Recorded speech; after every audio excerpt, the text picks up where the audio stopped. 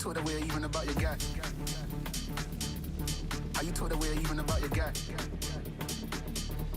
Are you told away even about your guy?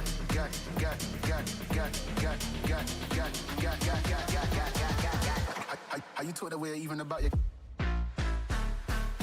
Are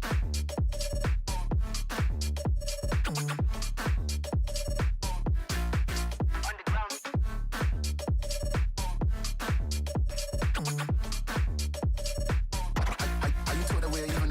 told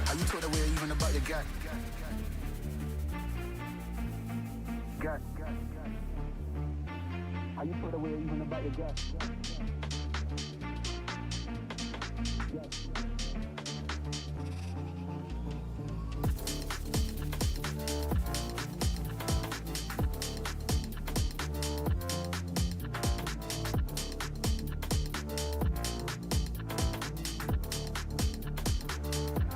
Are you told away even about your guy?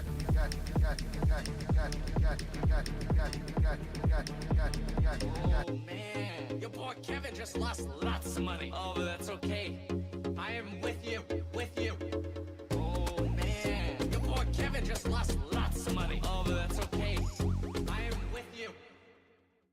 Here we go, come on, push it, find the dip, find the dip. Here we go, come on, push it, find the dip, find the dip. Here we go, come on, push it, find the dip, find the dip. Here we go, come on, push it. Oh my God, what's happening? Here we go, come on, push it, find the dip, find the dip. Here we go, come on, push it, find the dip, find the dip. Here we go, come on, push it, find the dip, find the dip. Here we go, come on, push it. Oh my God, what's happening? Here we go, come on, push it, find the dip, find the dip. Here we go, come on, push it, push it, push it, find the dip. Here we go, come on, push it, find the dip, find the dip. Here we go, come on, push it. Oh my God, what's happening? Here we go, come on, push it, find the dip, find the dip. Here we go, come on, push it, find the dip, find the dip. Here we go, come on, push it, find the dip, find the dip. Here we go, come on, push it. Oh my God, what's happening? Here we go, come on, push it, find the dip, find the dip. Here we go, come on, push it, push it, push it, find the dip. Here we go, come on, push it, find the dip, find the dip. Here we go, come on, push it. Oh my God, what's happening? Here we go, come on, push it, find the dip, find the dip. Here we go, come on, push it, find the dip, Find the dip. here we go, come on, push it. Find the dip. Find the dip. Here we go, come on, push it. Oh my God, what's happening? Ozzy says, don't buy the dip. Buy Tesla stock and hold. Rich as fuck. I do agree. I do agree. Definitely, that is a fantastic strategy, buying Tesla. Tesla's always going to be probably one of the best investments ever. But for the sake of this show, still buy the dip, baby! Here we go, come on, push it, find the dip, find the dip. Here we go, come on, push it, find the dip, find the dip. Here we go, come on, push it, find the dip, find the dip. Here we go, come on, push it. Oh my God, what's happening? Here we go, come on, push it, find the dip, find the dip. Here we go, come on, push it, find the dip, find the dip. Here we go, come on, push it, find the dip, find the dip. Here we go, come on, push it. Oh my God, what's happening? Here we go, come on, push it, find the dip, find the dip. Here we go, come on, push it, find the dip, find the dip. Here we go, come on, push it, find the dip, find the dip. Here we go, come on, push it. Oh my God, what's happening? Here we go, come on, push it, find the dip.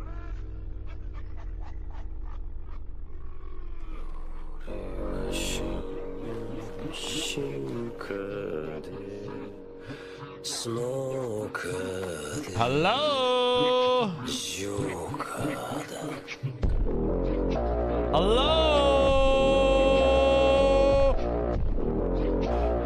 Friday night, Run it back. Run it back. The song's just too good.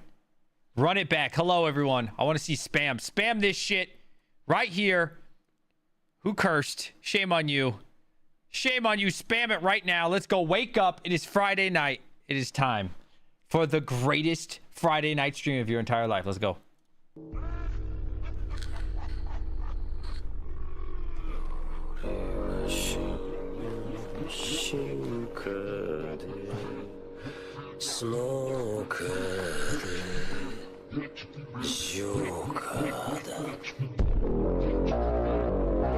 Oh my, oh my. Spam that shit. Okay, that was some good spam, but it's not good enough. I know a song that will get everybody up. Even you old heads. You about to wake up. Let's go. Spam it. Come on, fill this shit up. Let's go. Friday night, baby.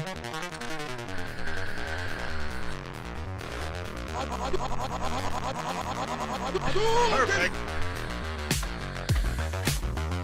Woo!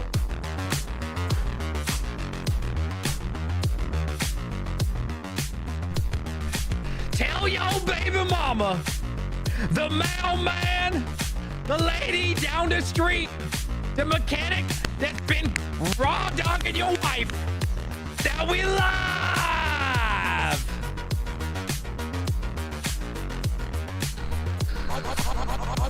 Perfect.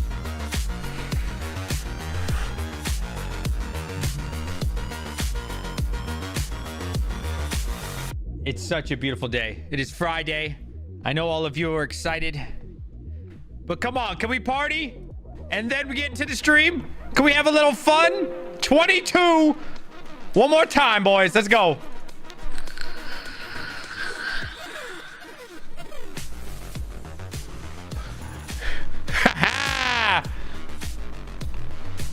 I love it. I love it. I love it. I love it. I love it.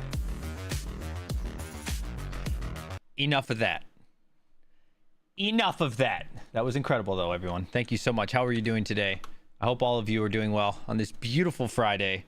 What better way than to stream with all my homies? Come on, man. Some good news out there. We'll get into all that. Make sure you guys retweet, like. Yo, what's up, Henry? What's up, everybody? At work, but buying the dip. Smart. Somebody likes money. You might lose money in the short run, but I think in the long run, you'll just be perfect. Are we too quiet? Or are we good? How do we sound? We sound okay? How's everybody doing, man? It's good to see you. I'm going to say hi to everyone that I see. Easy Mining, Easy Admin, Ozzy, Sadie, Motley. I'm not going to scroll up. You have to type again. Mr.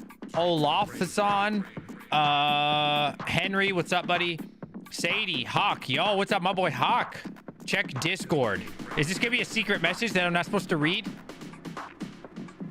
Want company? Of course. You're always welcome on the show. Yes. Serial, what's up, buddy? Mr. Olaf, hold on. This song. Hold on. Run it back. Run it back. This song's too good.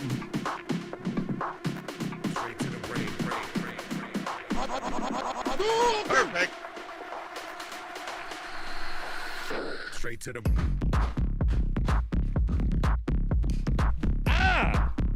Tell me that shit ain't good. Yeah. Y'all lucky I'm not young anymore, man. I'll steal your bitch.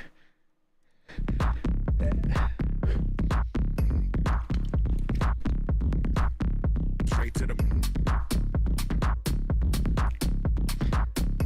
Ooh, y'all should have seen me when I was young in Korea, bro. The clubs. Oh, they're crazy. Anybody been to Korea? Type 33 if you've been to Korea.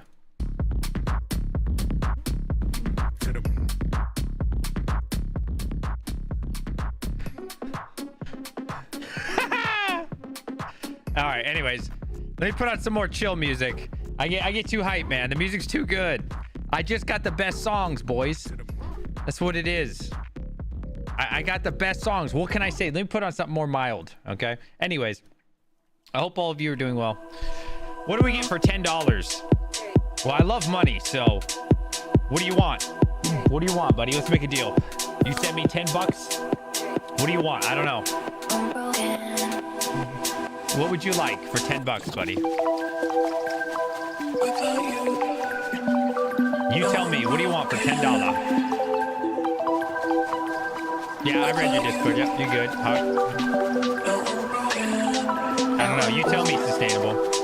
It's a movie reference. Oh, is it? I don't know movie reference. I'm definitely the wrong person for all of that. Take the shirt off? No, because they'll get banned. All right. All right, let's check out crypto, man. How we looking? So I bought Neoxa yesterday. You guys know.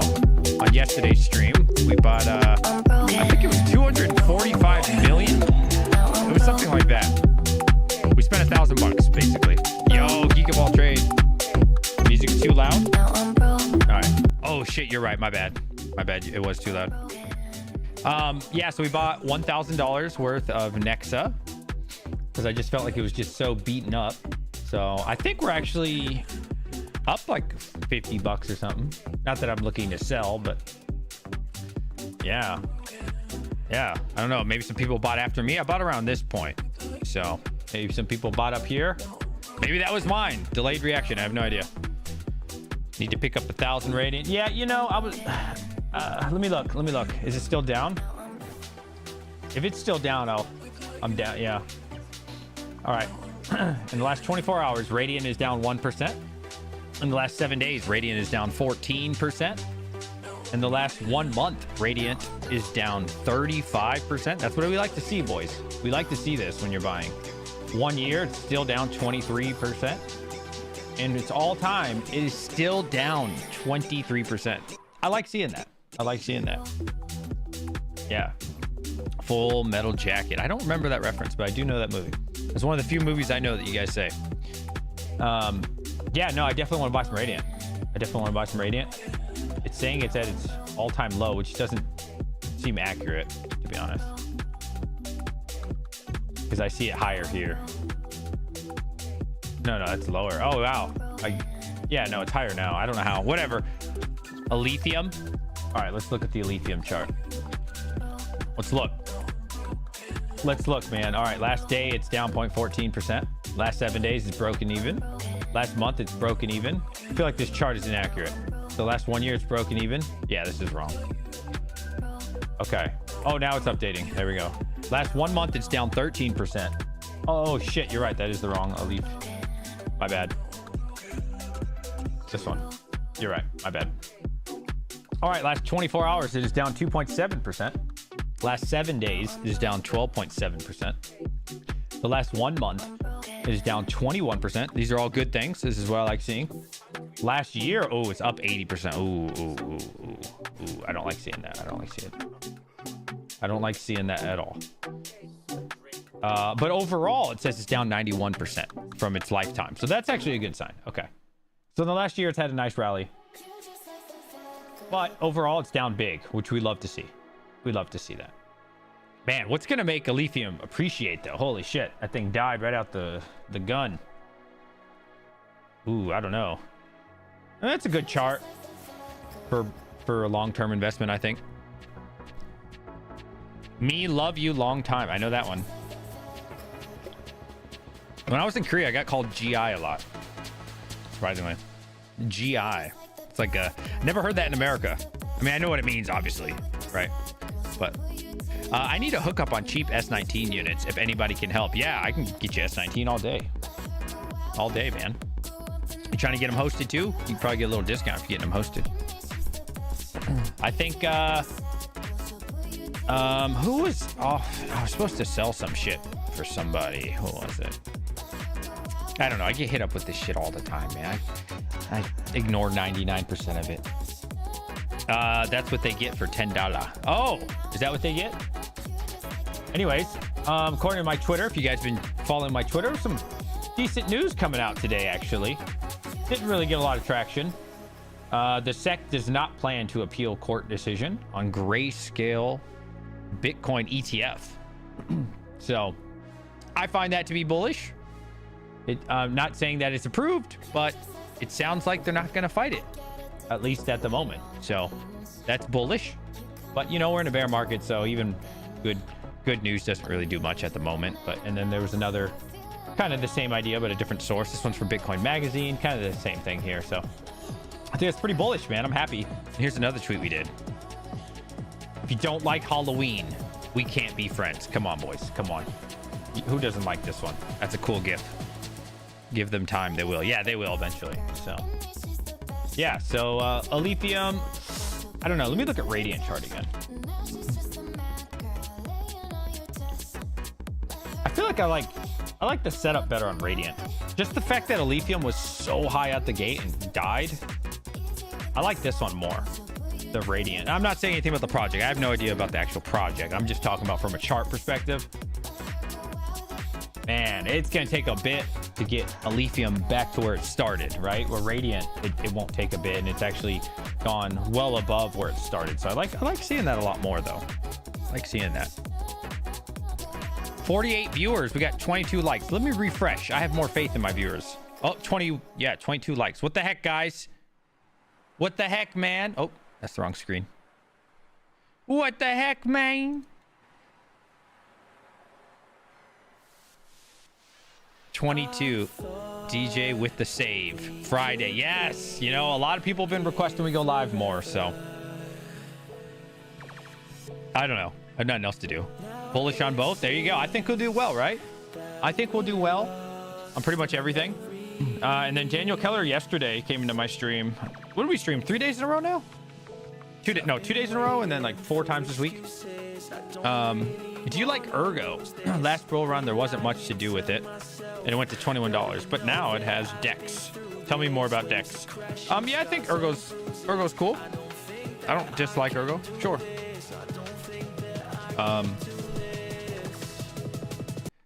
Is this really non-copyrighted?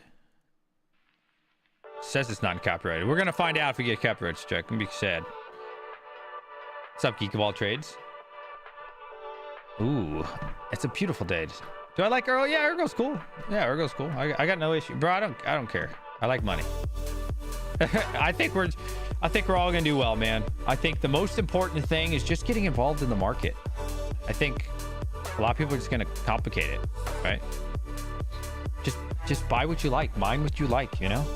Most important thing is getting involved. That's sometimes the hardest step for people, you know? Just mine or buy or do both. I do both. I do it all. I like both. I just want to be involved. That's it. That's the bottom line.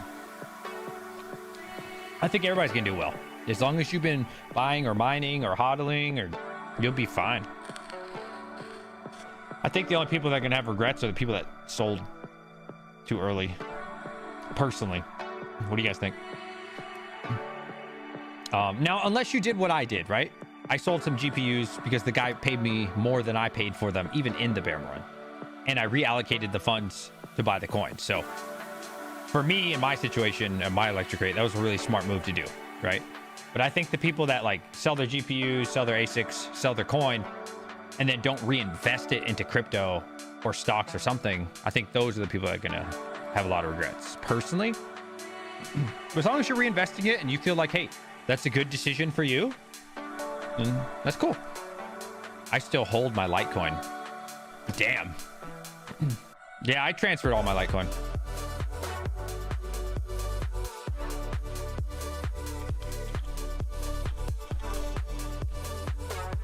Silicon stacking. There you go. Yeah.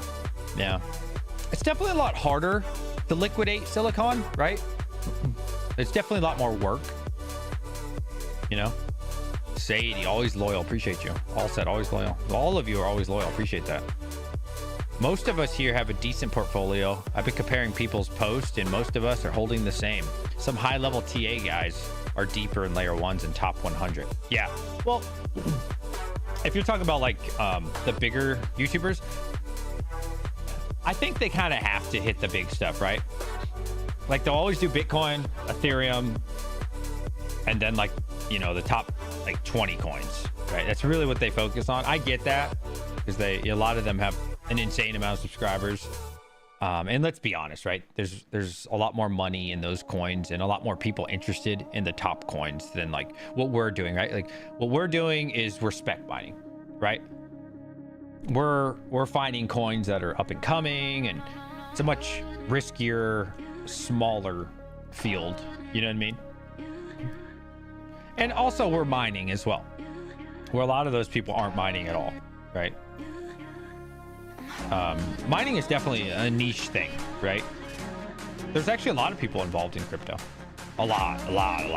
Now, the mining part of it is definitely more niche, you know? I saw your friend Andy today. Not in real life, I wish I did, but... your friend Andy.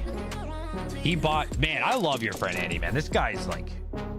big PP energy, bro. This is amazing. I love your friend Andy, bro.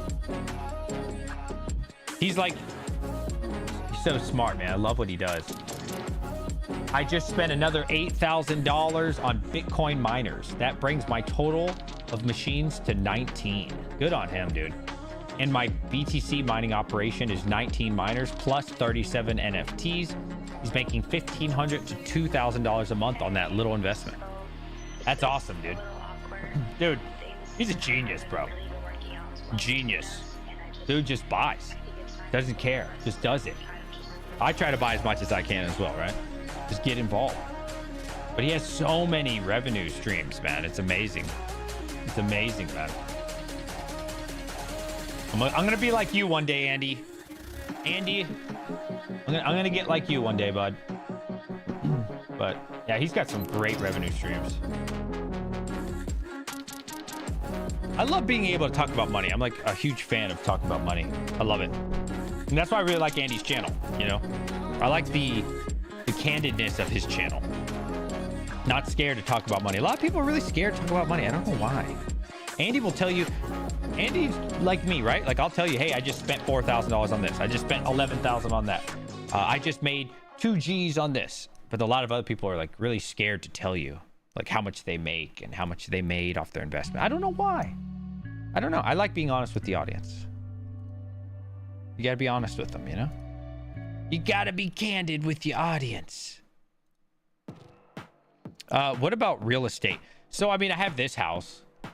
Dude, I don't know. Real estate, I'm kind of like Andy on this. Like, real estate's cool, but it's so much work, bro. It's so much work, bro. I talk numbers all the time. Makes people very uncomfortable. I wonder why. I don't think so, man. I don't think so. I think there's plenty of people that talk about numbers that do very well. Alex Hormozy, your meet Kevin. What's the other guy I watch all the time? Graham Stephan. All these guys, they always talk about money. Like there's tons of people that, like, because if you don't tell the numbers, then what's the point? Like, how does Timmy learn from you if you're not candid with him and honest about like the numbers? What's the point of following you on the journey if you don't tell him? What did Tecker guy say? You need to talk to Coastal Crypto. They have a few S1995. Yeah, I'm looking at. I don't really like buying old hardware. You guys know that. That's just not my thing personally. I'm saving up for an S21. Endless. I swear to God, if you don't save me an S21, bro, we will be fighting the next time I see you. All right, you better save me one. I got the money. I'm not asking for free. I'm gonna pay. I'm gonna pay, bro. Make 4K a month after electric. There you go. Oh, for mining or what? There you go. Huck was wrong on his argument last week. What do you mean? What happened? We're here for you. Yo, you say that, but I better get my damn S21, buddy. I want my damn S21. I'm gonna buy it off you. Yeah. Hit up Endless Mining. Endless Mining has a bunch of hardware for sale. The other one is BitCap, which I was already working with, and then I guess Hawk King, and who were the other two? Oval and somebody else. I guess they weren't friends together. I was like, oh shit! I had like just made a deal with them before that stream went live. Yo, my boy King, what's up, buddy? You're welcome on the stream anytime. You guys know that, geek, all you guys. Endless, you can come on. Anybody. Any of the homies can come on. Buying crypto versus hardware. Didn't take into account the power bill. Yeah, that's always a big one too, man. And so I think a lot of that had beers with X. Oh, dude, yeah, I just like that tweet actually. Let me hit up XP1 because he said he was coming around. Let me see. XP1, dude, I get so busy. I probably get like 100 Discord messages a day. I can't keep up with them all, bro. I remember him asking me we can meet up for a beer, but he's in Florida now, right? I think he's coming to New York. I gotta figure something out, man. It's hard. Work is crazy. Supposed to be going to New York. Yeah, but the problem is he's probably going to New York City, right? Use this link for any orders and support DJ's channel. Yo, thank you, Endless. That's really nice of you. Yeah, use that link, boys. What's on that link? Let's see. What's this link do? Where's this bring us to? Let's check it out, man. Let's support Endless Mining, man. Endless Mining's a cool dude. So you got 9-cent hosting down to 8 cents if you buy a little bit more, and you get 20% or $25 off if you buy it with them. This is what I'm interested in, though. I'm not going to pre-order. You're just going to save one for me. I'm going to send you the money. Oh shit, I thought I was sharing screen. My bad, boys. Yeah, click that link, man. Support our channel. Support Endless Mining. He's got really good prices, though. Like some of the best prices on the internet. And he's the only person I've seen that's selling the S21 in minimum order of 1, right? There's plenty of other people selling S21, but you got to buy 100. Okay, 100. But my boy Endless out here selling 1. So come on, that's a good price, man. 3,500. You get it hosted with him if you want. There's a lot of where's the used stuff at? Where's the used stuff? They've always had some awesome prices on used. Is this brand new or used? Oh, this is new. Wow, that's actually really cheap for a new one. $1,000 bucks. Do you have a used section? Yeah, these are really good prices, bro. He's totally legit. I've met him in real life. Really nice guy, man. Check him out. There's the link. Post that link again. Here. There you go. Actually, I'm gonna add that to my thing right now. I used to have it. Buy ASICs here. Boom. I just added it to the description. There we go. There we go. I love supporting the community. Yo, hobbyist, what's up, buddy? If you ever want to jump on, let me know. Yes, we have some used 104 hosted. There you go. Evening, yo, what's up, CT? How you doing, buddy? Can we just have an option to buy and host at checkout? So actually, Endless was the first one that I took a gamble on. Actually, technically, it'd be a friend here. And then secondly, it'd be the Hobbyist Miner. Yo, shout out. Can I give a special shout out to my boy, the Hobbyist Miner? I gotta give a special shout out to my boy, the Hobbyist Miner. Hobbyist Miner has always been good to me. Always been good to me, man. He hosted my rigs for me when I needed help and nobody else would help me. This is like when I had like 2,000 subs. Always been good to me, bro. Hosted my, what's the word? Hogposh of a rig. It was like some 23070 Ti's, 3060. I don't know, a bunch of random crap. It was like so many different things, like 10 different GPUs, 2060, all this other crap. He hosted that for me for cost, man. A really nice guy. He's always had my back. So shout out to my boy Hobbies. But as far as like company, Endless Mining was my first introduction. I've used 3 so far. Might be using 4 soon. If this KS2 comes in, I'm gonna try to use Tera hosting. We're gonna see what Tera hosting offers me. I'm gonna try out Tera hosting. So that'd be my 4th place that I get hosted at. I like trying out hosting places. Yo, what's up, CT Mine? How you doing, buddy? Shout out to the hobby. I might be meeting up with the hobbies. I don't think we can talk about the details yet. There's a good chance I can do it, hobbyist. I might be meeting up with my boy Hobbyist. I can't talk about the details. Might be working on something here. We might be working on something here, chat. You ready? Okay. Let me see. I don't have StreamYard up, do I? Let me see. Oh, you know what? Since my whole computer got wiped, I'm gonna have to make a new StreamYard thing. Hang on, guys. What am I gonna call this? StreamYard. Boom. Hang on, stand by. StreamYard, add Bear with me, chat. Oh, damn. I need to log in again. Hang on. You guys know I cloned my my drive. So I have to like relog in everything. It's quite annoying, to be honest. Killer. No mic was found or camera. Okay. One moment, chat. Ah, I got it. DJ Mines. Boom. I'm gonna add myself. We're gonna invite some people. If anybody wants in from the circle of love, let me know and I'll get you on this show. All right, there you go, Huck. My boy Red Panda. See, I'd invite Red Panda, but you know he don't come in. Endless, you want to come in, buddy? Beach Walker. Hello, Beach Walker. It's always a pleasure to see you, especially on the Friday night. It's probably past your bedtime. What's his name say? Are we playing games tonight? I can't play like till 3 a.m. like last time, bro. That shit ruins my sleep schedule when I get back to work.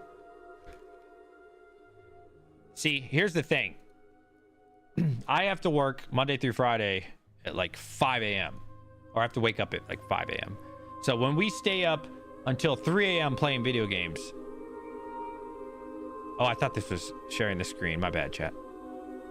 Yeah, when we stay up till 3 o'clock in the morning, it like, that's almost the time I would normally wake up.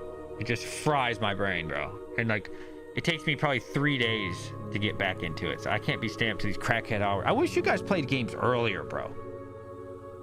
I don't know why you guys play games so late at night. It's some crackhead shit. You don't meet up. I don't know what it is.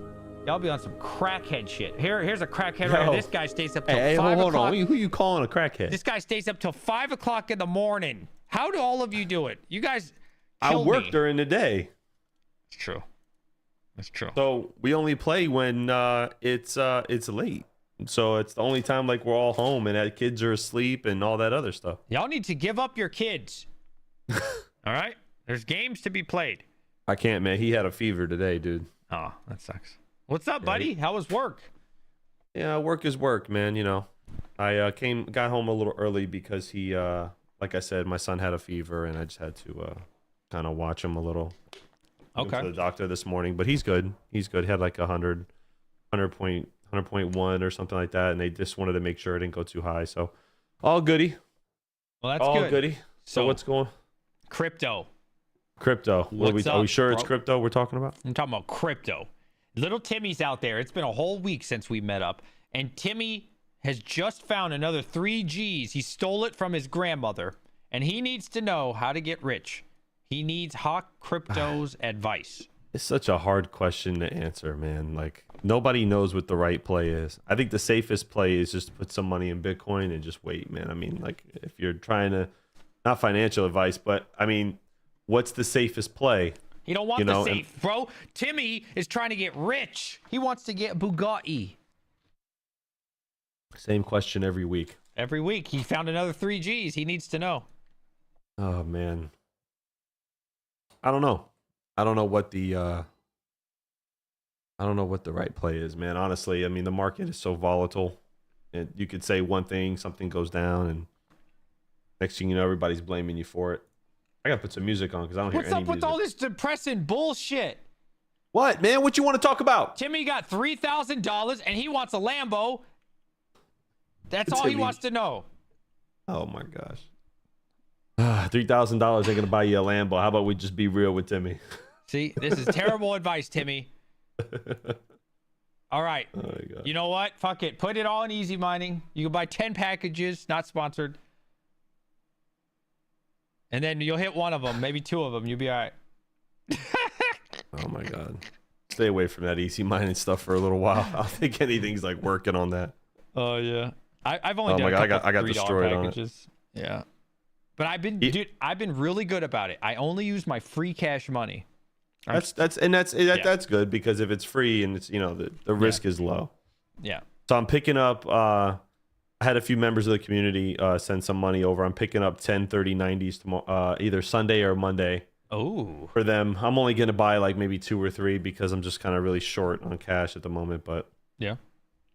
but it is what it is. You know, I think it's going to be good. I think it's a good play, the good cards. And dude, I made my first $100 on Vast AI this week after Power. So Wow. that was dope, man. Good. Congrats.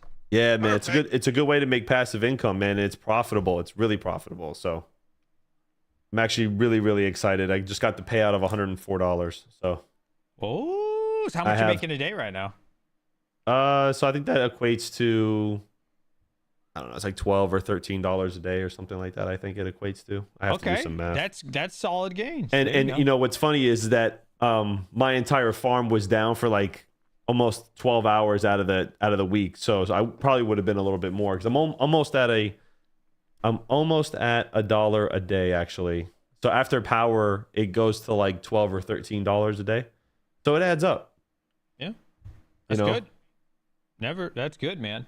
So and I check everything out going on in the background, make sure there's nothing like whoever rents the machines not doing anything, you know, stupid or anything. Would you know if they're doing something stupid? Isn't it just yeah, I mean, you would get the idea. You would get the idea because you would see like what the Docker image is, and you can check the logs. Like it's pretty obvious like what some of these people are doing. Like some people are renting the units to mine on, believe it or not. Some people are doing, it clearly would say like stable diffusion. My 4 A4000s on the Epic is actually doing something pretty cool. He's actually doing some sort of like AI, he's running Python, but it's some sort of like AI voice analysis thing. It's actually pretty dope. And that rig makes 32 cents an hour because it's 4 GPUs. And he's got all 4 GPUs working on it. Wow. So you know what cool. I would do if I was smart and I knew how to work it? I would tell the system, I would like have it display that I'm doing, what was the thing you said for the AI? It's like the 1 GPU thing. What is it called? Stable diffusion. I would send the signal, if that's possible, that I'm doing stable diffusion if I was going to do something totally not legal. I don't know what you mean. So like on your end that you would see that it's stable diffusion, but they're not really doing stable diffusion. They're doing something maybe they shouldn't be doing. I don't think there's a way. You talk about like masking it. I don't know if there's a way to like mask it. And if there is, then I don't think anybody knows at the moment, but we can see what they're doing. Yeah. So it's got to be somebody out there, right? It's got to be somebody smart enough to like mask it. I don't know. I don't know if it's possible. I don't know much about it, but I watch everything, man. And you know, the barrier to entry for me was really cheap. I just had to buy a few GPUs. I had a lot of this stuff already. So I converted all my CPU mining rigs into the AI rigs, maybe bought some extra RAM and stuff. So, you know, and it's profitable and it's working. Prime. I'm so sad. Oh, I did too then. There were some good CPU deals. I need a new computer. Yeah. So my kid's been asking me for one, but I'm not going to build him one. Oh, but that's messed up. He's only 7. You know how the internet is. I don't want him on the internet. Yeah, it's bad, man. That's too young. He's going to be seeing things he shouldn't be seeing at 7. Yeah, it's crazy, man. I mean, remember when we grew up, like it was just like in its infancy as far as like, you know, social media. Like, I mean, we had MySpace, but you know, it wasn't as bad like it is today, man. Like, see, I had the internet way before MySpace. When I wanted to watch Prawn, you had to watch a trailer, but it was only 30 seconds, and you could only watch like 3 of them for the day. So I could watch 3 30-second Prawn ads. That was it, and then the website was done. So you had. I used to have to wait for HBO Hotbox. Really? Yeah, I used to have to wait for HBO late at night. HBO. You remember that? No. Used to like episodes of like all those old TV shows on HBO late at night and Stars. You don't remember all those old, like that's the only way we would like. Dude, I was on lock when I was a kid, man. I couldn't do shit. No.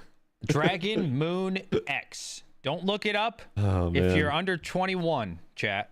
But that was the only. It was kind of weird, but hey, you know what? It was the early 2000s. Cinemax, that's right. Geek of All Trade says Skinemax. It's exactly what it was. Like after like midnight, it was ridiculous. Like I would sneak out of my room downstairs and try to like turn it on. I mean, when you're a young man trying to figure it out, we all been there. So yeah, no, it's working, man. I'm gonna pick up some GPUs and yeah, we're headed out. I think Mr. GPU Risers is headed out to Tera this tomorrow morning. He's flying out to go get some work done, and Heck I gotta yeah. head up to Melbourne to start getting the tight nodes online with King and getting Melbourne prepped because everything's good to go now. So Sick, dude. yeah, Yeah, I yeah, saw XP1 with King. I like yeah, that they tweet. met up. Yeah, yeah. Good morning, guys. That's what he does every time he walks into the Discord. Good morning, guys. I wonder what he does for a living. He.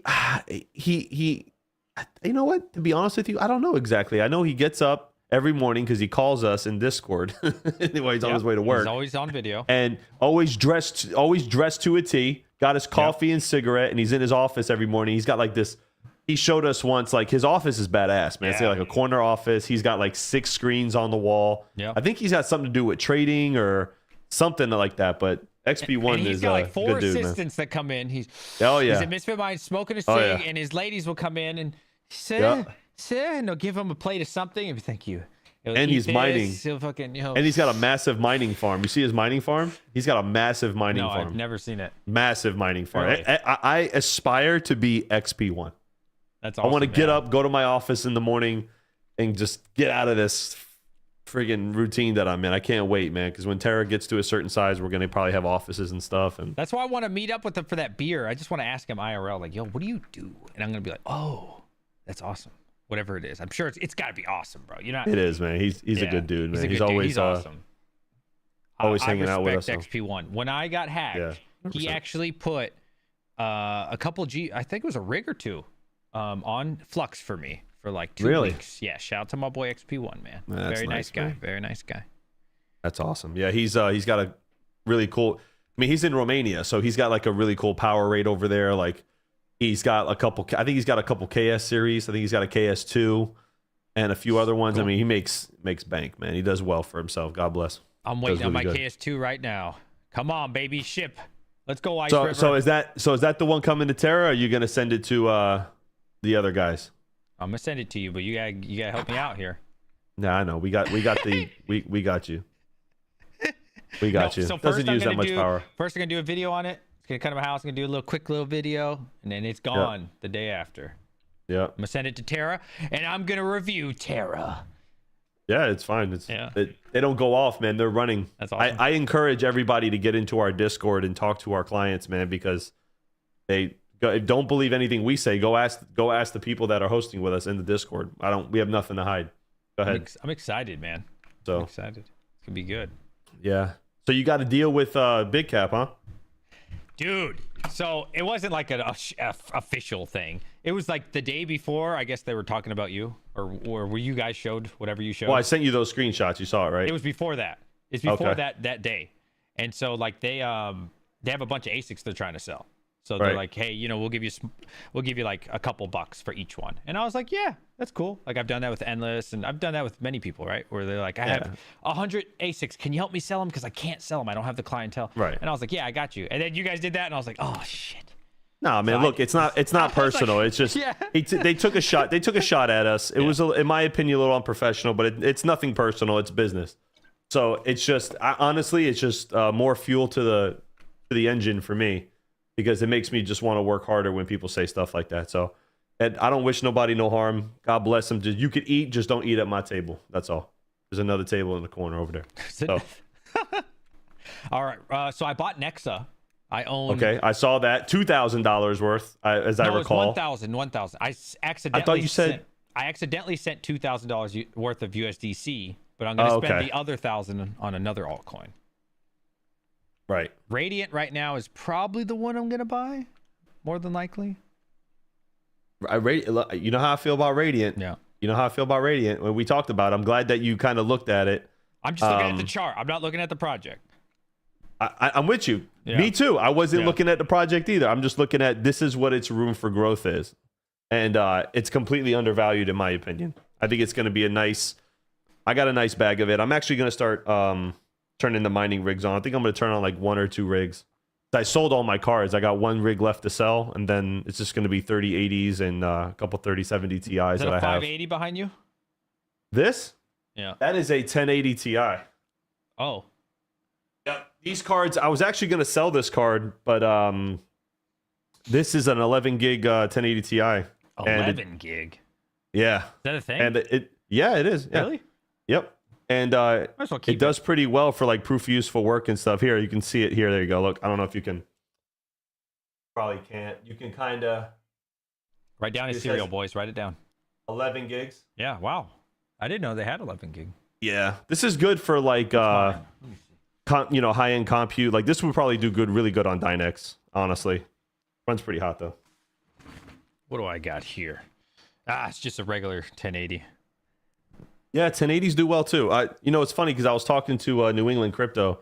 He's got some 1070s, and somebody said that they would be really good on like proof of use for work stuff. So Will it? I'll find out. I don't think so, but I doubt it. I mean, it's probably good, but the wattage is ass. yeah, I don't know how many gigs this is. what is that? A 1080? Yeah. Should say it on there. Let's say like a G next to I it. mean, it says 1G, and I doubt it's 1G. So it's probably not the right number for me. No, I don't know. Huh. Oh, 8 I don't know gigs. what the found it. 1080s are. This one's 8 gig. It's 8, yeah. So like definitely the higher VRAM cards. Actually that card would probably do pretty well on Vast AI. Say again. What is that? 20? Nope. I'm going to hide it. Let's see. It takes Can't a see it. minute. It's mad. There you go. Oh, damn it. Don't look. Oh, shit. You saw it, didn't you? No, actually I didn't. It's kind of going in and out of focus. What is that? 2080 or? I want to see what the chat says. Oh no, that's a 980 Ti, isn't it? That's like an old 980, isn't it? What do you think, chat? No, it's a 1070. Oh, it's a 1070. Yeah. I bought this, not this bull run, but the bull run before this. I think for like, you know what I would use those cards for, honestly?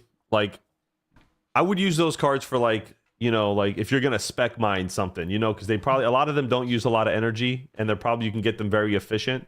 Yeah. So if you're going to spec mine and you don't want to waste a lot of energy, I think if you have 1070s laying around or 1080s or whatever, depending on, what the algorithm is, obviously, but I would use those cards. I would have like, what I want to do is I have a bunch of older cards too. I just want to build a rig of just like just for speculative mining, like on my 2070s, my 2070 Supers, 1080 Ti's, just kind of line them all up and just use it as a spec mining rig. Turn it on only when I want to spec mine. I wish I still had my 960. That's what I started on many moons ago. I sold the whole rig for $400. Damn. Yeah. Damn. Well, it was just, and I shouldn't say rig. It was a whole computer for $400. But at that time, the 10 series was coming out. I think. Right. And I remember when the 1080 came out, and I was in South Korea. I was in Seoul. I used to live in Seoul. There was this Korea is so different than America. There was this huge banner, like took up like 3 buildings on the side wall. Massive Really? 1080. Yes, I think it was this Founder Edition right here, actually. It's crazy because like I wonder like what the prices are like in South Korea, because they probably get them pretty cheap, being that they're so close to like Hong Kong and in relative terms to where we are. It was this. Yes, I remember. It was a banner.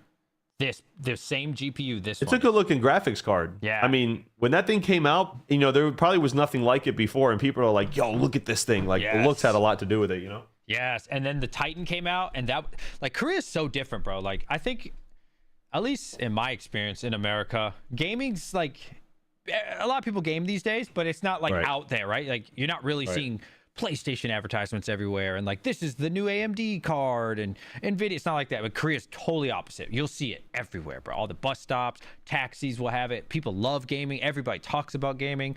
The guys, usually the guys, not really the girls as much, but everybody's talking about it, excited about it, and it's kind of niche for us. They probably do a lot of CPU gaming out there. CPU gaming? I don't know. Or not CPU, PC gaming. Sorry. Yeah. PC gaming is what I meant, not CPU gaming. I used to go to the PC Bong, which is like a PC room of sweaty gamer nerds. Yo, let me tell you, the Koreans are so good at games. Yeah, well, Starcraft was like a league out there, wasn't it? Yeah. Wasn't it like a sport? Yeah, it's a sport. Yeah, it's actually funded partially by the government as well. Probably Really? not these days. Yeah, like the government in South Korea funds a lot of the gaming, and they'll put it. It's actually on national TV. Like you can turn your television on anytime and watch pro gaming. That's crazy. It's like how we watch sports. It'll be on there, and you'll see like these fucking dweebs like playing. Oh, they're so good, bro. I'm telling you, they're so fucking good. You can't I imagine. know. I've watched some of the matches. There was a YouTube video about a Starcraft like world champion guy who like went from having a lot of money to like becoming a criminal hacker or something like that because the Damn, criminal competition. hacker. Yeah, something like that. It was like this YouTube video I watched the other night. Yeah, but dude, It's crazy. like in StarCraft, I used to be Diamond in America. Diamond 1. That was the highest I ever got. And then I went to Korea and I started playing against their like platinums and diamonds. They put the beating on me. Like we are not even in the same realm as these kids, man. They're good at all video games. And they're not just good, man. The Koreans are amazing. When I play my phone games on free cash, they whoop my ass. All the Koreans, every game, shooter game, it don't matter. They just beat the brakes off of Americans and Europeans, man. I'm telling you. Diamond 1 in what game? StarCraft. They're so good. They're so good. Yeah, they're good, man. They are. I've watched them play. I mean, Tasteless and who's the other guy? He follows me. Artosis. Yeah. Yeah.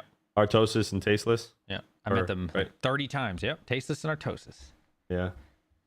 I have their custom thing on StarCraft when we play. They do the commentating. Let me see if he unfollowed me. I haven't talked to him in a long time. Let's see.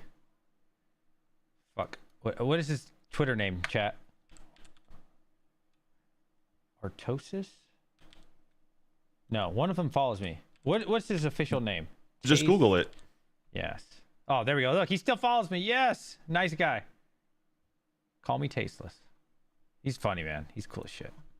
Yeah. Legends in the StarCraft. He's Americans, right? I think they're Americans, no? Yep. Both of them. Yeah. And they moved to Korea like 20 years ago because they were going to be professional StarCraft players, which they started off as being, and they quickly learned they couldn't compete with the Koreans. So the Korean government or whoever, they wanted to make it in English. So that instead, since they weren't good enough to compete against the Koreans, they just had them do the broadcasting and it took off. Right. That's crazy. Yeah. So, but now, it's on the downtrend. So the S21, you're gonna get ahead on one of these, huh? 100%. 100%. It's too cheap, bro. I know. It's so cheap. I wanted to buy 10 cheap. of them, but it's a big investment. It is.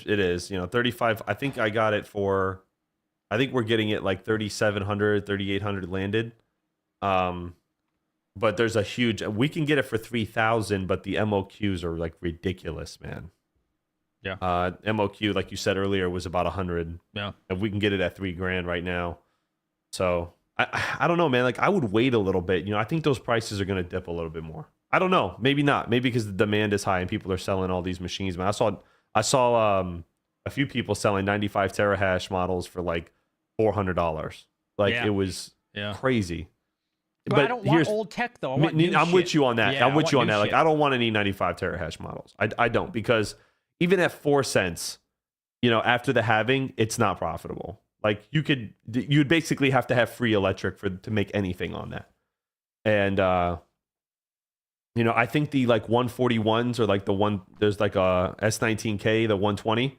Yeah. I think those will be okay because they're mad efficient. You can make them really efficient. You can run them in your house. Like They'll actually run pretty cool. watts. It's really good. Yeah. Yeah. And you could even bring it down a little bit. Yeah. So with some, I'm actually, someone is sending me one right now, in exchange for a favor I did for them. So that's pretty cool. Did you get on your knees or? No, not like good. that. No, Okay. no, like that. No, just introduced them to a few people that they were looking to get in touch with. That's good. So that's really cool. No, we're not there yet. The market's not that bad. Right. Bitmain is doing what they always, I'm guessing he meant to write do, dump their units before they drop in what they earn. Bitmain, aka Coin Killer. Yeah. See, I don't worry about profitability, especially with the ASICs and shit, man, because I'm not looking to sell it anyway, so I don't really care. I'm looking more like 2025. Right. Because I'm just, because suddenly it's going to go from, oh, look, all these coins are hot old. I've been losing money, quote unquote. But then suddenly, oh my God, I'm making so much cash. Right. So, I'm not a guy to talk about NFTs at all. Like, I really want to bring this up for a second. There's the Cadena Mining Club. Have you ever heard of these guys? Yeah. So they sent me this NFT. I want to see if I can pull it up on screen here. Yeah. Show you. I got one of those.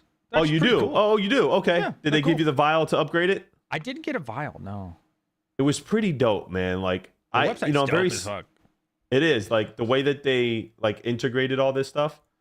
I'm very skeptical with NFTs, man. Like I was like, maybe not. And then Hobbyist was telling me, he's like, no, I tried it, do it, it works. And It's I'm legit, like, man, for sure. it is legit, 100%. And I was like, no shit, it's legit. Look at this. And I'm trying to pull it up right now so I can show you mine. I'm not familiar with using this site yet. I'm already made 0.32 Cadena. Nice. Where is, I'm sorry, if I click on the wallet here, there we go. Okay. I think fraction mining will continue to pick up, to be honest. You know what, dude, honestly, like again, very skeptical about it. Like I'm not the guy that is like always going to not going to shill NFTs, but this was actually pretty cool. Here you go. I just shared it. You want to put it up on the thing. Let's see what you got, Hawk. So this is actually pretty cool. Like they give you a vial to upgrade it. So they gave me one vial and now it's at 5.25 terahash. Oh yeah, yours is way more than mine. I think I'm at like 3.9. I think they might have sent you one. Try to upgrade it, but this was actually really cool, man. And it's already worth like a decent amount of money in Cadena. So just for full transparency for everybody, they did send this to me for free. So they got me into it, and I told them I would, talk about it because it is legit. It's earning Cadena. And I know a lot of people are skeptical about it. I mean, how do you feel about it? Like here, DJ, let me ask you a question. When they initially told you about it, what was your your first reaction? For me, it was fine. Okay. Because I've already learned about this before, not Right. from them, but there's like there was a YouTuber during the bull run. I can't think of his name. He was a young kid, bro. But they have like a full Cadena farm. Like that's all they bought was Right. Cadena. And they had already been doing fractional shares from it. So for me, it wasn't like this new idea. I was just like, I thought it was really cool. Right. I personally like owning my own hardware, Right. but there's a lot of people who can't afford the hardware, it's fun for some people too. And I personally don't hate NFTs like most people. What I hate is JPEGs. Like I still think that NFTs have a purpose. Dude, NFTs we haven't even scratched the surface with yeah. NFTs. But I just think buying a picture for just having a picture is really stupid.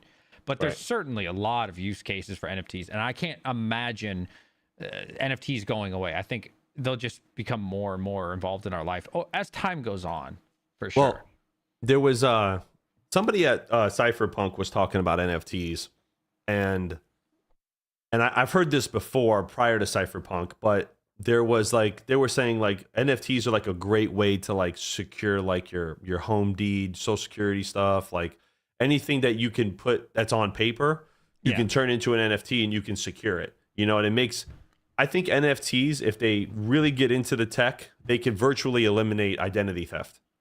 Like, because that's what if you turn in, like, look at some of these artists, they made their albums NFTs, right? It's almost impossible to, like, you can't copy it. The way that they did it, I mean, I don't understand the tech 100%, but I know that it works. A lot of people that are reputable talk about it. So, yeah, I think eventually NFTs will be really normal. As somebody, I bought 3 properties in the last couple of years, and having this massive stack of paperwork that's the original, not survey, I forget the name. God, what's it called? The pieces. What do you mean? Like from the history of my house, or the land that you buy. It's like this big thick thing. It'll be from like the first time it was ever sold in the 1800s all the way until now, and you don't want to lose it because it's your original. It's like your stack of papers that proves you. Well, you get like a deed for the property. It's like a deed. There's another name for it, but we'll call it deed for the sake of it, right? But I have like 3 stacks of those, and I have them in a closet, and I'm just like, God, it's so annoying owning all this paper. I think long term, we're talking way down the line, I could definitely see the governments and the states just giving you the NFT saying you own this deed, right? And then if I want to transfer like the title to my car or something, I just scan your phone, like, here you go, boop boop. Way down the line, but 100%, I think NFTs will be used throughout lots of different things. I think they're really good, just not the JPEG type shit. Yeah, I mean, it goes way past things like Bored Ape Yacht Club and stuff. The tech is so there, but this is what they're using it for right now. So at the moment, which kind of sucks because the tech could be so good, but since its introduction, was like these pictures and stuff, people might not take it seriously to do the things like that on NFTs. You know what I mean? Like, that's what my fear is. But I think just going to take one company to show you like, hey, we can do this and we'll make it an NFT. You know what I mean? So Yeah. Interesting stuff. There's Definitely no way interesting it's stuff. going away. What do you think about what's your take on Cadena? Have you done any research into Cadena? Do you like the project, or have you looked, I haven't looked at Cadena in a really long time, because ever since the price has gone down, I'll be honest, it's been less interesting for me.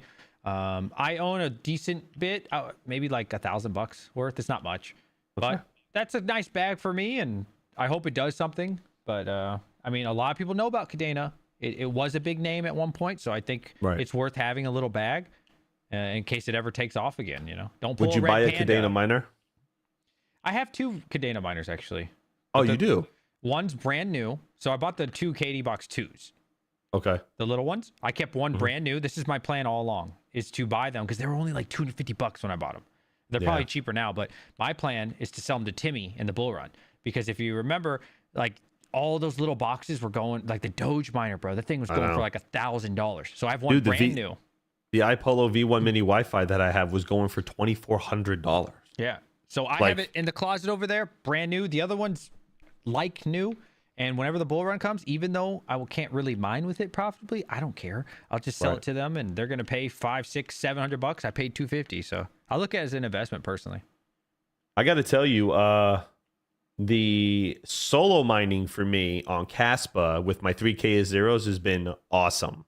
Like, I've hit, let's see, 1, 2, 3, 4, 5, 6 blocks in 3 days on Caspa.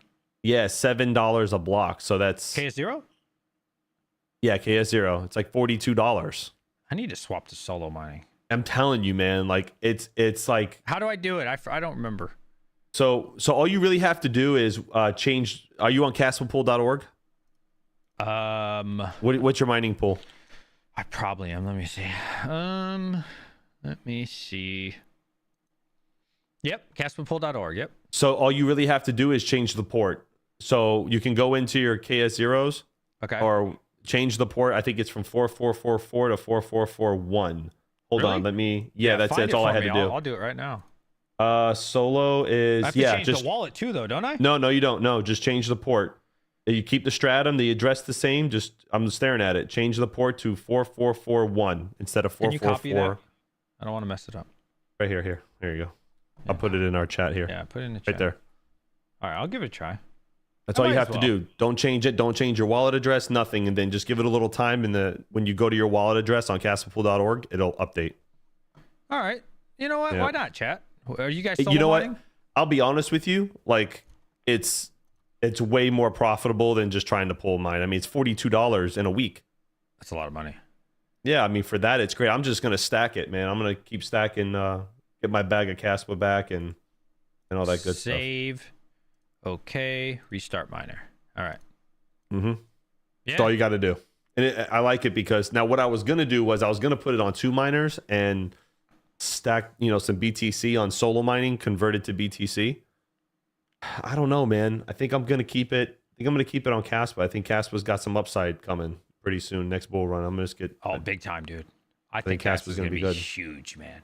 Caspa's gonna change. It's gonna change a lot. Geek of all trades says, "How did Timmy get to 3,000? Is he out here working the streets? We need to talk about Timmy's side hustle." No, Timmy stole it from his grandma.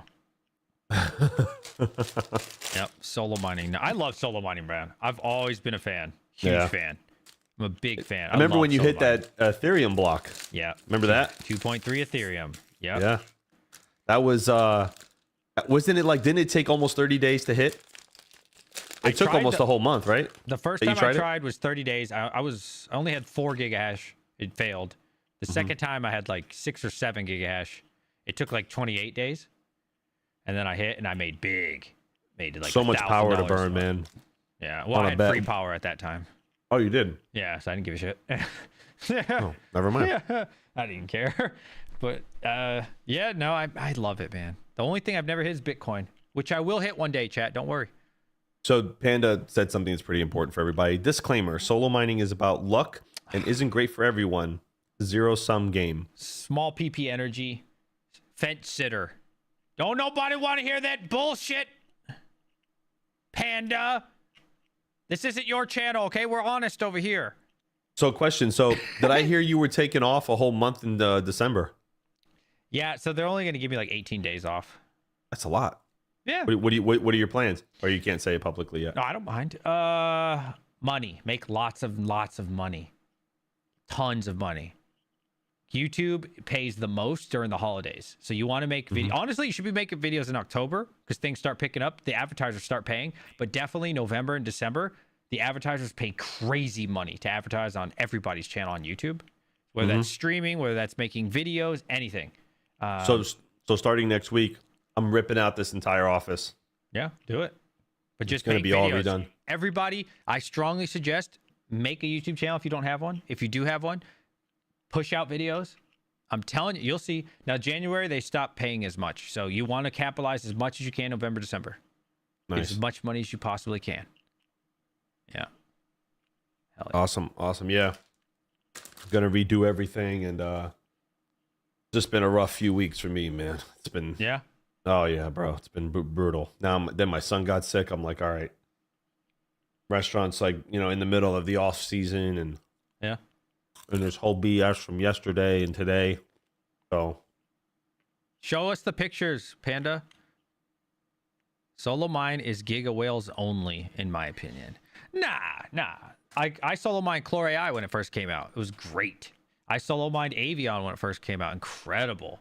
you can solo mine me Altcoin right now and get a lot. I bet you can. Like solo mine's awesome. I love solo mining. But my risk tolerance is super high. I'm willing to risk it all. I don't mind. But you have to be, man. You gotta be. You got to be. They got to risk it to get the biscuit. I mean, don't mortgage your house, but Yeah. Like I would never go negative. I'm only gonna go to zero. You see? right. We're not gonna put shit on credit card and all this other crazy shit. Yeah, I'm no. gonna go to please, zero, God, don't do and that. then guess what? 2 weeks later, the money's coming right back, baby. Yeah. Yeah, I'm really gonna start preparing for everything. Hopefully everything's gonna get busy now, and we're getting ready to get this data center up and going now. Next week's gonna be a busy week for me and King, and trying to get this all Where these at? servers up in Melbourne. Oh, Melbourne. Okay, nice. Mike's going to Kansas to work on everything there. We have a list of things we have to do, and we're already expanding there already. So it's just a lot of moving parts. We have a new member of the team Ooh. who's taken over as CEO. Why? Because he's run companies before, he's helped build them, and a CEO position is really just somebody who can just encompass everything and keep everybody, I guess the word would be like accountable. Okay. So he can just say, he'll have a meeting with me, he'll have a meeting with King, he'll have a meeting with Mike, and then he'll be like, hey, you guys everyone's doing what they need to do. Do you need any help? Excuse me. So when we started Tera, I was kind of just like given the CEO role. You know what I mean? Okay. And not that I don't like it or anything, I love it. However, like now that we're expanding, everybody's having to take specific roles. So for one of us to do the role of 3 people is unreasonable. So what will you do then? Chief Marketing Officer. Okay. So I'm gonna be in charge of, just doing the ads and customer service stuff and talking with the YouTubers and doing all kinds of stuff. Like that's mainly gonna be my role. So then Mike is obviously our in-house counsel. King is and Mike's also Chief Operations Officer, and then King is Chief Technical Officer. He's in charge of like everything that has to deal with anything technical. So, so it's good though, because it brings better structure to our company. None of our ownerships or anything has changed. That's good. It's just different roles. It's more like I can focus on one thing and give that 150% rather than divvy up that 100% to, 3 different things. Yeah. We If it work more works. efficiently. So then we have Ben, who does the chief of sustainability, but what he does is he just kind of he's on top of like the repair work. Like we had a couple ASICs that customers sent us that just didn't work. And he's been working on getting everybody repaired because we have a repair facility on site. So Where's that at? So and at the Kansas site. So Okay. Our building, there's 2 buildings. There's one here, and there's maybe one that's like maybe a block down the street to the left. Then there's another repair site very close by, and he'll pick up the ASICs, repair the hash boards, put them back in. So Nice. Okay. Shooter McGavin, love that name, says, Hawk, not sure if you mentioned, but what was the fix to fix your internet issue the other night? Oh, Comcast doesn't, the Comcast router, and Panda can vouch for this, the Comcast router just doesn't like to work well with the Ubiquiti as a pass-through. So I'm only going to have Comcast for a couple more months. There's fiber being installed in my neighborhood, and I'm going straight to AT&T, 2 lines, and it's $100 a month at a gig up and down. And it's going to be great. Nice. Can't wait. Yeah, that's it. That's it. And what I pay for internet now for Comcast is ridiculous. Like, I just upgraded to what's called... Dude, with TV, I pay like $227. It's ridiculous. What? Like, yeah, it's crazy. What? But it's all they have to offer here. Like, and I will give Comcast credit. They upgraded my upload speed finally, so I'm at 100 up and 900 down, or 800 down. But it's just not worth all the money that you spend. Like, you can go 1 gig symmetrical, and it's fiber, and then I can get another line. You know what I mean? And then I'm just going to get rid of all the TV and put YouTube TV on everything, because I could just log into the same account on all the TVs, and it's only $60 a month. So I'll actually save like $80-90 a month. Just cancel TV. Yeah, well, I'm going to cancel it, but I can't because I have what's called the X-Fi Complete. And the only way that I get that is I have to have TV. I have to have like all these things. They really monopolize the whole thing. It's awful. Panda says, we did a 5-minute shutdown of the routers and switched the modem to bridge mode. Right after that, it worked. Yeah, so we were kind of just going around and around and around with it. It was really annoying. But such a pain in the ass. So if you have an Xfinity gateway and you want to use it in bridge mode, put it in bridge mode, unplug everything, let it sit and reset for like 5 minutes, then plug everything back in and it'll work. It's just very like, I don't know, just didn't want to work, man. A lot of troubleshooting, so. I don't deal with any of that. Yeah, it sucks, man. Got to get fiber, man.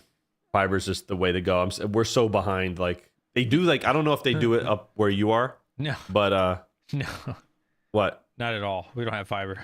I live out in the country. Well, for Comcast, like, they have territories. Yeah. Right? Yeah. So, like, you can't get anything else in the territory. And thank God, like, this law got, like, passed in Florida where they kind of deregulated it a little and are allowing different companies to go, like, because like AT&T fiber is like right across the street, and they're bringing a node down here to this neighborhood because my neighborhood is split by a roadway. Yeah, there's the east side and west side, and yeah, it's so dumb. It's just so dumb. Like, we live in 2023 and companies are having territories of who they can offer service to, and these old laws. And Comcast, they know they're terrible. They know they suck. They know they're losing customers by the thousands. They know they're fucking terrible. They're awful. Their customer service is shit. I called like 7-8 times. I was ready, ask King, I was ready to snap my phone in half. Like, I was so upset. Like, I just can't get anybody on the phone. Whatever. Ask Max Voltage what he thinks about Comcast. I learned like a long, not a long time ago. Like, I think 21, I was talking to some people. It's actually from Red Panda's Discord. I won't say the names just so they don't get put out there, but they were telling me, I'd ask them like, hey dude, how are you getting 4-cent electric? How are you getting 5-cent electric? They're like, oh, I know a guy. Because if you don't know it, like, this is like in a state like Washington or like North Dakota or something. And they said, like, these contracts have been made 100 years ago. Like, literally, some of them, their contracts are unlimited, or like a 200-year plan electric rate at this rate. And it's been made so many ages ago. And that's why a lot of these things, obviously the internet might be slightly different because the internet's newer, but like a lot of these plans are bought out. These contracts are bought out so long before our time. Let's see what Geek of All Trade. Okay, finally, I'm sitting down at my machine and can tag again. Oh, wait, can't tag Hawk. Oh, are you not watching the stream, bro? I am. I'm right here. No love? Here you go. I'm right there. I just put my stuff in there. Oh, yeah. I have the chat open. I wonder why. Hawk, are there any telecom services in your area? They're not bound to area restrictions. So when I look at the FCC broadband map, there's a bunch of different stuff, but not really. Like, T-Mobile has it, but it's awful. It's not good at all. And the only one that I can get on my house that is halfway decent is Starlink. Now, what I was thinking of doing was maybe just getting the 1 gig symmetrical and putting Starlink as the backup, because Ubiquiti will have a failover option on the second port. But my problem, I think, is you know, with these vast AI rigs, the IP addresses switch if the backup picks up. So I don't know how that works and how that would affect my equipment. So it's something I have to do some research into. So Bell Miner says, Hot Crypto, if you go through an AT&T reseller, they don't put a bandwidth cap. Usually AT&T gets you by saying that without TV, you can get so many gigabits per month and then charge you for extra. If you go through a reseller, it's unlimited. Oh, well, I appreciate that, Bell Miner. Thanks. I'm going to look into that. I just can't wait till it's available here because it's already on the FCC broadband map. When I call AT&T, they say, no, it's not ready yet. They said November. And I'm like, well, you got it on the map already. So I'm like watching it, bro. Like, I'm just like, I can't wait. What I'm going to do is instead of having AT&T or whatever company, like a reseller come in and give me a modem or whatever, I'm going to just have them run the fiber line to an SFP and just what's called a fiber handoff right into the Ubiquity. So I don't have to have like an extra box or a pass through. It just goes straight into the Ubiquity as a main router. So. All this router talk. Timmy's here for crypto mining. Don't nobody care about the internet.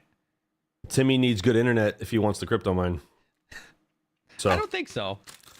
Yeah, I mean, not really. Internet.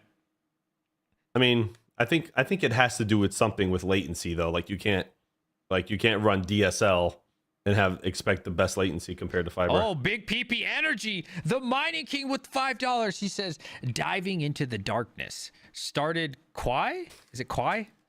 Yeah, the Quai network. Quai Did you hear about that? Node in Stratum to mine. No, I've not. So I think was it Voscoin that did a video on this? Everybody like this new Quai network is like reaching out to everyone. You're saying all the red flags about it? Well, that was Son of a Tech, I think, was referencing the Voscoin video. Okay. I don't know if you saw that. I don't know. Whatever. Yeah. Anyway, yes, okay, I was right. King's right. So Voss did a video on the new Quai network, so everybody's kind of jumping on it. I know they've been reaching out to certain content creators. Hey, send 10 bands this way, Quai. That, I'll look at your website as well with the Timmies. So, I mean, let me ask you this, DJ, in your honest opinion. Okay. In your honest opinion, no bullshit. No bullshit. Screw Timmy. Screw everything else. Yep, fuck them. Do you really think we'll see Ethereum numbers next bull run for GPU mining? Well, Ethereum numbers is tough, man. There were so many variables with that. Right. There was a shortage.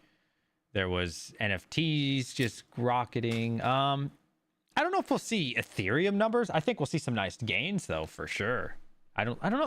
Ethereum numbers gonna be tough, man. We also had everybody sitting at home because of the sickness. That's gonna be really hard to mimic, I think. But I think it's gonna be some nice gains, some nice money. Right. Okay. Yeah. I don't know about Ethereum numbers. That's I mean, 3090s were making like $6-7 a day. No, it was way more, bro. It was really way more. Yeah. When I got in, it was about $6-7. Yeah. When I would, dude, my 3070 was making like $11. Each oh my one. God, yeah, man. it was crazy, bro. Like it was crazy in 21. Real quick, were there any news on the Bitcoin ETF? There was a rumor last night about that it was supposed to be approved within 24 hours. Did we get any news on that? Here, I'll share my screen. Yes. We did. Present. Did it get approved? I didn't see Bitcoin move. No, not officially approved. Let's see. Is it this one? Yes. Let's see if can you see this? Yes, I can. Okay, so I retweeted both of these. Breaking: the SEC not plan to appeal court decision on grayscale spot Bitcoin. So that's the first source is Bitcoin Archive, and then right before them was Bitcoin Magazine. Kind of the same thing here. The SEC doesn't plan on appealing it again. So not officially, yes, it's approved, but they're not going to fight it anymore. It sounds like. So I think that's a good step in the right direction. If they're not going to appeal it, you know, they're kind of like, well, shit. Right. Doesn't mean it's approved, but hey, that's definitely a good thing to hear for sure. Damn, 2080s were doing $6 a day in early bull run. See, I got in late, man. I got in like in the last year, like 8-9 months of it. 21 which or really 22? Sucks, man. 22. End of 21 going into 22. Like the I end was of getting 21 in, was the best. So yeah. So May, I believe, of 21 was like crazy, bro. And then it dipped down a bit. People were starting like, oh, is this gonna end? One more Hadouken in October, November, and then it just kind of. Hey, wait a second. I just noticed something. Where's your chair? Right here. No. Where's the old chair? Right there. You can't see When it. did you get a new chair? I bought this chair a while ago when Diablo 4 launched, bro. This sucker cost $700. $700? Yeah, it's the Diablo 4 edition, bro. Look at this. I got Lilith. Okay, ladies and gentlemen, for the record, I just want everybody. That is pretty cool, though. I want Limited everybody edition. to know that DJ Mine spent $700 on a chair, but will not buy a new T-shirt. Yeah. Why would I buy a new T-shirt? For what? How's that gonna make me money? I actually like that's the secret lab, right? Yes, this is limited edition. These sold out in 1 hour. I could probably sure. sell this sucker. Let me look on eBay. You Let me probably see. could sell it for a lot of money. I could have sold it for double when I first bought it. Let me see. Diablo 4 chair. I could sell my Serta chair here. This thing's comfortable though. I ain't gonna lie. Let me type in Secret Labs. It's used now, so let's see. I don't even see the same chair. I gotta get a new chair too for the office. I'm gonna give this one to the fiance. Lilith. She likes this chair. I can't even find them for sale. I get a Starcraft one. Yeah? Do they make those? I think they had a Starcraft one. I think they have. I There's a don't couple even good see one on eBay for sale. I know they were selling for double when I bought them. They sold out like less than 1 hour, bro. They're expensive, those Secret Lab chair, but I heard they're really comfortable. But you know what? I'll be honest with you. See this gaming chair I have here? It's made by a company called No Caxis or something like that. I don't know. It's the problem with it is like I have broad shoulders, so like that the point of the chair where it curves in on the edge, Yeah. like it hurts my back. So I need to find a chair that is like this chair is great because I can just chill. But like the gaming chairs, like they're good for your back for sitting for a long time. Yeah. I gotta find one that I can that like fits me because I bought that and it's the most uncomfortable thing I've ever sat in. Like I can't use it. This chair is equally as good as my $300 Corsair chair. Yeah, I don't Really? feel any difference. I didn't buy Really? it for the comfort. Yeah. I bought it because it was the Diablo 4 edition. And Diablo was supposed to be the greatest game. But it ended up being kind of mid in the end. I wonder why it dropped off, man. Because like there was I know so why. much hype before. What happened? Bro, the end game was dog shit.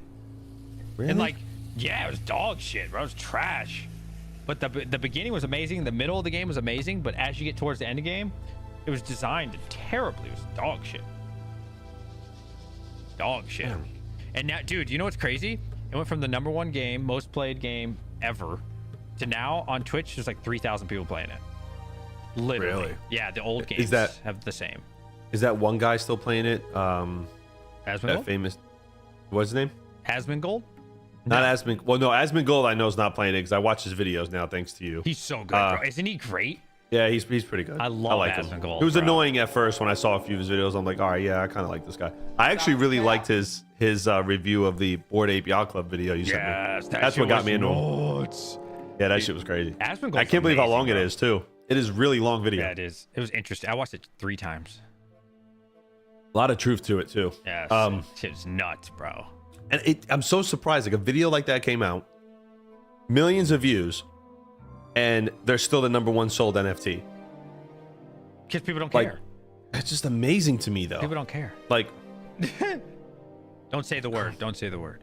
no, I ain't gonna say nothing. Yeah, I'm but just saying, like, it's just amazing to me, though. Like, I don't know why. It was such an elaborate plan.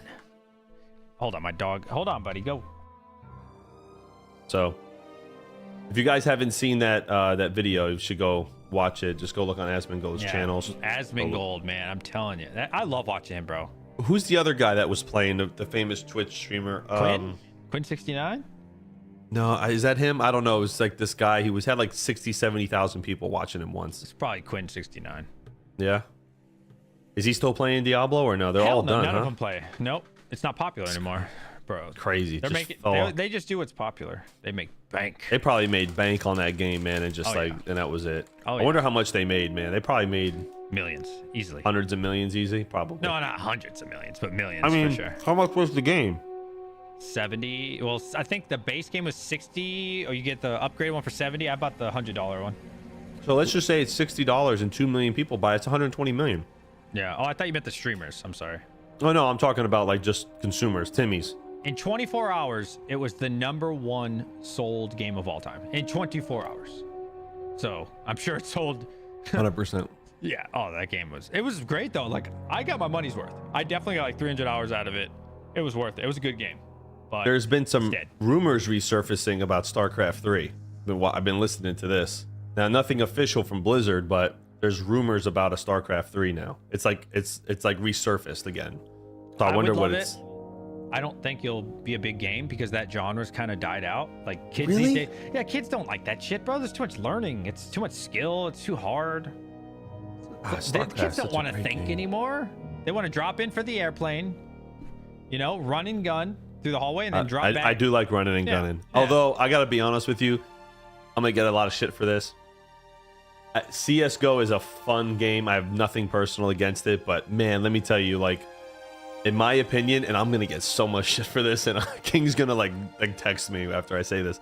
I just think Call of Duty is way more like more like interactive, and you could do more stuff and have more fun with it. Yeah, like okay. I was so pissed. I almost rage quit the other night because I'm like, I spawn and then I die. Like some people are just way too good at video games where it just makes like the average person that plays games like me. And I'm like pretty decent. I'm not like the best. Like obviously these guys are way better, but man, like I just was like, I dude, personally like think Call of Duty is a lot better. But that being said, Counter-Strike is an OG game, and I was hoping that this new Counter-Strike game would be updated, like a better Me too, feeling, yeah. like quicker. Like Yeah. this new Counter-Strike is basically the old one with better graphics. It's basically the exact same game to me. Yeah. To me. So it's really boring after like an hour or two. Like I do enjoy it for about an hour, maybe two, but it's really slow and there's too many rounds. Right. It's like 11 rounds. It's ridiculous. It doesn't even make sense. so There's too much downtime. the only reason why I play it is because like my friends are playing it.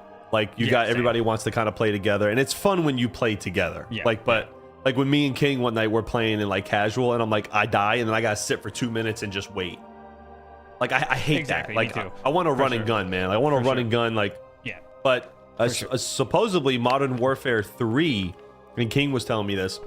Modern Warfare 3 is supposed to have like an open world zombie, like zombies. That'd be cool. Like it's supposed to be like so dope, man. Like the zombies is like one of the best. Black Ops had the best zombies so far, man. So I'm hoping Modern Warfare 3's got like a good zombies. Yeah. I mean, I prefer love the Call of zombie Duty, stuff. but I have a lot of respect for Counter-Strike. And yes, you're also playing with people who've been playing that game for 20 years, right? So I know. The learning curve. I mean, like I said, I didn't really play Counter-Strike. I played a little bit, I probably have like 6 hours in me before playing recently. So those kids have been playing for literally 20 years. Poor Depran, Mr. Iowa Crypto Mining, was getting so upset with me because he's like, oh, we're going to go to B. We're going to go B. We're going to stack A, or we're going to do this. I'm like, guys, I just want to shoot people in the game. Like I don't know, like these, but it's like, it's competitive and I get it. For me, it's just like, I don't know, man. Like when I play games, I don't want to have to think too much. This is my downtime, my relaxing time. And Like, that I don't is want to. why StarCraft 3 will not do super well. Yeah, I mean, if I guess you're that's a good feeling point. like that, imagine how all the Timmies are. They don't want to learn shit. Like, Yeah. They just want to run a gun, which I can't blame them for the attention span they have now. Yeah, I mean, I don't know. I just like to like Call of Duty, bro. You die, you respawn, go after this dude, whatever. But I want to see some integration with. So King was able to create like his own CS:GO server, Yeah. which was really cool. And I know we were on that together, but I wonder if like Neoxa or someone can like create a CS:GO server where like you earn Neoxa on it. They Because now you could. can. But they're think moving that away would be from dope. games. They're just gonna do phone games, right? So I think the hype right now is phone games, but they're moving away completely from your standard games. So Yeah. it's a big bummer. I wish they were focused more on games, but I understand why, right? Like, Right. once all of the YouTubers left GTA, the server kind of died out, right? Like now there's probably like 40 people that play 50, and it never grew, right? It never grew into like this massive thing. Then they tried it with some other games, and they kind of all died out, right? So like the phone games, I'm just assuming it's all about the money, right? They're trying to make a bunch of money, which is fine. I get right. it. No. So Patrick Murphy says, Hawk, it's been suggested and a possibility hasn't been excluded yet. Yeah. I mean, it would be fun. I mean, but here's the cool thing with the YouTubers. Like we were on this StarCraft kick for how long? like 6 months, and then we moved to Diablo, and now we're at CS:GO, and then like we'll probably all shift to Modern Warfare 3 when it comes out, right? The cool thing is like we all kind of like rotate these games. We're never stuck on the same game, so the community kind of follows too. And if there's like a crypto related game, it's even better. So yeah, but it has to be scalable, right? Like it's got to make sense for them. Yeah, it's got to be scalable. Yeah. I mean, they got to pay their devs. They got to, you know, if I were them, I would just pay all the YouTubers to play. I'd be like, yo, I'm going to give you 3,000 Neoxa. Can you guys do like a 4-hour stream? Everybody build the hype up, get the server and we full, would. and it would work easily. We've proven it works. When we were on, it was you, me, King, Panda, all the dude. That server, Neoxa server, was capped like 100 out, people in there, and it had like 30 people in line. People were just waiting to get in. When you guys play Rust, server's just so full. There's so many people coming. Everybody's talking about it. Everybody's logging in. So they're not like, it only makes sense. Why would you not just pay out a couple thousand Neoxa or Game Pass or whatever? This isn't unusual. Twitch does this. YouTube does. Every freaking game under the sun pays to advertise. Like, I mean, I would. That would be the way to go. I mean, especially when we were doing that. Were you involved in the Rust one where we had to defend Panda in the fort? I had to work on it. Dude. Yeah. That was like the most epic thing ever. Like there was one time where just some dude built a plane or like some sort of flying device, and he was flying over it, and like all you see is like bullets from the fort just like shooting this guy. Like that was fun. And they did a bounty. Like they should do something like that once a month, man. Even if it's on Rust, like get the people involved and keep keep the project relevant for games. Like, okay, hey, look, we're gonna do our monthly. Everybody's got to kill Red Panda Mining in this video game thing, and we got to defend him and all this other stuff, right? I don't know. But it would be pretty cool. Interviewed Andy. This is after Harvey left, and I asked him all these questions. So I was like, why is the gaming, at least PC gaming, not that important? And he pretty much said it's because they don't, in a nice way, he said they don't really offer anything, right? The difference between one person playing the game and the whole server being full, it doesn't do anything for the project. It doesn't help Neoxa, right? And so they're shifting away from giving people 10% of the rewards to now just 5%. And then it's like, it doesn't really help them at all. So it's all about the money, apparently. He didn't say that, but that's the vibe I got, right? Is that they're trying to get a lot of money and get more advertisers and get big dollar bills coming, and you're not going to get that from a bunch of people playing on a server, unfortunately. So I guess phone games and selling stuff will be the way, It's just a different world, man. Like different, like the kids that play games now. I mean, everything's console. Like I feel like more adults play PC games than kids do these days. Like everybody wants to be on console. Yeah, I think so, man, because I feel like console I know, like, I don't know, man. There's a lot like these Fortnite gamers. Like I know Neoxa was talking about incorporate. I know they have Fortnite now, or at least I don't know if they released it officially yet. I haven't been following, but I don't know. Like I just feel like there's like different generations have, like, our generation was a little bit of both. Like I remember playing console, when I was young, and then I got into PC gaming with Starcraft, and then I was on PC gaming for a long time, right? I don't know. I think a lot of the kids today, they find it easier and it's more fun for them to do consoles and rather have their parents buy this PC and do all this other stuff. And with a console, they get on the game and that's it. Like with a PC, they can surf the internet. Like you said earlier, your son wants a computer, and you're like, yeah, you're too young for that. But you can give him a console. Yeah. You know what I mean? And more than likely, he's probably not going to know how to surf the internet on it. So, you know what I'm saying? So I think from that perspective, consoles are so outdated, bro. Consoles, you think so? Yeah, they're garbage, bro. Consoles are trash, bro. Yeah, I stopped playing that shit when I was a child, but but for kids though, they don't know the difference. Dude, when I was in Asia, nobody plays PlayStation or Xbox. It's not even a thing. Like really? Yeah, it's not even. They don't even sell them. I mean, maybe somewhere they do in like an underground market, but nobody, bro. It's so outdated. Think about this, right? On your computer, let's say I'm playing Fortnite or whatever. On my second screen, I'm watching Red Panda stream. I alt tab. I type in my email address. Alt tab. I go to YouTube, change the video, Alt Tab, can look at my dashboard, Alt Tab, right? I can do all these things. I could be on Right. Discord talking to people. On the console, it's so outdated, bro. It's like the difference between a smartphone and a flip phone. If I want to send a message, it's like L R2 space I know. O Yeah, it sucks. Yeah, in that perspective, V, it sucks. Yeah. E love space. It's just antiquity. I forgot the word. Old. Antiquated. Old as shit. So outdated. You can only do one thing at a time. It's awful, bro. Terrible. Yeah, I mean, when you're a kid though, and you're young, I mean, the consoles seem more attractive because you're not building a PC, and sometimes these parents, they don't know how to do it either, and they just want something quick. Yeah. I mean, I remember the days of going to like GameStop and buying games. Now everything's downloaded. Yeah, I know I sound old 100%. When I say that. Like, we used to go like stand in line at GameStop for like, you know, I used to go. I remember I went to go pre-order a lot of the Grand Theft Auto games. Like, I remember seeing Starcraft on the shelf at Best Buy. It's crazy, man. The world's changed. It's only going to continue to change. And I think your metaverse, honestly, can't wait, is going to be, and I'll be honest with you, I think your metaverse style is going to be the next evolution in gaming. Like, and I think it's going to start with, you know, like stuff like the Oculus and controls and stuff and all that.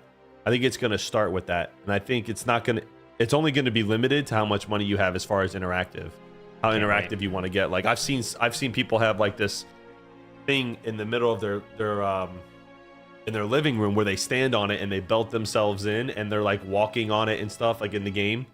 Crazy stuff. It's gonna be awesome, bro. Because here's the thing, right?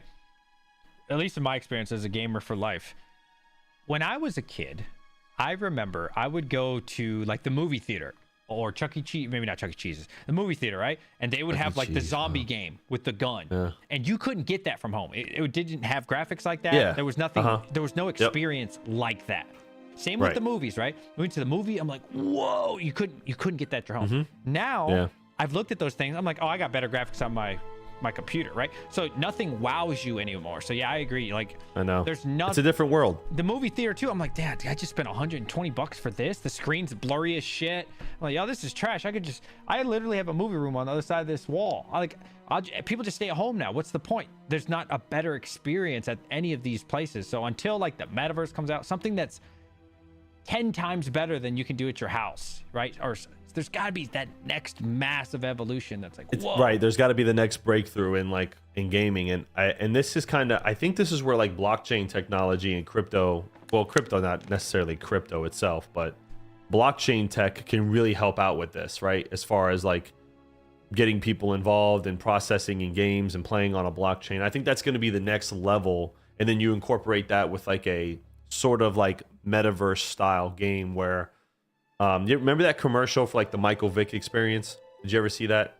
Where maybe not.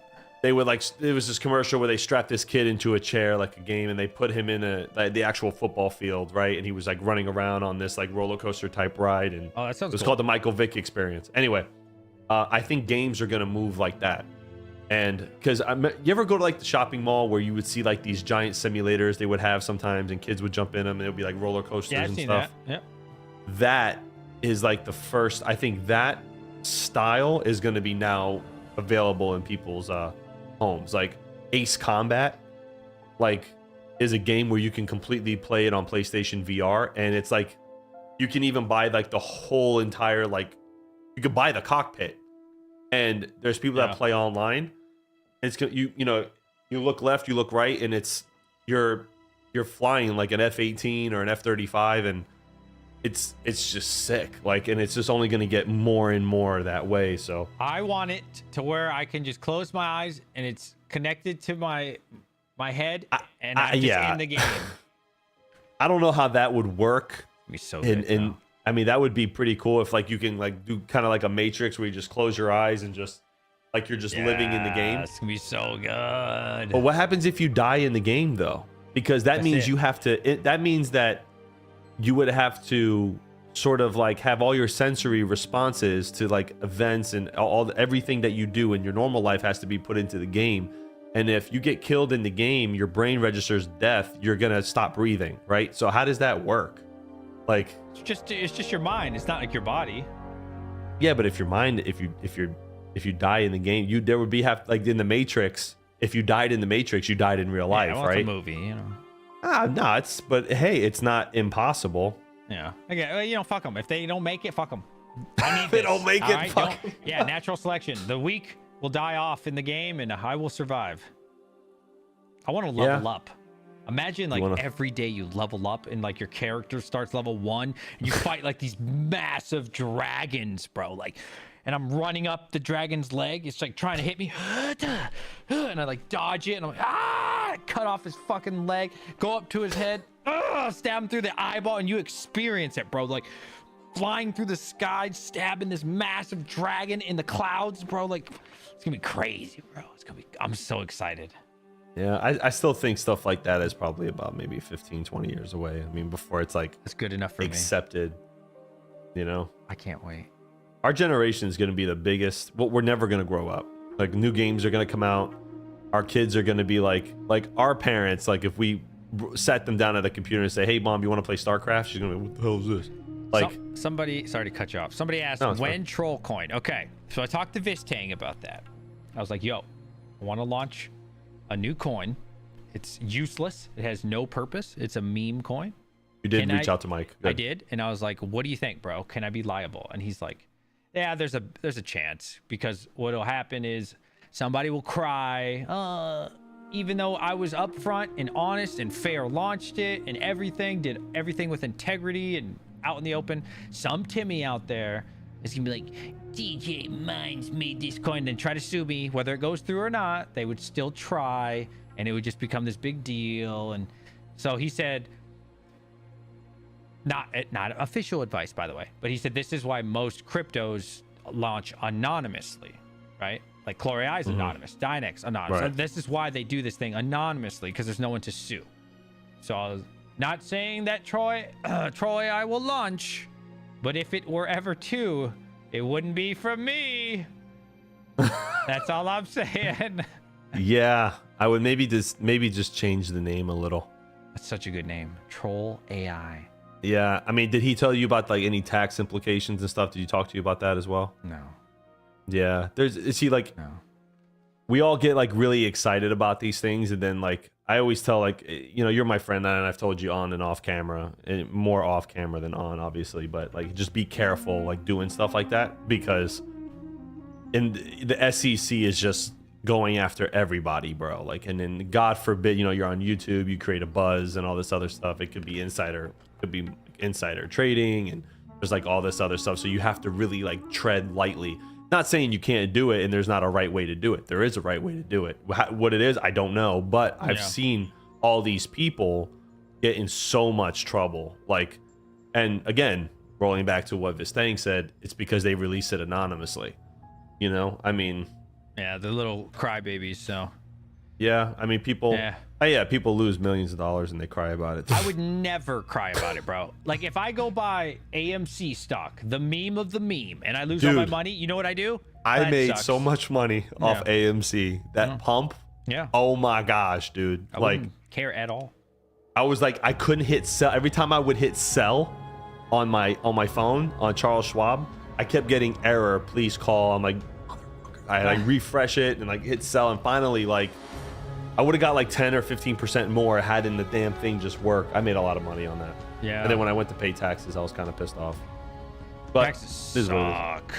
This will be the first year in like 5-6 years I probably don't have to pay. It's gonna be awesome. Yeah, Which is actually really I mean, bad.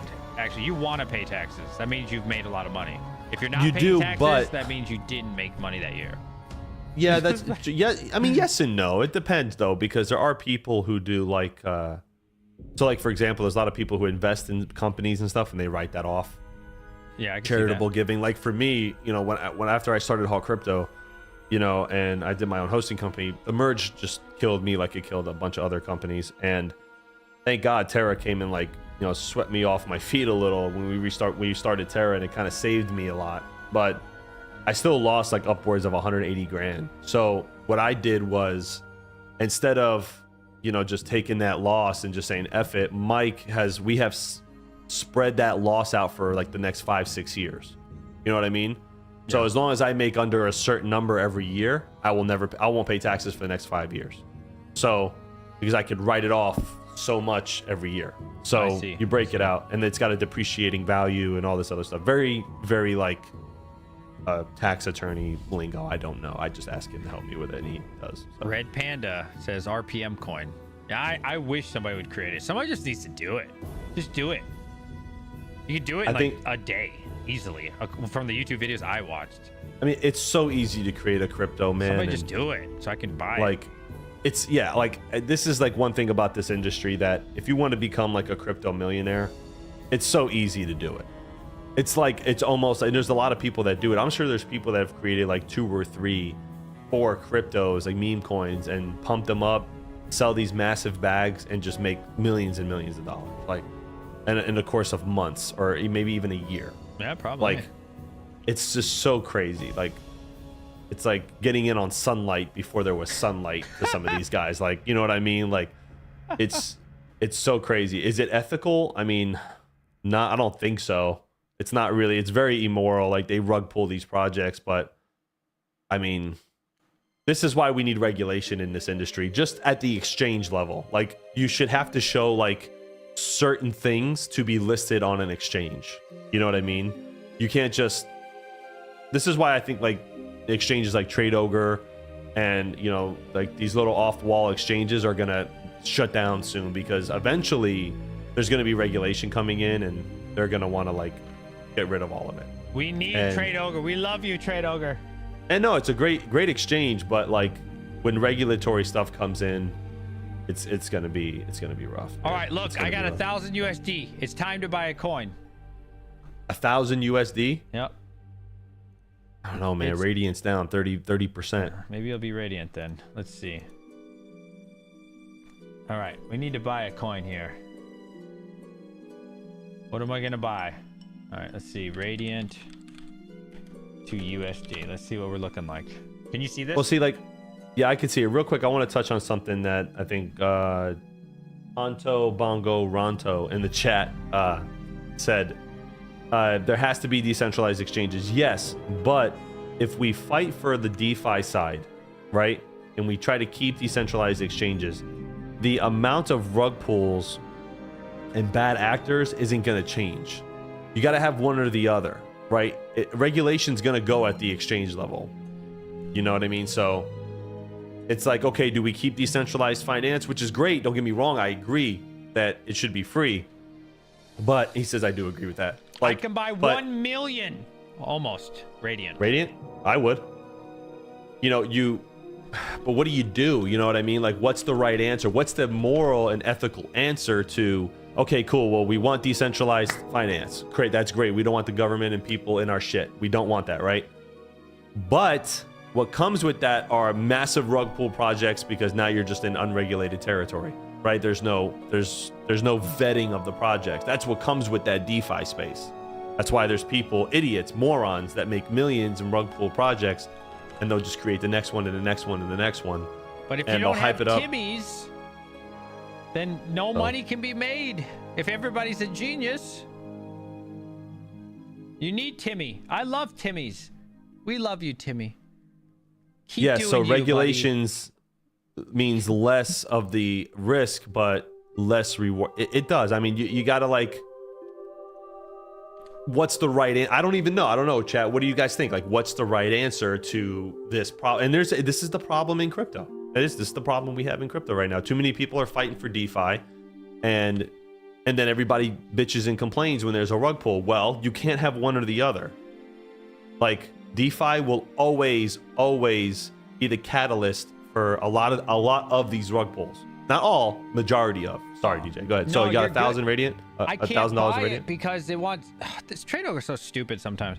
It's the volume, right? So I traded it all to Tether, which was good for Nexa, but then there's no USDT or USDC for Radiant. It's just Bitcoin on Trade Ogre. What the hell? Can we just come up with one standard? So now I'm gonna lose money swapping the. I would have just put it to Bitcoin if I would have known that. Piece of shit. I use the regulated exchanges, man. I use I love Kraken. I love what Kraken does. I love the fact that they worked with like people to stop scammers and stuff. I support Kraken 150%. I never tried. I also use crypto.com. I have that card the credit card you can load your crypto on, and I was doing a lot of that in Ethereum mining. I would just load my Ethereum. I actually got that idea from Son of a Tech when he was advertising for them. So, all right, I'm gonna have to buy stupid Bitcoin with a how much damn USDT? yeah, my card still works. I loaded with some Bitcoin. I got a few $1,000s on it just as emergency funds in case I need to do anything with it. What sucks is though, when you load up that card, you can't unload it. Oh, really? They cash it to fiat and it's there. Like I can pull it out like an ATM, but you can't. Yes, Kraken works in the US. Yes. I think, you know what, DJ? I think Radiant is good, and I think Litecoin is a great investment, honestly. Absolutely not. Really? Litecoin? Absolutely not. What? Absolutely not. At $66 a coin? I'm not saying you can't make money. I definitely think you can make money. I'm just, like, I would rather get a 10, 20x than like settle we all would. 3x. Like, I don't care We about we Litecoin. all would. We actually looked at this research the other night. I think GPU Rise just pulled it up. If Radiant goes to where Raven Coin is right now, because they mirror each other, they're very similar projects, same total supply, same ethics, whatever you want to call it, because they just copy Bitcoin. It'll be a 19x if they go now. Yeah, I'm cool with that. I'm not in. Look, I'm not in crypto to be a safe kid. Like, crypto is like a speculative thing in general, for the most part, except for maybe like your Bitcoin. I guess Litecoin isn't, but it is high risk, high reward. I'm not here. Yeah, to but the fucking majority be of people. safe. I agree with you. I agree. Here to buy But a a lot of Bugatti. people are playing it. Are really, really playing it safe though. A lot of people are trying to be cautious on what they spend their money on, and I get it. Like, I get it. Then just go buy an ETF. Go buy the S&P 500. Make your 7%. I don't know. Like, if you're scared money, don't make money. What's the point of getting involved?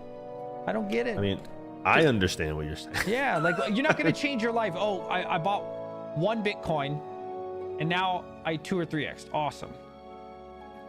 Then what? Yeah, I get it. But you're still going to be in the same dog shit house you were already in. And you're still going to be fucking your ugly ass wife still. And your whole life ain't going to change. You guys thought I was bad. All right. Now, and I do have 1 Bitcoin, right? Because I have I diversify. You do. You're in that top 1%, I also man. want to change my life as well. Right? I would love to own 1 I Bitcoin right now. also, put a little bit of money in some stuff that could 10, 20x. Not much. Like $1,000 If you don't mind me asking, where are you holding your 1 Bitcoin? Tangem. Right here, Tangem? baby. Now, let me ask you this. Like, I have a cold wallet. I have a Safe Pal that Rondi got me. Shout out to Rondi. But does it worry you at all to hold these things in a wallet like that? Like how often do you check it? You got to log in it every day, make sure it's there. No, not at all. No? See, that's what I would. Maybe I like would be once so a month. nervous because I'm just like, I don't get once a nervous. month. Maybe because well, this is what they say anyways. I'm gonna give benefit of the doubt. All right. It goes on the blockchain, right? So it's like, I asked them before they sent me it. I was like, what happens if you guys go out of business? Like, let's say Tangem, boom, you're out of business. They said it won't matter because you have your seed phrases. Even if we go out of business, you're still on the blockchain. So you can just go to a different wallet or something. You just open it up. It won't matter. So that for me felt good. Is it true? Right. I don't actually know. I don't know them on a personal level, but it sounded good. Okay, so. Somebody told me that the best way to keep your crypto is to buy a laptop, a basic laptop. Yeah. Back up the drive and keep it off the internet. Only turn it on when you need it and keep it there. Now, what's the difference between that and a cold wallet? Nothing. It's the same thing, so to speak. But they said that would be the best way. And then this guy that I know, he has hundreds and hundreds of thousands of dollars in crypto, and he has the laptop, he backs it up 2 or 3 times. Now that I can see as being smart. Yeah. But Yeah, look, I got 3. I should actually put these in 3 different locations. But like, what are the chances that all 3 of these break? And plus I have my seed phrase, so it doesn't really matter, to be honest. Right. But am I going to lose all 3 of these? Like, hiding them in 3 different locations around my house? I was supposed to. Actually, I don't know. I don't know why I didn't, but like, I don't know. But that's not a bad idea. It's just this big clunky laptop. I don't know. It's the year 2023.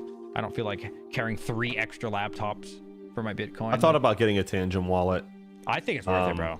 I like the SafePal, but like, again, like, I kind of worry. Like, SafePal has an app on the iPhone, and they have that device that you need to access the keys to stuff. Like if that device breaks, I guess the seed phrase thing would work too. But like you said, like if they go out of business and I can't get this device, what happens to my stuff? So I think Tangem actually, because it's a card, I think maybe works a little bit better. I don't know. Maybe I'll look into it. A lot of people have. I mean, that's why they say there's 21 million Bitcoin ever, but they say like 25% is lost. It's because they were on a laptop, a USB or something, and they lost that shit. And yeah, how come they didn't use their seed phrase? I don't know why. I don't have answers to that, but it's something that I think about.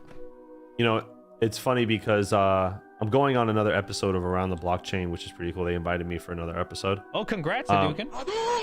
Thank you. Yeah, I think it's pretty cool. It's good exposure. Yeah, for sure. Just sucks that like this moment I'm on this hiatus for making videos because I got to get things together in here and a few family issues that have recently just kind of settled out. But I was, you know, they always talk about like crypto and stuff, but one thing I never hear them talk about on their channel is like securing your crypto.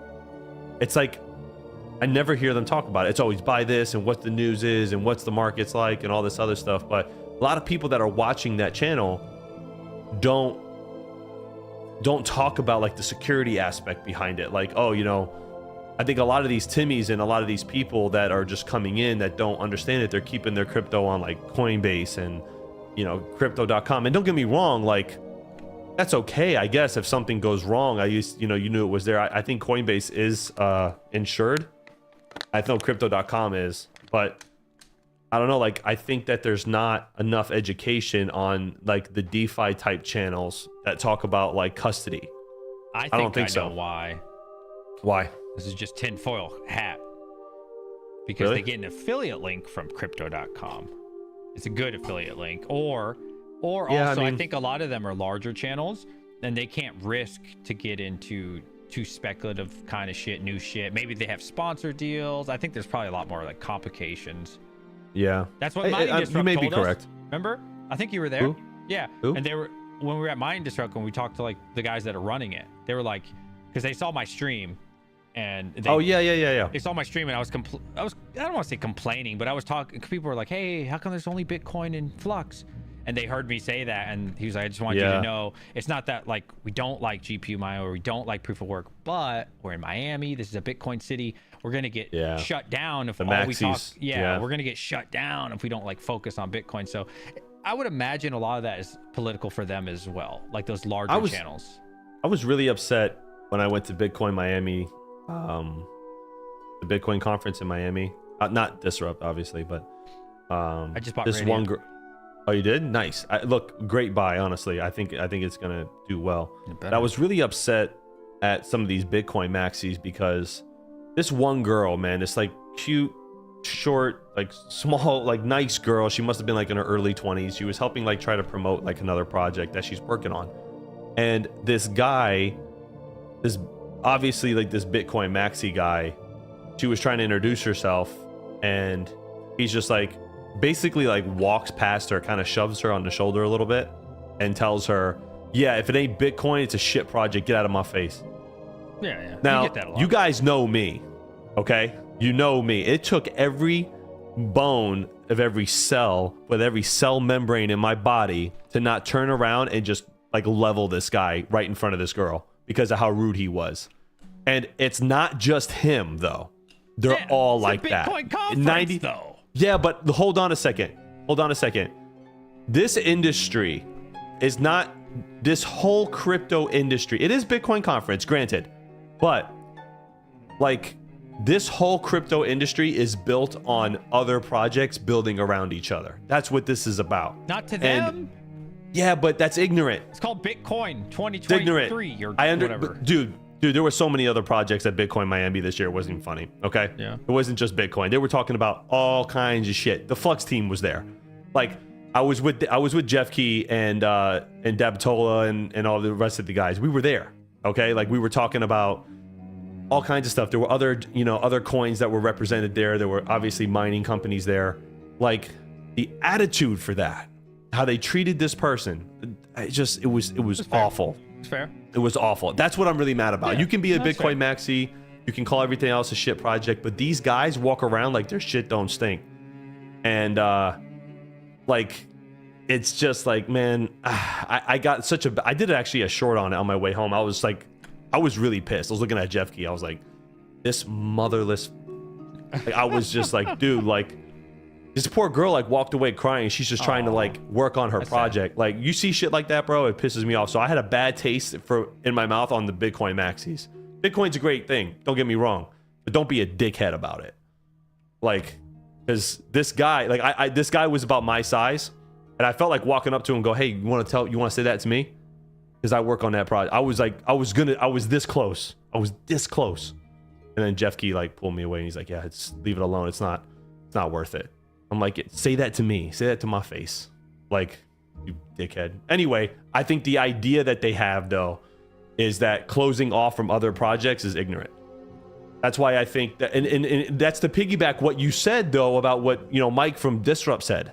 You're like, hey man, like, I can't really like have too many other projects here because these guys will like shut me down and make a big deal. That's such like, he shouldn't have to do that.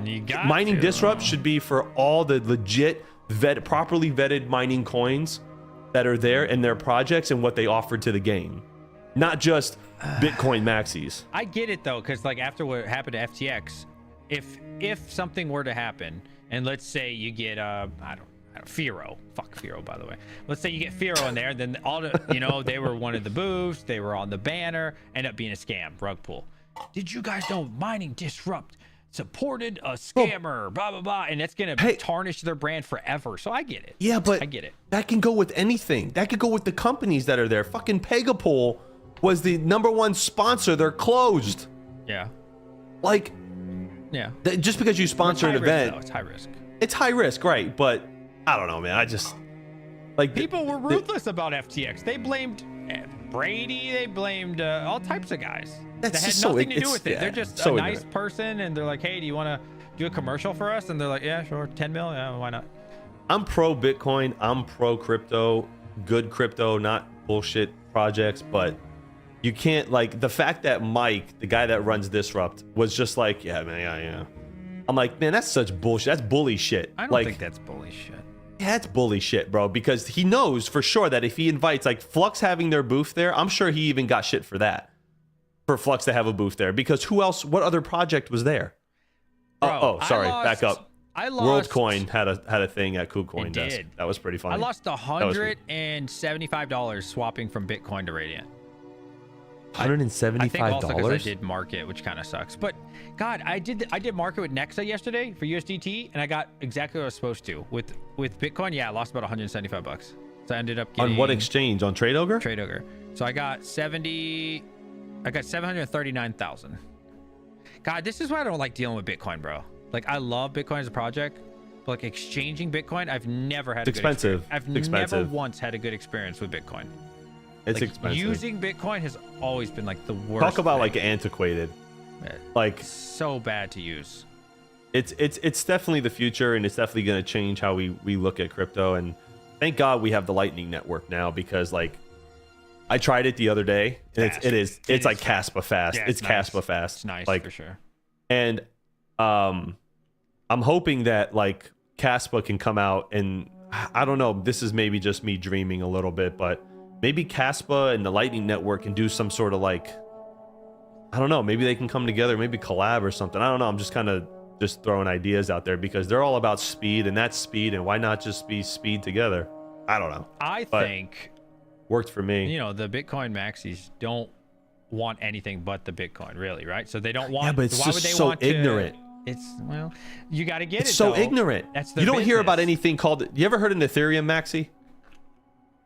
Not really. I've Exactly. seen them on TV. Exactly. Because although I'm not really a fan of Vitalik Buterin and the whole Ethereum community for the way they treat the mining community and everybody else, but you don't walk around hearing about an Ethereum maxi because the people on Ethereum people build projects on their network. It's way beyond anything Bitcoin is, right? Like, you don't hear that because they're open to bringing people in. It's more money, it's more projects, it's more ideas. Bitcoins are like, it's like they hold this at the gate. They're like gatekeepers. They're like, you shall not pass without the chain. I mean, I get it, like, though, because it's so Bitcoin dumb. Listen, Bitcoin was supposed to be crypto. It wasn't. There wasn't supposed.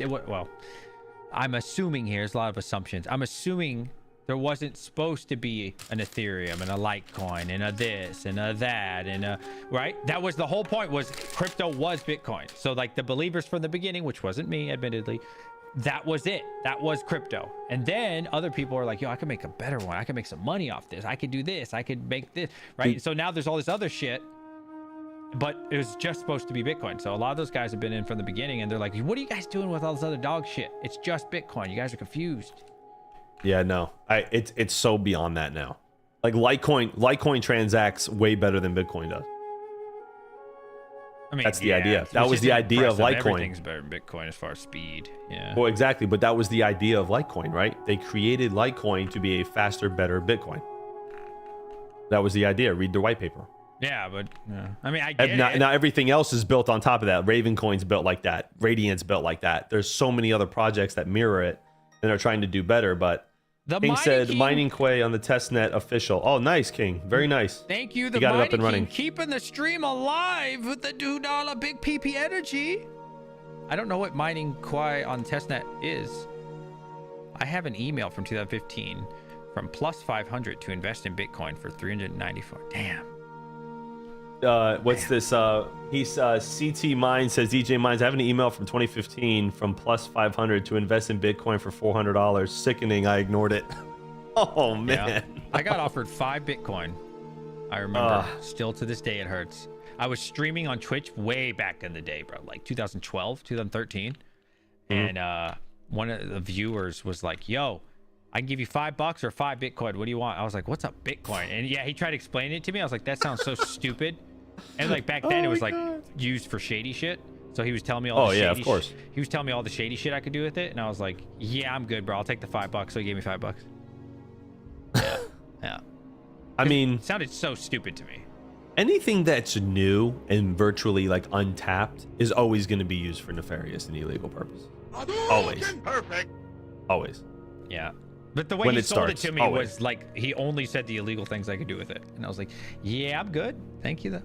Like, you know, that's what like a lot of these politicians and stuff, that's what they talk about against Bitcoin, is that how much it's used on the dark web and what it's used for illegal stuff. And what they don't understand is that you can, if you get the wallet address, you can backtrack everything.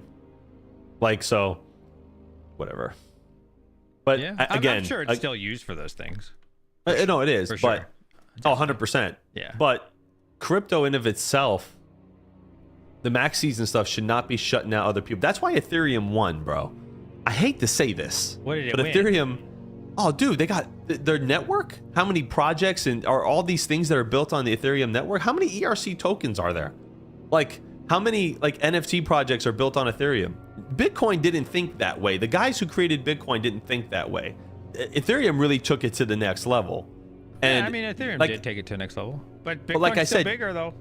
No, right. As far as market cap goes, correct. But what I'm saying is like, as far as the expansion into the crypto space and inviting other projects in, like, if there was like an Ethereum conference of 2023, right, or 2024, I would totally go to that because you would see so many other projects from all over the world built on this instead of going to Bitcoin Miami and just seeing a bunch of idiots walking around in their flannel glitter suits and these stupid hats that they wear, and they're just walking around like a bunch of... They're happy, man. Let them enjoy themselves. They love their Bitcoin. The better Bitcoin does, the better everything else does. I'm with you, but it's still a closed-minded industry. It's still a closed-minded community. Very closed-minded community. That's okay. 150% closed-minded. Oh, come on. I love my Bitcoin. I like Bitcoin. I love my Bitcoin too. I'm talking about the people that are the maxis. It's a closed-minded community. Yeah. Well, so, I'm going to respectfully disagree. I'm going to respectfully disagree. I saw it firsthand. I saw it firsthand. Some assholes too, but I also met some awesome people. So did I. I think for every asshole, there's probably 30 awesome people there. We just noticed the assholes more than the nice people. Maybe. It's Maybe like you're right. You get one dog shit comment on YouTube, you get 30 comments that are like, DJ, I want to suck your fat, right? You're amazing. You're the best YouTube I've ever seen in my life. You're awesome. And you're like, oh, thanks, man. You get those kind of comments? No. But you get what I'm saying, though, right? No, you guys should leave me those comments, though. All right? Come on. Yeah, be careful. Make my day better, all right? But no, they'd be like, oh, I love the channel, blah, blah. And then that one fucker There's always one. There's always one. Douche. That's like you think about that one more. I don't these days, but when I was new, I would think about that one jerk. There's always one. Yeah, even though you in got any 20 business, nice in ones. clients, even at Tera, we had one client. There's always one that just brings problems. Yeah. And there's always one. I'm gonna get a shirt that just says "There's always one." That's it, and it's referencing everything, in every industry, in every factor of business, everywhere. There's always one. I can't tell you how many times I went to Starbucks and saw people yelling at. There's always one dickhead somewhere. Yeah. I hate people. You know, and then you get 5-star reviews on a store or like a restaurant that like I'll look up, right? And then there'll be like 300 5 stars, but then it's that one There's asshole that one, leaves you the yeah. one, and then people look at the one, and then you know what I mean? So it's just human nature, I think. Yeah. We're getting Misery too far likes from company. crypto.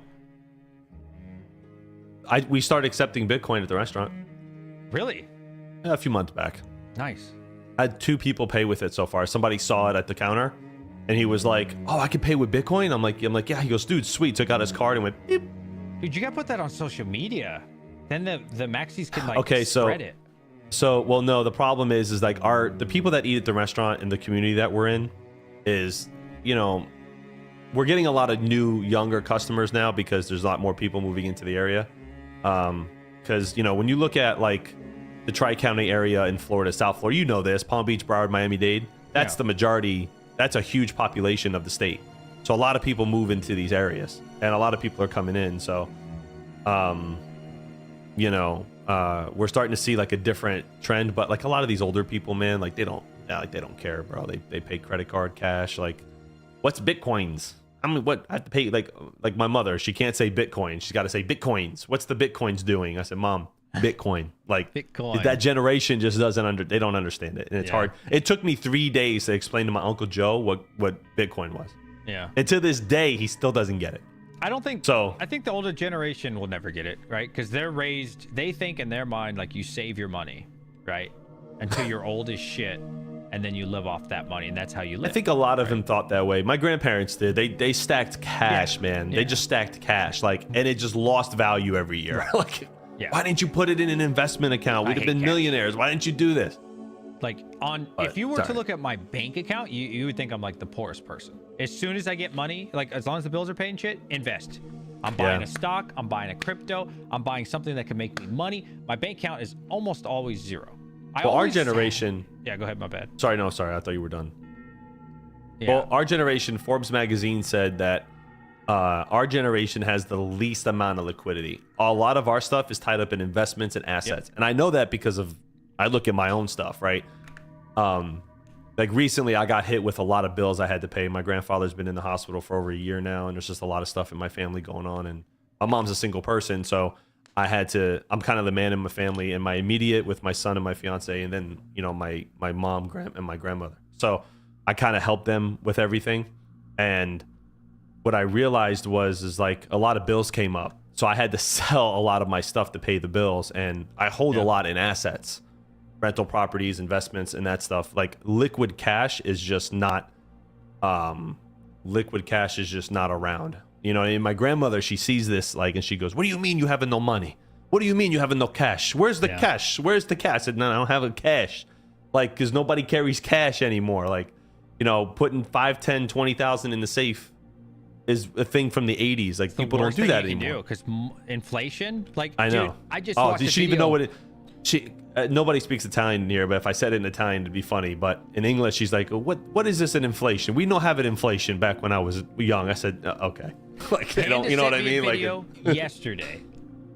Over the last, I think it was the last 50 years, but specifically the last 20 years, the dollar, if you saved it, your money is worth, I think, 75% less.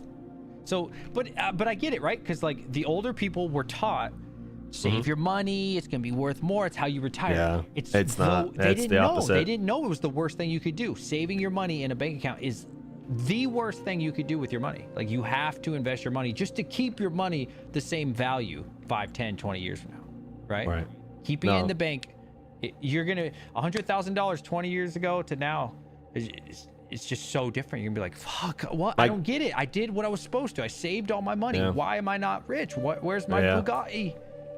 No, and it's an old way of thinking. It's an old way of thinking. Like my grandmother said, if she invested $100 when McDonald's went public, right? She says I'd be a multimillionaire. $100. Yeah, I believe it. She goes, there were mistakes. I wouldn't call them mistakes because like depending on where your family is and where they came from, like I'm second generation American, so you know when my grandparents came off the boat and they came here, you know it was just they were workers. You know what I mean? They didn't know anything about investments or any of this stuff. They just worked, and they didn't believe in banks. Everything was just in cash, bro. Like cash. Like my grandfather used to, he closed on houses with a handshake. Like, you know what I mean? It's just like a different world, man. And then now here comes crypto, changing the entire thing. And I think crypto is ushering in that next gold rush, like next big distribution of wealth. I think is going to be. I think crypto is going to kick that off. You think I so? really do. Yeah, I think so because it's a completely different thing to what we're used to. Like the Fed has no control over it. They can try, but they know they can't control it. So what have they done now? There's the acceptance is starting to come up, and the denial is starting to come down, right? Because how are you going to control it? You can't. You can't control cryptocurrency. You can try to ban it. You can make it illegal. You can scare a few people and all that other stuff. But eventually, people aren't going to stop using it. They're going to use it. And companies and businesses will go to other countries like Portugal, where they have a 0% crypto tax, and they'll move their companies there. Yeah. So it's to drive business. So I think we're going to start seeing a little bit more acceptance into cryptocurrency and blockchain tech in the next decade. There's going to be a lot. Something. Sorry. Odin said, sorry to cut you off. No, it's fine. Excuse me. I'd rather have hardware. You can easily configure it. What would you rather have? Hardware that can make you a Bitcoin or a Bitcoin? That's a hard question, man, because like you asking me as Hawk or just in general? You.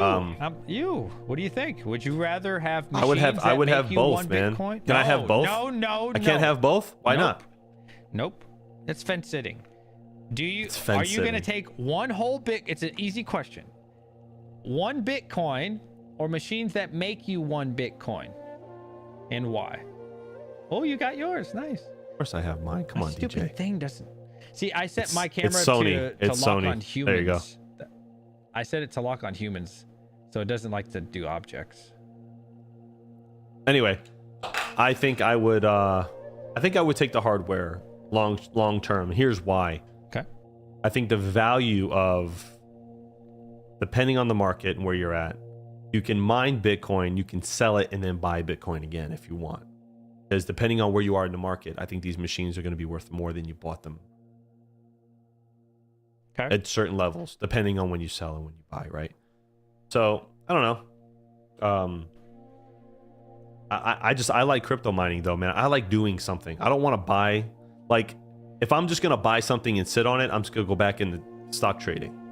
Because what's the point when you're mining crypto and you got the computers running and you're out there, you're working on your shed or your warehouse or even your garage. Like, I love my vast AI rigs. Like my vast rigs, I go in the garage, I check on them, build another one, you know what I mean, and keep it turning. It keeps you busy. When you're just sitting there and you're holding on to something, I mean, yeah, it's great, don't get me wrong, but I think I would get into hardware and then I would have both. I would allocate into both.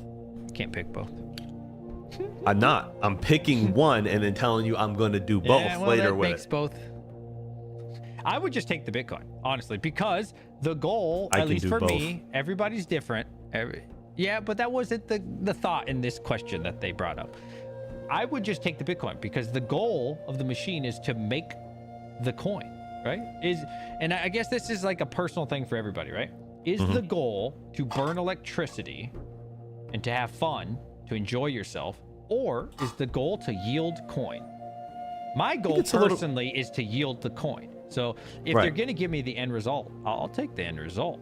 But you have fun doing it though. You like setting up rigs I do and like do stuff. setting it up. So I do. I mean, the end result for all of us is to make money or stack the coins and all that other stuff. The paying power is just part and parcel of what you have to do it, right? It's like you can't You know, that's why a lot of people, when they focus on ROI, they get lost in the game a little bit. You know what I mean? Because you're buying this GPU. It's an asset, or this ASIC miner. It's an asset. It's got a value to it. You're using that to gain a reward from it. Depending on when you time in the market, you can sell that asset for higher than what you paid and make even more money. So there's two plays. I enjoy both. I love going to Melbourne, you know, when I can, you know, aside from the past couple weeks. I love going up there and seeing the equipment and mining and all this other stuff and doing it. And honestly, like, I enjoy it. And I think that's why people like hobbyists, he expands his shed, he expands. He enjoys doing it, and he's yielding coins. So there's a two-part answer to that question. So I did have a question from Tonto Bongo Ronto. He says, how do you keep the vast rigs cool? Pretty wild temps. Honestly, they don't run as hot as you think they do. I have an AC garage. I have a 4-ton AC in the garage and a 550 square foot garage.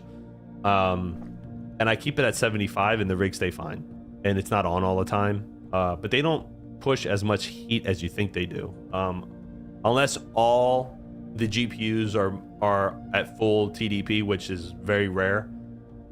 Because sometimes in VAST, people are using your CPU. They may be storing something. They may be using 40% of your GPU, depending on what they're doing.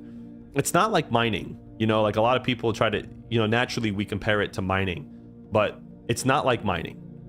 Mining is like constant power, regardless of what you're earning. It's just running all the time. That's the heat. You got to deal with it. With VAST, it's a little different. You're usually running 1 to 4 cards, 8 if you have a bigger rig.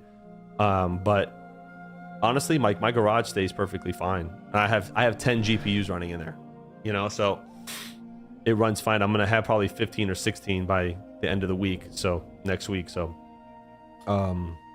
yeah, look, it's what's profitable right now. I can take that money and I can go buy Bitcoin with it, right? I can reinvest that money, because if you're looking in terms of mining, depending on what you're mining and yielding, if you're just wanting to stack a coin, it's like I use the max voltage idea. Mine what's profitable or mine what does Max say? Somebody help me out here in the chat. I know you guys watch Max. I think he says mine what's profitable and buy what you want, or whatever. Yeah. That's how I'm paraphrasing here. Sorry if I butchered it, but that's what I do with that. And DJ, like, I'm really surprised why you haven't set up like 2 or 3 of these VAST rigs. They're so easy to do. Too much effort for not enough money. For me. No, dude, it's so easy though. No, it's not. It's not easy enough for me. What do you mean it's not easy enough? DJ, if I can do it in 10 minutes, you can. I'm telling you. I told what's the name, King, I would, but it's got to be a plug and play. And then my time. All you have to do is just plug in bro. a USB drive and install a Bluetooth server. Too valuable, bro. It takes 10 minutes. No, it takes 10 minutes. No, I'm after dead a while. serious. It wouldn't take me. It'd take me hours. No. Yes, It's would. not mining. Trust me. Listen to me. Look, I would never give you bad advice. I never have. I'm telling you, if I can do it in 10 minutes, King's got a record. He did it in 7. Well, I believe King can do it in 7 for sure. I'm not saying. I'm telling you. Put one rig on it. Put one rig on it, and just see how it goes. That's what I tell everybody. Don't spend any money. You have GPUs. I'm sure you got a motherboard or 2 laying around somewhere you can use. I got some dog shit motherboard. Yeah. Put a GPU on it. Put a good power supply. Make sure you got good cables. All that good stuff. Don't be like me and burn up a PSU. I just can't for $1, bro. It's not $1. How much are you gonna make a day? $2 like this? You could probably make, depending on the GPU, you could probably make upwards of like $6, $7 a day. No, hell no. I'm not gonna make Yeah, $7. I'm Hell dead no. With laying around DJ. hardware. DJ, there's 24 hours in a day. Yes. Okay. I have one GPU that does 15 cents an hour. Do the math. That's without power though. My power's 19 Yeah, but the cents. power is, yeah, but like if you have the GPU and the rig on and they're renting it and they're not even using the GPU, it doesn't even matter. Yeah, it's 360 before power. After power, my power would be like $2. It's like $1. Nah, it'd probably be like $3, maybe like a higher end of $2. But after a week, that's $15, and a month, that's $60 on one GPU. I'm open to it if I can just use what I already have. But if I have to invest money, I don't think I will. I don't think you have to invest anything, man. As long as you got 32 gigs of RAM on one of these motherboards, put a 3090 or 3080 on it or whatever you have that's higher end. I'd have to buy RAM then. Yeah. Yeah, buy RAM. It's $20. Like, buy some RAM and just put it on there and try it out. Like, I got my first payout $104, and I had some downtime this week. So next week's probably going to be like upwards of like 115, 120, and that's only with 10 GPUs. That's a good passive income, like $400 a month after power. Like that's crazy. Yeah, that's good. You know what I mean? Just to run it, and it. Believe me, man. Trust me when I tell you, like, I am not the most tech savvy person. Once I got it though, and I just followed the step-by-step guide, it's mad easy. Mad easy. I believe you. DJ Mines, have you looked into buying a lithium? So I was gonna buy, well, I I like a considered lithium. I considered buying a lithium today, but I looked at the chart. And again, this is nothing about the project, guys. We're talking about the chart. God, it's gonna be a tough one, right? Like I preferred Radiant's chart because Radiant started low, saw some nice highs and back to that low, where when we were when I was looking at a lithium's chart, it started really high and it's never got back to where it opened. So for me, it's like, ooh, not saying I'm against buying it, but yeah, it's never gone back up for when it IPO'd, or I don't know if they call it IPO, launched. I don't know what you want to call it for crypto, but Real quick, yeah. Sorry, Robot, you can't use AMD GPUs for any like machine learning stuff at this moment. I don't know when that would happen, but you can't. Dude, I like Lithium. I think Lithium's a great project. I've been following it for a while now, and I have a little small bag of it. Yeah. I like them. Yeah, I mean, it might be a great project for all I know. I don't know. I know they said they wanted to go ASIC, or they were open to going ASIC. I saw that in an interview. There is some talks. I know there's some talks about it. I think if a Lithium went ASIC, I think I'd totally buy one, 100%. Yeah, I'd buy one. I love. I think I'd buy one. The first gen ASICs. I love What's it. their I love their ASICs, algorithm, bro. though? ASICs are so badass, bro. I think they're Blake. I think their algorithm is Blake 3 or something. Would you rather have Blake 3, 10 yeah. ASICs or the equivalent in GPUs? You can only pick one. Oh, but hold on. Again, No, it's open-ended. easy. What It's kind not of ASICs? open-ended. What What kind do of you- ASICs? I don't What know. kind of ASICs? Well, maybe not CASP because CASP is OP, but I don't know. Whatever. And like, what are the Tera hash of the You got ASIC? all What kind of these damn GPUs? Details. Too much I mean, detail. But these are. I You need can those. pick within reason on either That's like side. saying, what kind of shoes would you rather have? Ones that are comfortable. It's Ones that are my It don't matter. size. Pick one. What, do I have to say your size? ASICs or ASICs GPUs? I or the mean, equivalent in GPU. depends on the project. Oh, this fucking fence sitting, bro. It's not Pick fence one. sitting. It's easy. It's an easy question. It's Do you want the not an red easy Or question. the blue Red Bull. You're like, Which "Well, one would you fucking- have?" Which one was the red? Where was the red one manufactured from? But the blue one came from Mexico, and I don't know if Mexico has Ebola. Legit. Which would Why I you rather sound have? like I'll Mickey take Mouse? ASICs. I love ASICs. Bro, ASICs are so badass. I love ASICs. Yeah, but I what love if you get GPU those 10 mining as well. ASICs Don't and they're get not me wrong. profitable? I love GPU mining. Don't get me wrong, but ASICs, I love ASICs, bro. They're so badass. Okay, so but what if those ASICs aren't profitable? Where do you bought the wrong ASICs for the wrong project? I don't want to say never.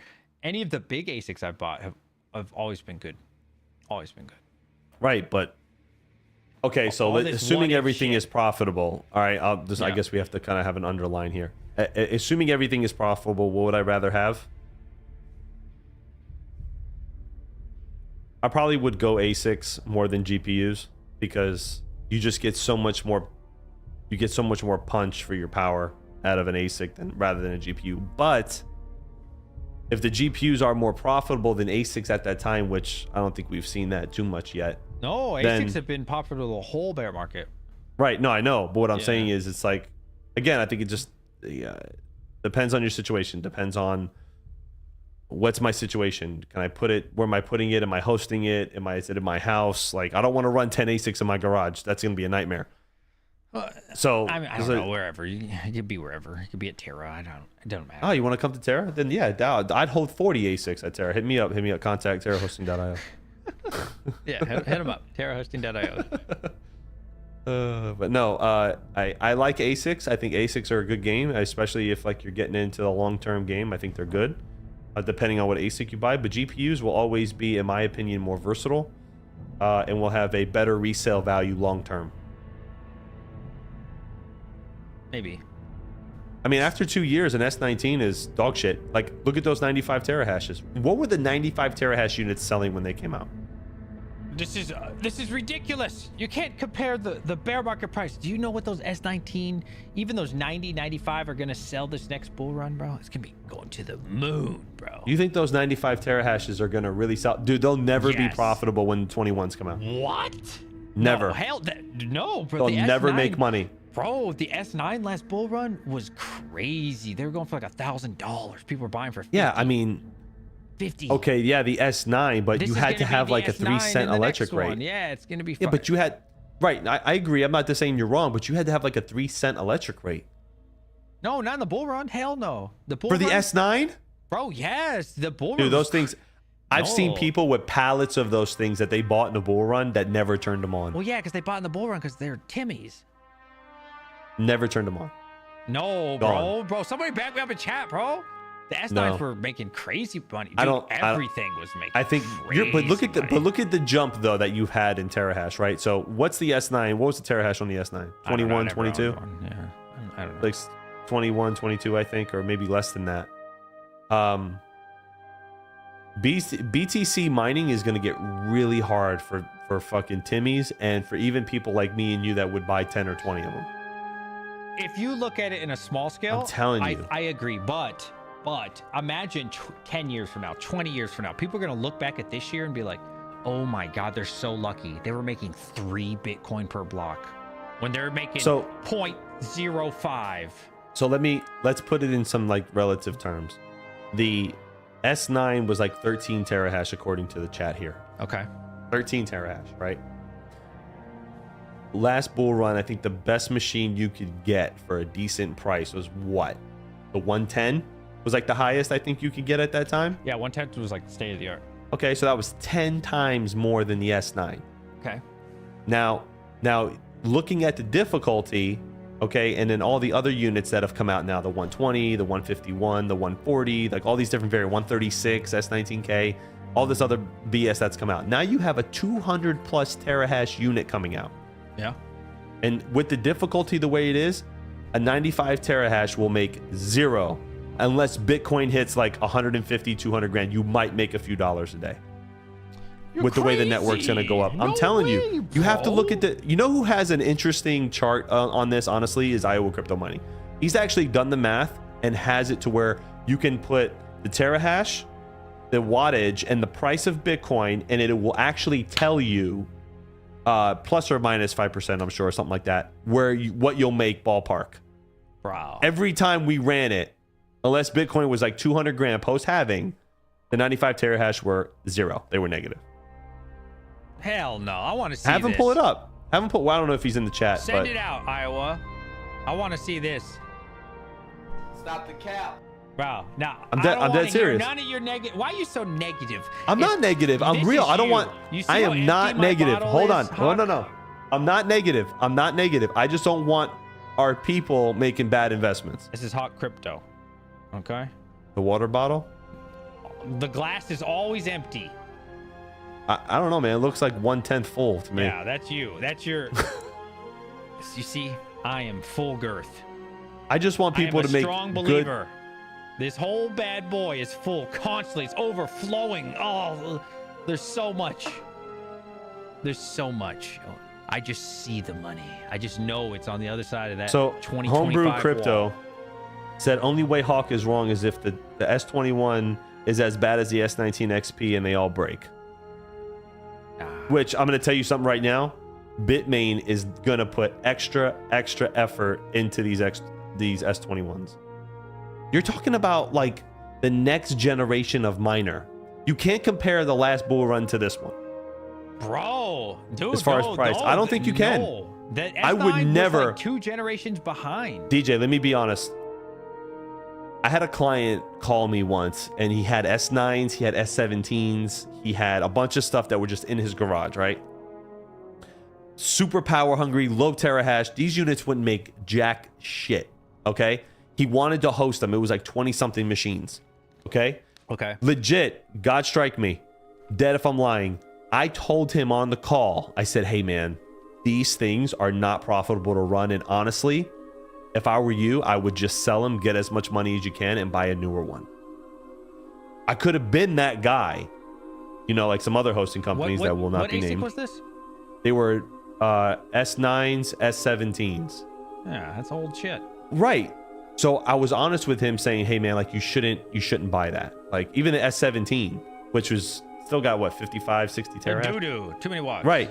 The 95 terahash S19 is doo-doo, bro. And it's going to be doo-doo in the next halving. With the difficulty spike that we're going to see with all these S21s coming on, you're talking about double the terahash spike that we saw with the 110s. And that's for the lower model. So? Nah. Look, here, this Mike. See, this is Mike, guys. Shout out to Mike. Thank you for watching the stream tonight. We love you. Stop, DJ. Hawk has a point. I can buy 77.95 terahash, but may never get my money back. See, I don't think like that. I never think like this. This is like... But DJ... No, let me finish. I'm on a roll. I never think... This is like a mindset thing. I don't know. Me and Panda think similar. And Andy. I don't know, bro. It's like... I don't ever think about, oh, I'm gonna lose all my money. Oh, it's such a sad life. Like, fuck no. There's so much money to be made out here. The 95 terahash, you can, or 95, you can get them for what?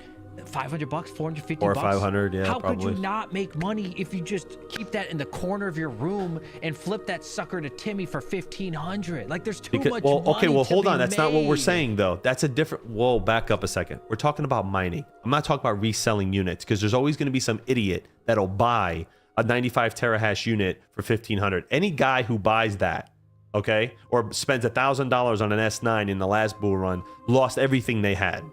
Okay. So yeah, if you want to go, yeah, no, granted, I'm with you. It's man shit. It's on them. But now we're getting into the ethical and moral standpoint of, do we just buy these machines because they're cheap and resell them to people who don't know jack shit about Bitcoin mining? Fuck because 'em. that's the only people that are going to buy them. Okay, all right. Let me give you an analogy. Your house. It's the only people that.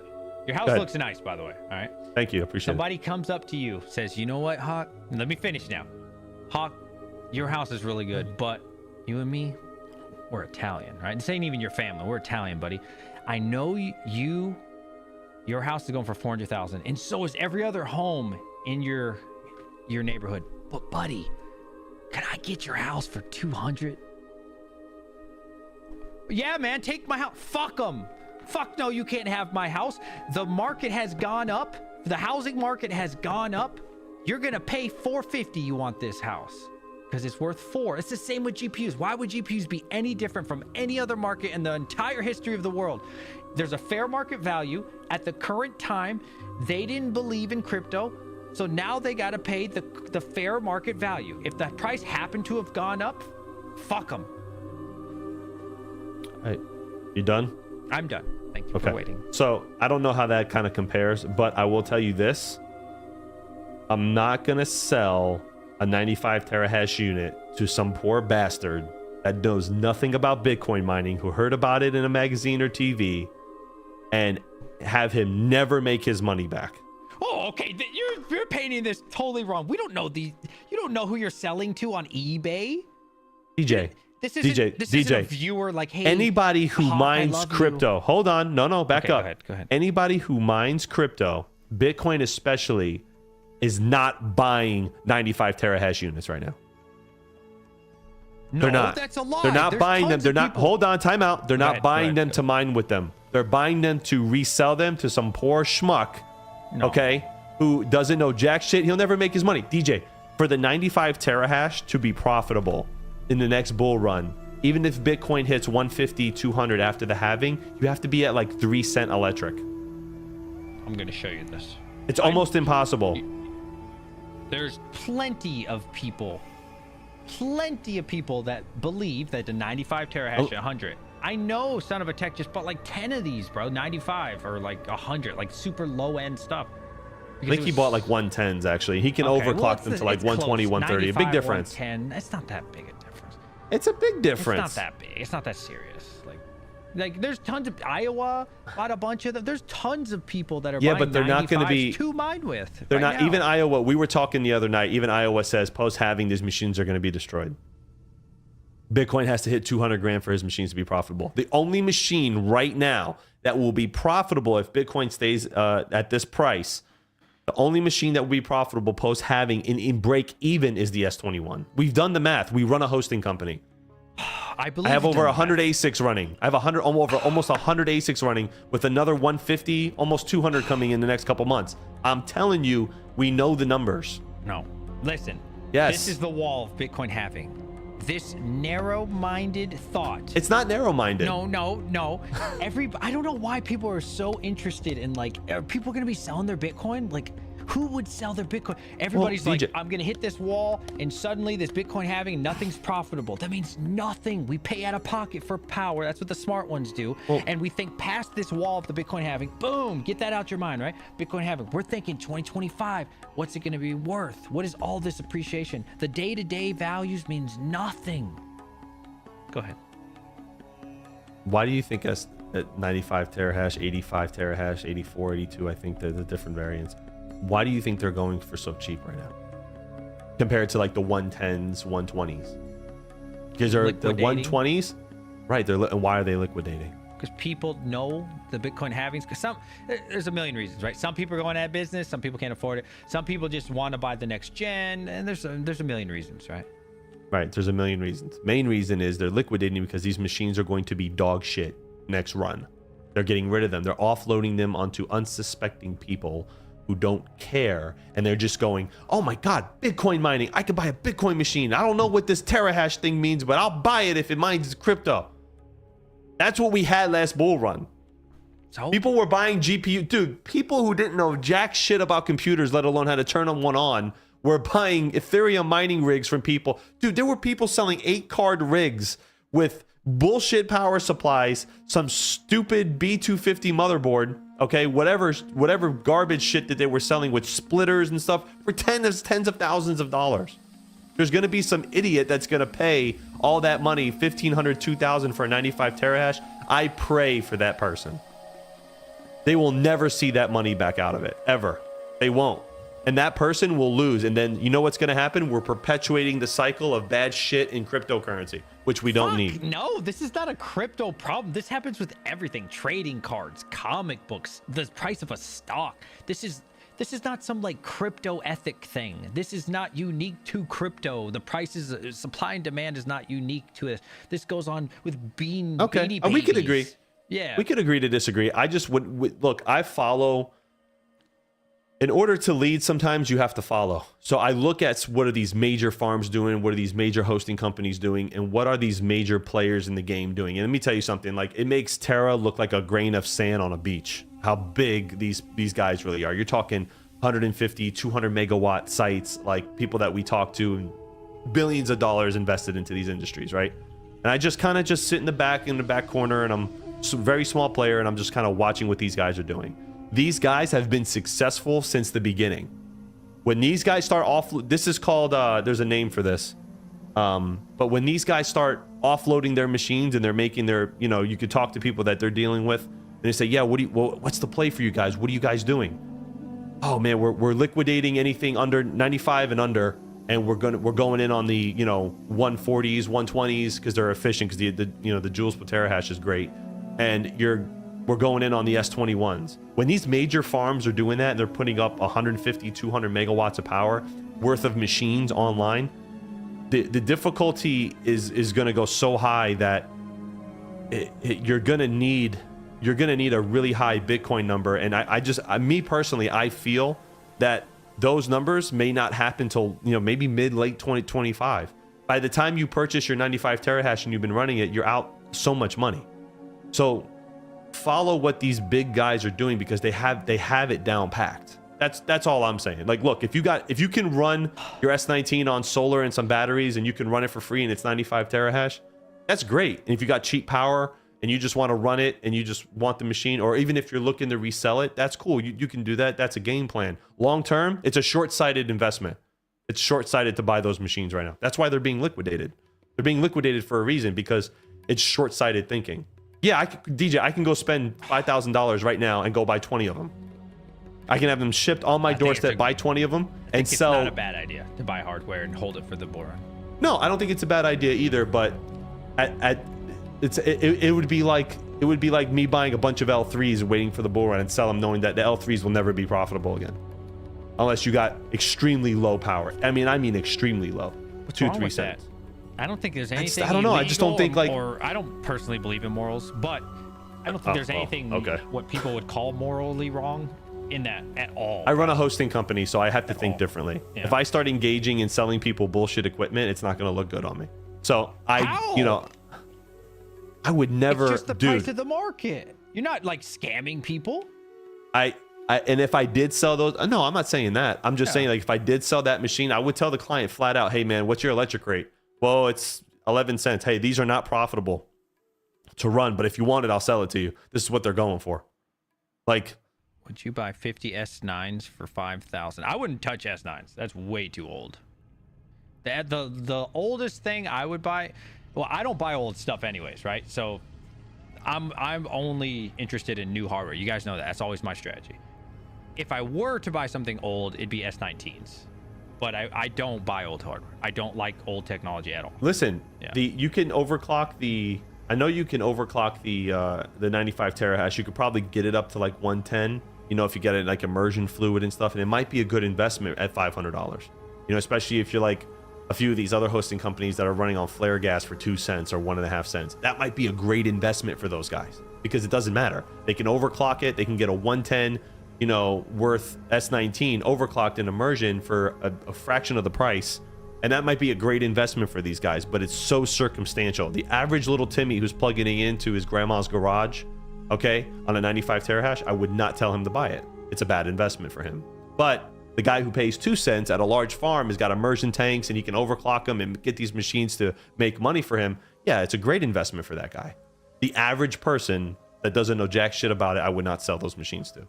Because A, the poor bastard will never make his money back, and B, that more than likely their situation is not going to be advantageous for him to mine with that machine. That's 200 What terahash, is this, bro.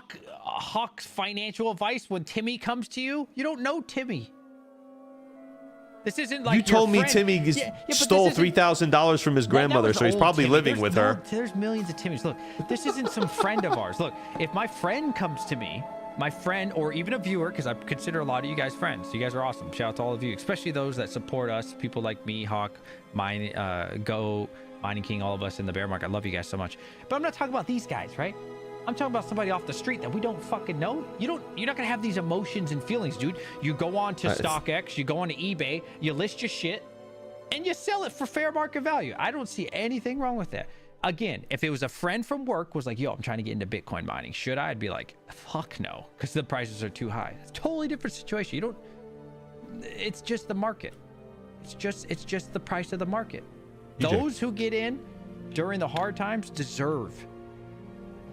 Everybody right now who's mining and hodling or buying the coins right now deserves everything good coming to them because they did it when it was trash. It's owed to all of you. That's how I feel.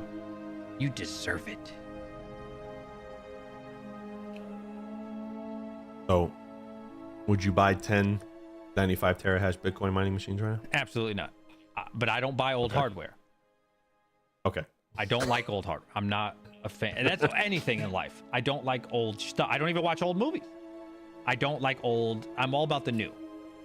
When the K7 came out, I got it the first batch. Technically, it's the second because there was an issue with my USD. You get my point. When something's brand new, I'm all about it.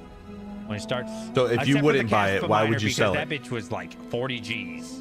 Ask me your question again. Sorry, I didn't mean to cut you off. Thought you were done. Okay. I said if you wouldn't buy it, why would you sell it? Because I deserve it for taking the risk. See, here's the thing I've learned. Now, this is my first bear market of actual mining, but this is like my 4th or 5th market in investing in general. Everybody is going to say, this is what you're going to see, right? Lucky, right? When all these bets pay off for me and you and all the other people in chat, lucky, must be nice. You're going to hear all these comments, right? Because they're seeing it after the it's just like any other business, right? Yeah, they're seeing the benefit, not the work, right? You're seeing the end game, right? You're going to see the guy who's got a 6-pack looking great. Oh, man, I wish I had good genetics. You don't see the hard work that people put in. You don't see all the hard times we went through. You don't see all the dog shit ad revenue or the, you know, 1,000 views on a video that took you 16 hours to edit. You don't see all the dog shit times, right? So they're going to come in at the very end tail of it, right? So yeah, everybody deserves all the hard work that they put in. If your fucking channel, not you, if your YouTube channel doesn't grow, it's because you don't make videos. It's as simple as that. And it's also because this market's cyclical, right? If you're not, cyclical, you know what I mean? If you don't put the work into the shit, you don't get the result, and they can't want the result. You see what I'm saying? Also, let's see what Panda said. Go ahead. Yes, Panda. Tag me. Also, though, I do believe that as a YouTuber, look, it's no secret that our hosting company, a lot of those GPUs that I sold, my YouTube channel has been the catalyst for all the sales, right? People from YouTube and the community, right? How would I look as a content creator if I bought 500 S19s at 95 terahash, which I would probably do videos on, right? I bought them and then I sold them in the bull run for $2,000 to the same community. I would be like, yeah, that guy's smart. Good choice. Yeah. What? You'd be looked at like some other content creators that do videos on bullshit projects. That's how you would be looked at. Fuck no. This is completely different. DeFi, 100%. crypto shill, and making a smart investment. At the time, you have to understand, it wasn't a smart investment when you bought that shit. If you go out and buy a shitload of 95 terahash risk, you are big dicking it. If you're saying, I'm going to spend $20,000 on the hopes and dreams that the S19 95 terahash takes out, you took on all the risk, right? You could have invested anything, but you decided, I'm going to go for this extremely high risk play. If you benefit from that, you could have easily lost all your money. So yeah, you deserve it if it does work out. Just like if you go buy $1 million worth of Chlor AI, which it probably isn't the best thing to do. But if I go out and buy a $1 million worth of Chlor AI, super speculative, $5 million market cap, and that baby becomes the next Ethereum, I took the biggest dick risk ever, and I deserve every penny for taking that risk. Because the guys that don't take the risk, right? They don't deserve shit because they didn't take the risk. So you deserve it. Again, I understand your point of view. I disagree with the way that it should be done though. So I look at it like this, like Patrick Murphy said it. He goes, I think you buy those old machines, a new ASIC comes out, price drops, and you lose your shirt. Exactly. See? You'd be selling them, but you'd be selling them less for what you bought them for. So that's why if it works out, you deserve it, because you took that risk that nobody else in the market was willing to take. They were like, you know what? You're an idiot. You're stupid. This is a bad decision. Why would you do this? What are you, dumb? There's so many better things you could buy. These are all the reasons you're going to hear, right? But you knew that you, just like with Tesla, for me, sorry to cut you off, for Tesla, when I bought Tesla, listen, if you buy Tesla now, it's kind of common sense it's going to go up, right? I don't think anybody's going to argue, except for like Trillion, but nobody's really going to argue that Tesla's going to do decent, okay? But when I bought Tesla, they were not a profitable company. Right. A lot of people didn't know about it. I took a massive risk, and I turned that sucker into $500,000, right? And I'm still reaping the benefits of it. It was a huge fucking risk, right? Huge risk getting involved with Tesla. But it paid off because I had that conviction and I knew it was high risk play. But I big dick that shit and I threw every fucking penny I could back in the day into Tesla, and it paid off, right? So you deserve it, because you can't look at the end of it and be like, oh man, looks too easy, right? Nah, high risk, high rewards. I mean, yeah. It's clear that there's like mixed feelings in the chat, because some people like Fully Electric are agreeing with you, and like people like Patrick Murphy and a few others are agreeing with me. So everybody's kind of got their own strategy, different take on how it goes and what their strategies are and what their situation is. It really comes down to, here's the question: what's your goal? What are you trying to accomplish? Yeah. And if you're a crypto miner, you're one of those guys that's gonna call your friends, like if you called me, you say, hey Hawk, like, want to host these 95 terahash units, man, what do you think? Like, can I run them over there? My first thing to tell you is hey DJ, these things aren't profitable at my rate. That's fair. That's the first thing I'm going to say, because that's the way I do business, right? Yeah. because I'm a crypto miner. I've lost significant amounts of money buying wrong hardware. Yeah. So you're asking me, my point of view is very different. To somebody who hasn't come in the game or hasn't lost a lot of money in crypto mining yet, or maybe has made some bad decisions, they're gonna maybe be like, oh fuck yeah, bro, I'm gonna buy that 95 fucking terahash, I'm gonna stack it to the ceiling in my garage, I'm gonna mortgage my house and sell it all. Yeah, they'll do that. They don't have the experience. I don't think ASIC mining hardware is gonna have the highest resale value that everybody thinks it's gonna have. I think GPUs actually have a better chance to being a higher resale value, dollar per dollar versus dollar than ASICs. Because look, like they're liquidating S19s. People are liquidating their GPUs, but you could buy. Well, right. you No, could no, buy right. I'm talking about model. Right I'm talking about model. 3070s for 170. 3070s, everybody's buying 3070s You right could buy now. for $170 in bulk. How many do you No, want? I Join know. Dreams Escrow. You could buy But here's the thing, 500 though. tonight. Here's the thing. Yeah. Once certain DAG files of certain cryptos go past 8 gigs, those 3070s are dead. Well, Dynex should be good for a long time. There'll be a lot of projects. Dynex should be fine. good for a while, but Yeah. certain projects Flux should like be good. if they go past 8, right? So here's the GPU question, right? Here's the GPU question now. Now, just like ASICs, we could talk about that. But what's better to buy? A card that has higher VRAM, right? Like a 3090, 3080, or do you buy the cheaper? I liquidated all my 3070s and 6700s. My 3070s. All my 3070s are gone because long term those cards are going to die. Short term, those cards will be around for a little while. I totally respectfully disagree. I sold Okay, all my and that's fine. GDR This is my opinion. Yeah. I sold all my GDR6X. So we're opposite on this one. I sold all my GDR6X, not because I wanted to, because the guy overpaid me what I paid them for in a bear market, and I reallocated Yeah, then those you sell funds. I reallocated those funds into the coin, which you guys have been seeing me buy. But I personally think 3070 is going to be solid. I kept all my 3060 Ti's. Those were not for sale. 3060 Ti, 3070. Well, honestly, none of it was for sale. I think the other way around. Yeah, so you think the opposite. And this is the beautiful thing about crypto, right? There's people that are like so in love with their GPU. They think GPU mining is going to be the best thing ever. Totally respect it. There's no right or wrong answer. There's no textbook, but not everybody's going to be. Yeah, not everybody's going to be right. So it's going to be really interesting to see this next bull run, who ends up being the most right and whose strategy ended up being the best, For me, really interesting. My goal with GPUs is density, right? So I also want to get into the AI game a little bit, but I want to mine crypto at the same time. And I can do that with 3080s and 3090s because the 3090s are 24 gigs of VRAM, same as the 4090. And, I'm going for the higher VRAM cards because I feel like these cards are going to last a lot longer, right? The higher bus width cards. These cards are going to last a lot longer, right? In the mining game. A 3070 is what's the bus on a 3070? I think it's like 256. I couldn't tell you. 256 or something like that, I think. Or 284, I think. After like certain, like Red Panda said, Conflux and Cortex will need 8 gigabit or higher cards. A lot of these algorithms, their DAG files are going to get bigger. I think we're going to see 3070s are going to do great in certain algorithms and certain coins. I'm not doubting that at all. I think long term, they're just going to be like where the 1070s are. Trying to get ahead of the curve a little bit. No. Yeah.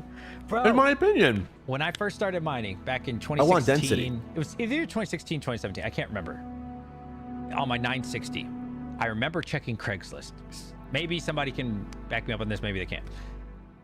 That AMD card that everybody had, 580. Yes, 580s were like the thing to be, right? RX 580. Fast forward 2021, 580s popping up everywhere, and I was like, wait a minute. Oh, yeah. Isn't this the cards that I almost bought? We're talking about like old fucking cards, right?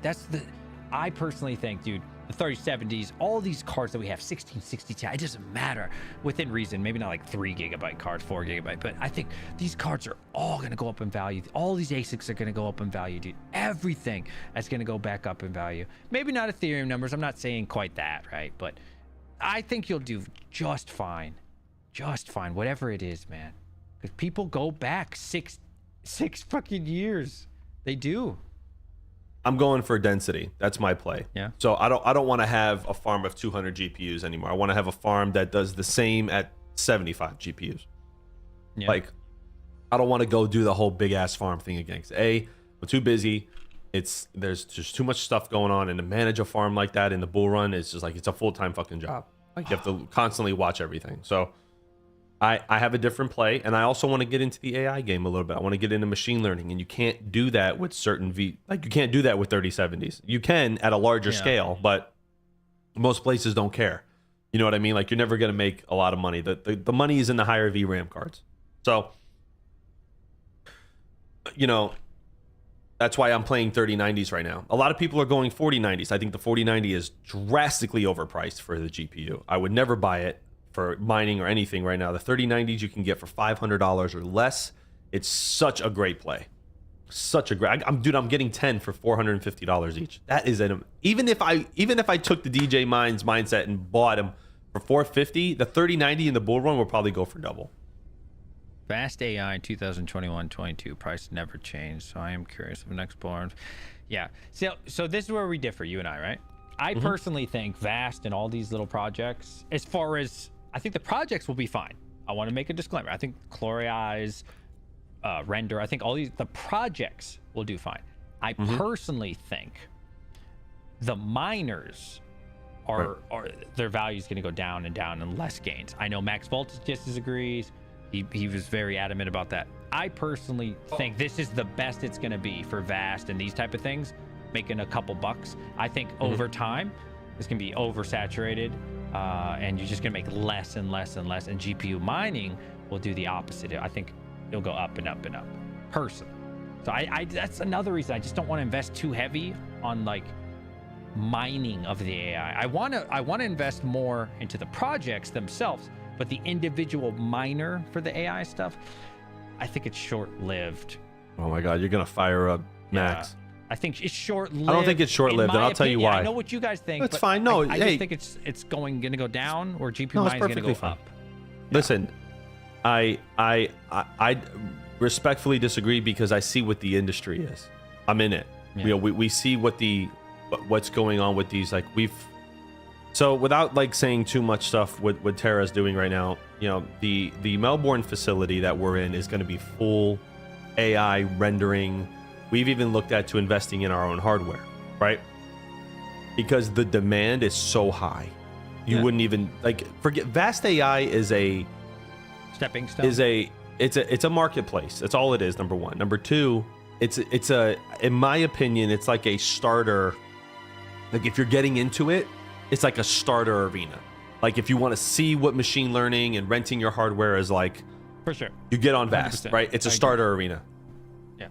You know, and I'm kind of reemphasizing what Max just said in the chat here. We really are in the beginning of this. I think agree. crypto mining 100%. isn't going to go anywhere. I don't. 100%. But I think AI and crypto mining are going to be fighting for first place as far as GPU demand. Oh. So, DJ, listen to what I'm trying to tell you.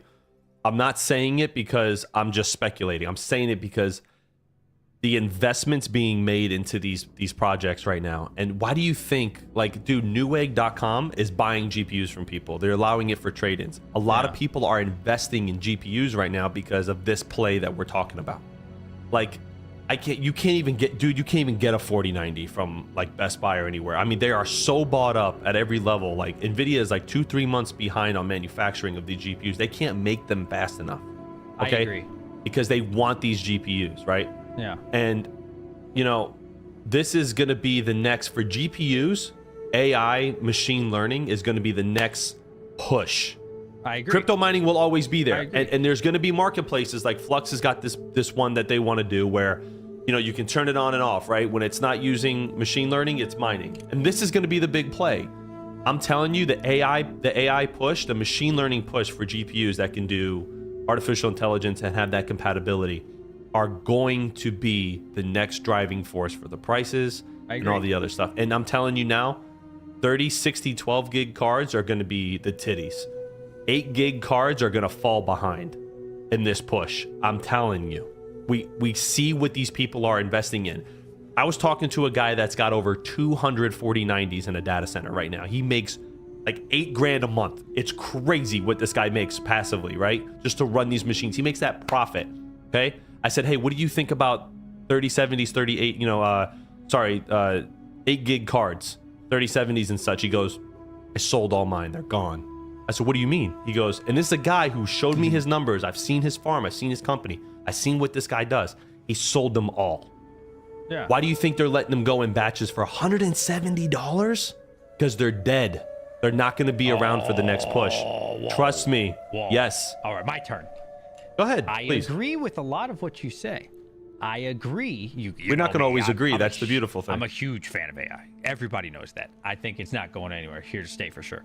What I'm arguing is that your home miner or the person that's taking advantage of vast AI at the moment, like these type of marketplace, I think their profitability is going to go down. I still think, and that's why I said I'm choosing to invest in the projects, because the projects will all do better.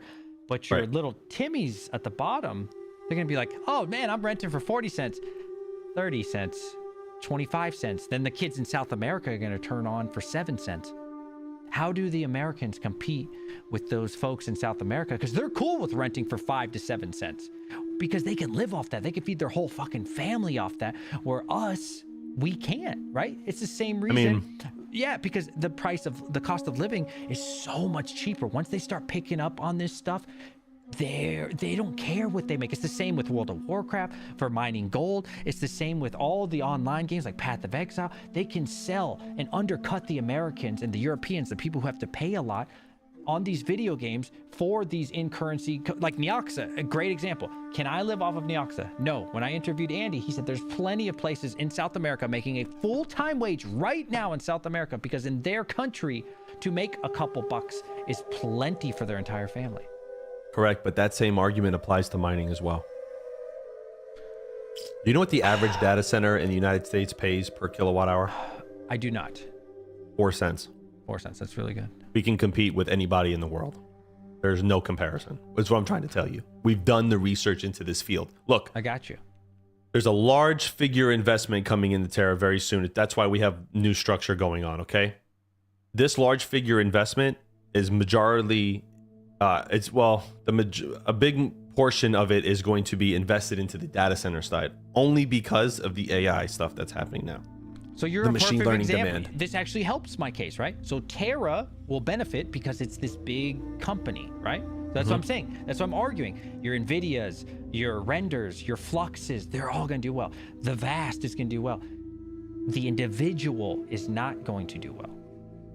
Correct. That's what Okay, I'm so saying. if you're looking at it Yeah. at it from a perspective of scalability, like little Timmy running his 3090 Yes. that his grandma bought him 5 years ago. I get it. You can make that argument. Well, that's why there's different marketplaces though. Like you have vast AI and stuff, and you have to understand though, it's like there's the market for this is huge though. Like it's not just like we're gonna buy $300,000 in machines and just put them all on RunPod or TensorDoc or whatever. When you're at that scale, you're going to a different crowd of people. You're going to companies that need it, medical research facilities that need it, that can't afford to buy it or don't have the facilities to buy it. It's not just, Stable Diffusion, create an app. There's so many applications out there for it, and the demand is so high that there's not enough GPUs in the country right now to run. That's why they're buying up these old, because what they do is just like kind of like what Dynex does. They take a massive amount of GPUs and they consolidate the compute, right? Well, that's what they're doing, and you can do that virtually with. You can grab 1,000 of these 1080 Ti's and do that, right? You can do that with any GPU. So they're buying as many as they can right now because that's where it's at. So, but you could also say this for Bitcoin mining though. Bitcoin mining for the single person in their house with an average electric rate of 7-8 cents or maybe even 10 is not going to be able to mine on an S19 or an S21. It will not be profitable for that person because of the scalability that Bitcoin mining, dude, when that ETF gets approved, BlackRock, JP Morgan, and all these companies are going to be buying into mining farms because they want virgin Bitcoin. I mean, the argument can be made on both sides. So what's going to happen to the home miner? I don't know. I don't have the answer to that, but I could tell you this. What we're seeing is completely different, and where people are going is completely different from the last bull run. All right. Machine learning is Valid throwing a point. monkey wrench into the whole mining thing. It really All is. valid It really points. is. This is how I'm looking at it, right? This is how my mind's working. GPU mining at the moment has nowhere to go except for up. Why? agree with that. Almost everything is not profitable, right? Almost everything. You have to have like Red Panda hobbyist rates, right? You gotta be like super cheap to be making a couple pennies, right? Like you got so for the Not worth average it. person, Right. you are deep into the hole. There is, I mean, could you go down a little bit more? Sure. There's nowhere else to go but up. On the opposite side, these vast AIs, they're at the top right now, making bank. Look, I just saw, you told me you just got first payout. I see Mining King making like $6. You're at the top of the world, right? So GPU mining's dead in the water, so it seems. AI at the top, I think they're going to go like this. As far as profitability, now the So let project me tell you will be the- fine, but they're going to go like this. Let me tell you the difference, though. For miners. For miners, right? Yes. But let me tell you the difference. With AI, my profits don't increase if more machines come online. It's not But like you'll mining. be out rented long term. No, for not cheaper necessarily. people. Not necessarily. If the Why? demand stays where it's at, like here's the thing. Okay, go here's ahead, the thing. go ahead, Let's go just say like the marketplace becomes saturated. There's 1,000 more 4090s and there's 1,000 more 3090s, right? Yeah. And let's just say I got nothing but 30, 60, 12 gigs, right? And people are buying these high-end cards. The average price for that card will not change. It will stay the same because certain people are renting certain cards for certain reasons or certain rigs for certain reasons. It's not like mining. We're stuck with the mining mentality of the more people that come on the network, the less profit we make. With AI, it's not like that. With machine learning, it's not like that. Your price stays the same and that's it. And whether you get rented or not is, like, let's just say like when I price a GPU, right? I have 4 A4000s. They're at 32 cents an hour. They're 8 cents a GPU. Okay. When I price that, I go on the vast marketplace and I look at everything, right? And I see some for 11 cents that are rented. These are all rented prices. 11 cents, 9 cents, 7 cents, 6 cents, 9 cents, 10 and a half. And I kind of sit there and I add up maybe 10 or 20 of them in the averages and then I average it out. So for me, I came to 8 cents. It's what I rent mine at. That's those prices, and these rigs have been rented for weeks, and there's more and more GPUs being added every day. These prices have not changed. So unlike mining, where the hash rate increases and you lose profitability, it's not like that. Thank you, for King. It's not like that for machine learning. Now, different marketplaces can become oversaturated. Anything can be oversaturated. I mean, Jesus Christ, like too much water will kill you if you drink too much of it. You'll drown, right? I mean, anything is possible. Like this is pure speculation on both sides at the moment, but so far it has not changed. So King said, Hawk, you're gonna ruin my profitability having Timmy mine dog shit, please. Hold on, my dog. Hold on. Oh, buddy, Troll. not right now. I just don't understand how this would be the one unique market on planet Earth that when people find out about it, like let's say you're getting, I'm just gonna make up arbitrary number, 25 cents. You're renting for 25 cents.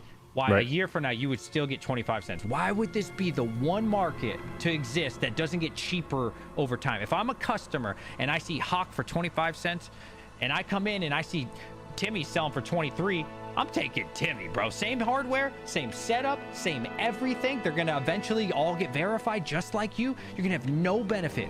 What fool would pay for the same service at a higher price? You have nothing to offer them You ready? differently. You ready? 'Cause I'm stretching for this one. I'm ready. You ready? All right, I'll stretch too. Let's hear it. Because it's all dependent on market demand. Mining, let me tell you something. If mining all of a sudden tomorrow we get another Ethereum that comes out, right? It's super profitable. Everybody's fucking happy. They're turning on their rigs. Hash rates are going up, right? Vast AI will increase. Why? Because there's going to be people. Now, when I say vast AI, people think artificial intelligence. It's just renting hardware. That's all it is. So let's just say you go to a marketplace and you rent the hardware. The renting of hardware will also increase because there's people who want in on the action that don't have hardware and they're going to rent it. This is why mining rig rentals made so much money in the bull run. It's a pure example of it. So if machine learning takes off, GPU mining will follow, right? If GPU mining takes off, vast AI machine rentals will follow. They walk hand in hand with each other. At cheaper prices, not more expensive. It doesn't matter. It doesn't matter, DJ. If it's profitable to, okay, think of it this way, right? Let's just say my 3090 on average rents for about 12 cents an hour. Okay. Okay. So let me pull up my calculator. I'm just gonna pull up some what did the 3090 make in the last bull run? You said about $10 a day on the high end. Oh, it's way Right? more than that. We'll call it just All right, call it let's 10 for easy math. Call it $10 for easy Yeah. numbers, right? Yeah. So 12 cents times 24, it's $2.88 a day on a 3090, right? Okay. So that's what you're gonna pay to rent my 3090. Okay. Let's just say that 3090 for you is making $12 a day, like it said, right? Now you're in the profit just under $10 a day renting my hardware if mining becomes profitable. It's gonna drive the demand higher for rented rigs. And then you know what's going to happen? The door swings both ways. That sounds amazing. Okay. And then you know what's going to happen? Just like every other market that's ever existed. They could buy the Ferrari, or then out of nowhere, Hyundai comes out. Oh my God. Now Hyundais are cheap as shit. Holy shit. They're going to come up with a new app, and it's ran by South Americans or some guys out of China or wherever, and they're going to do it for a fraction of what the Americans are charging or the Europeans, just like every other industry that's ever came out in the history Correct. of mankind. So yeah, why would they pay you 20 cents an hour when they could just go pay this brand new app that just launched for the exact same quality for 3 cents? That's what's going to happen. If the real money starts coming and the real demand comes, like we both predict is going to come, there's just going to be new guys that come out for do it for pennies on the dollar. And But that's any industry though, because it also depends on what you're doing. Like there are certain people who want to rent rigs and they need certain things. Like my 4 A4000s that are running have 128 gigs of RAM on a second gen 7452 Epic. And I have I have all 4 of the lanes are generation 4 PCIe 16 lanes, all 4 of them. And let's just say there's a medical research facility that needs to machine learn a diagnosis. They're not going to rent little Timmy's 3060 12 gig on his B250 motherboard because it can't compute very fast. They need higher end machines. Hardware. I'm saying there's nothing proprietary about any of y'all's machines. Anybody could go do what you're doing, buy 128 gigs and have the exact same rig and do it for a fraction of the price. There's nothing proprietary. Correct. You're absolutely right. But it comes to a point of, well, first of all, no one's going to do that unless they have to meet their electric rates, right? So let's just say my 3090 rents for 10 cents. No one's going to put a 3090 up for 2 to 3 cents. It's not because they would lose money. The math is there. So there is every GPU and every system that you have on these rented marketplaces does have a barrier, right? Like, and you got to understand is that these certain marketplaces tend to certain industries as well. Okay, so like TensorDoc, the one that King is on right now, they pay way more for a 3080. I think he's got a 3080 on there than Vast would ever pay. Right now, here's another thing: data centers are actually labeled on these marketplaces, and you'll see it a little blue thing that says data center. They can charge more because they have the higher reliability score. Right? Okay. Verified versus unverified. So many components that move in. You can't, you can always say, these guys are, running everything for dirt cheap and all this other stuff. And you can charge them that. But when you're at large scale and there's corporations doing it, corporations, CEOs are not going to get on their app on their iPhone and rent their corporation's compute on an app. They're going to go to a company or a data center where they can funnel that stuff and run their stuff that they need, 200-300 GPUs for. So look, yes, you are correct. And I do think the door swings both ways as far as mining and machine learning. This is what's really going to drive the demand in the next bull market. AI is going to stay the same in the next bull market. I don't think the prices are going to go too high. But if GPU mining makes this ultimate comeback, the machine rental marketplaces are going to explode with demand. And yes, prices will go up. And let me tell you something. It'll be very competitive, like you're saying. Yeah. Other countries and other companies will be very competitive. They're going to do it at scale, right?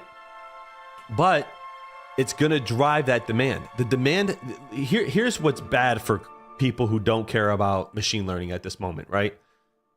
Last bull run, there was a shortage on GPUs and all this other stuff because of, the world events and things that were going on and, miners and everybody was buying GPUs, right? Yeah. Machine learning is going to create the next shortage. Because, dude, when people are buying 3070s like they're going out of style and lower end cards because they can't get the higher cards, That's gonna create another shortage moving in. So it's gonna drive another one. So hang on to your GPUs. Like look, again, my opinion. Okay, I'm going strictly for 3080s or better. That's all I'm going for, because those, from a mining perspective for me, is dense. From a machine learning perspective for me, is dense. So not going crazy and investing into 4090s and paying $1,600 a GPU. That is ridiculous. Okay, so for me, it makes most sense to do what I'm doing for me. Everybody's situation is different. So, what do you think will happen when Riot finds out? Okay, let's say this. So right now, how do you know they don't? How do you know they don't already? It becomes this thing that you think it's going to become, where you're going to suddenly be making this insane amount of money. And I'm not talking about Tera. I'm talking about your average person, right? What do you think is going to happen when HUD 8 figures out, whoa, we could just rent our GPUs instead. We could just buy these in bulk. What do you think when Riot, who's paying literally 2 cents in Texas, that's not even South America, that's not China. Everybody's talking about the little lag issues. That's in the United States. What do you think when the other companies find out? They could do the same shit y'all are doing. It's not going to be enough, because let me tell you though. In Can I tell you America, something? for 80%, 75% less. Certain projects, right? Certain projects, they need higher VRAM. Okay, let me give you a pure example. Right now, this whole thing with Stable Diffusion is like hot topic, right? Everybody's punching in stuff for their thumbnails now. Graphic artists are losing money, and they're typing in Jesus holding a GPU on the Temple of Bethlehem, and it in a matter of seconds, a rig is coming up with a picture of Jesus holding a GPU on the Temple of Bethlehem, right? Yeah. That's what it's doing, okay? And for certain jobs, you need higher VRAM cards. I highly doubt that HUT 8 and Riot Blockchain have nothing but 24 gig cards rolling around. They probably don't. And their cards are probably strictly mineable cards, which means they're nerfed for anything other than mining, because they bought it from the manufacturer for that. Okay. I know HUT 8. You know what they'll do? Hey, NVIDIA. Yo, bro. Right. Yo, what's up, Tom? Yo, what's up, bro? Yo. It's your boy out here, DJ Mine from HUD 8. Yeah, can you give me that 30% discount? All right, bro. Yeah. Send me 40 pallet loads. Yeah, How do you know they're not doing that now, though? How do you know HUT 8 hasn't got into that? You don't think they could do that? They could do anything they want. Oh, sure they can, but they make special GPUs for these guys. But that's the same thing. You can make the same argument for mining, DJ. You can make the same argument, right? I mean, look, for real, you can make the same argument for mining. But no, I can create a company called HUT 9 and build this giant GPU mining farm. No, because these are completely opposite. And They're not opposite. Listen, hear me out. Okay, I'm listening. Because the GPU miner, the hodler, the guy he's gonna benefit from everybody raising the price up. So when the prices starts going up of all these coins, little Timmy gets to ride the benefit up, just like every other bull run. The opposite happens with your vast AI rigs and all these others, because they are just the end user. They're not benefiting from the entire project as a whole. Maybe they will one day, maybe Flux will, I don't know. But at the moment, how it's designed, they are not benefiting from other people doing well. They're getting hurt from other people doing well, where the GPU miner gets to benefit alongside the coin. You see the difference? 100%. Yeah. 100%. But when Ethereum merged, HUD 8 got destroyed. HUD 8's doing just fine.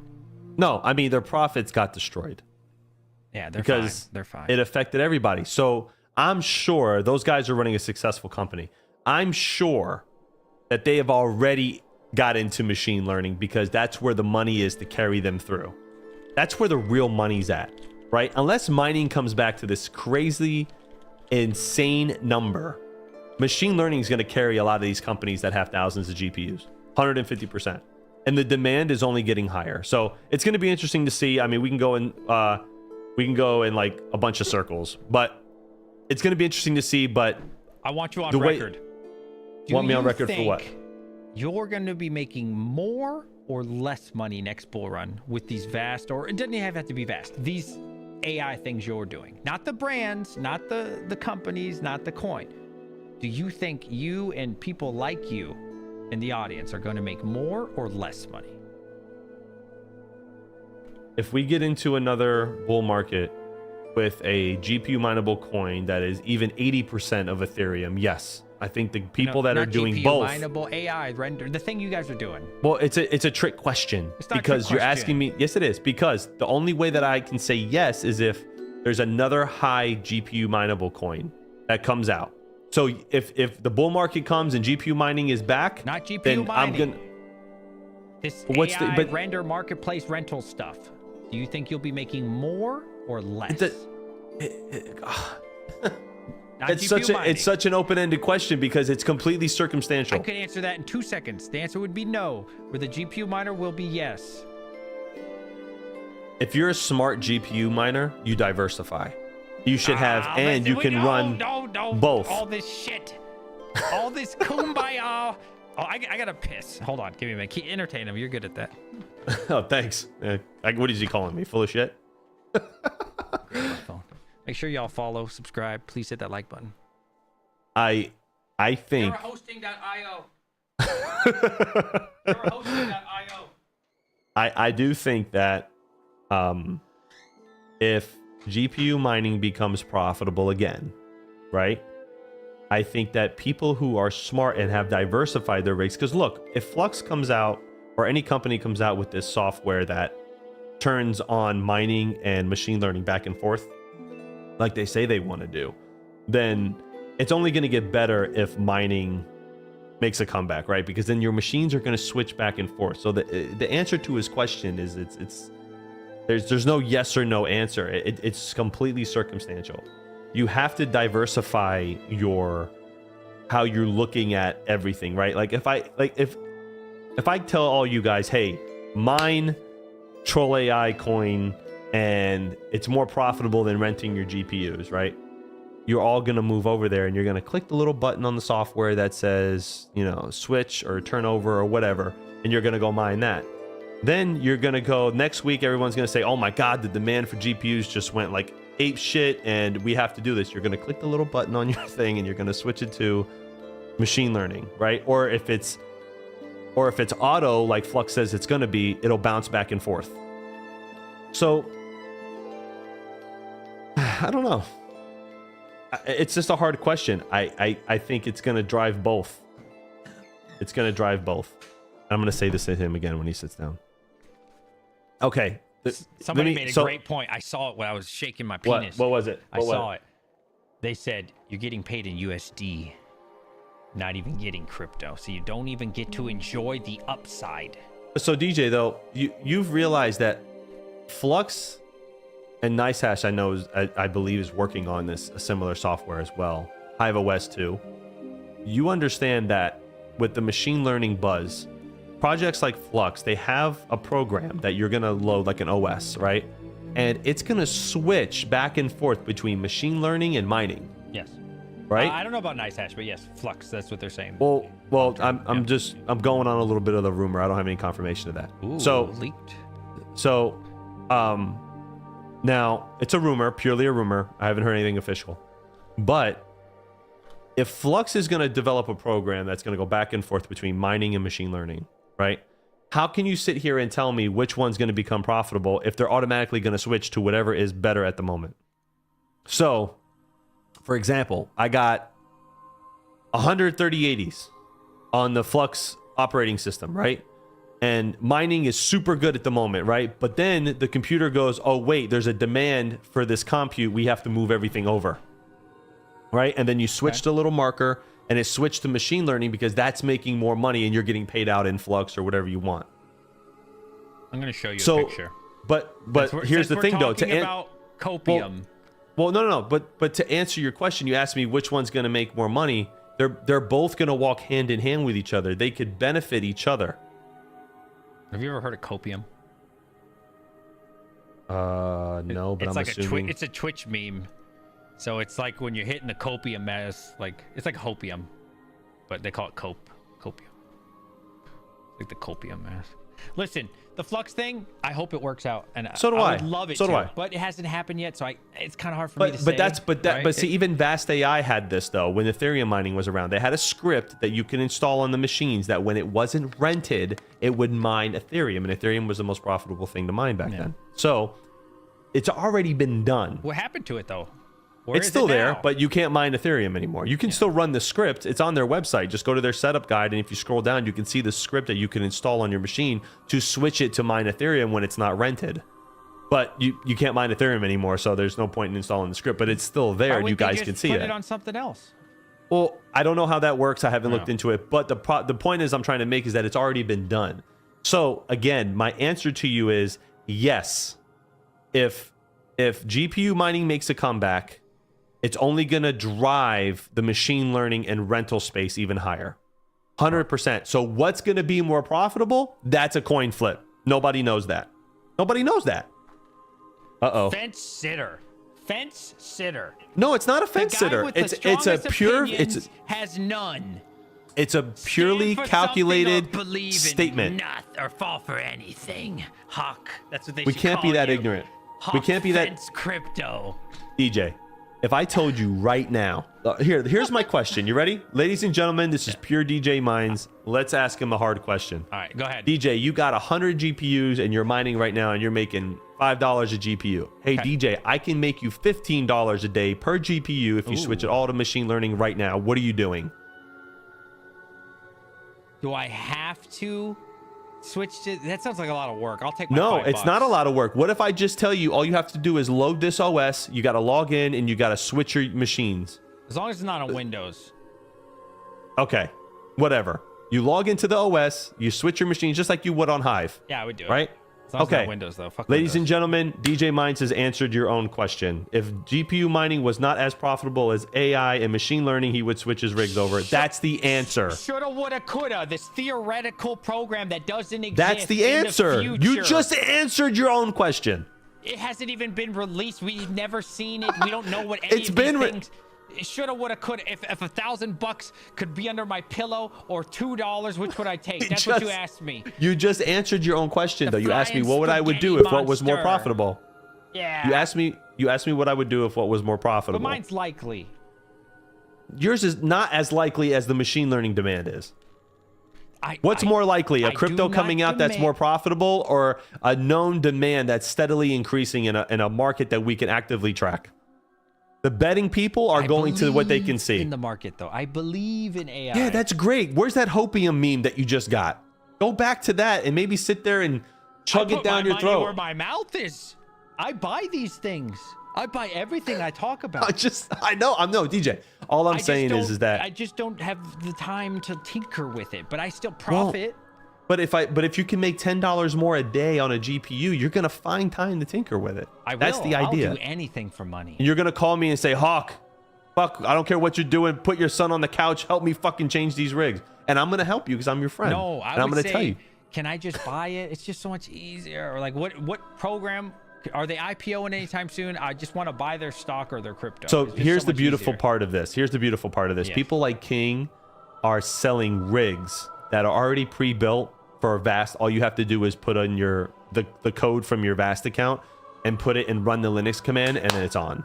Yeah. So That's cool. that's a beautiful thing about it. It's Shout out kind to of like King. they're Shout out to my boy King. and if you guys are interested in doing it, King actually makes it very seamless. He preloads the unit for you. All you have to do is just run one command in Linux, and then you're good to go. And you can follow his step-by-step guide, and it's really easy. It takes a couple minutes.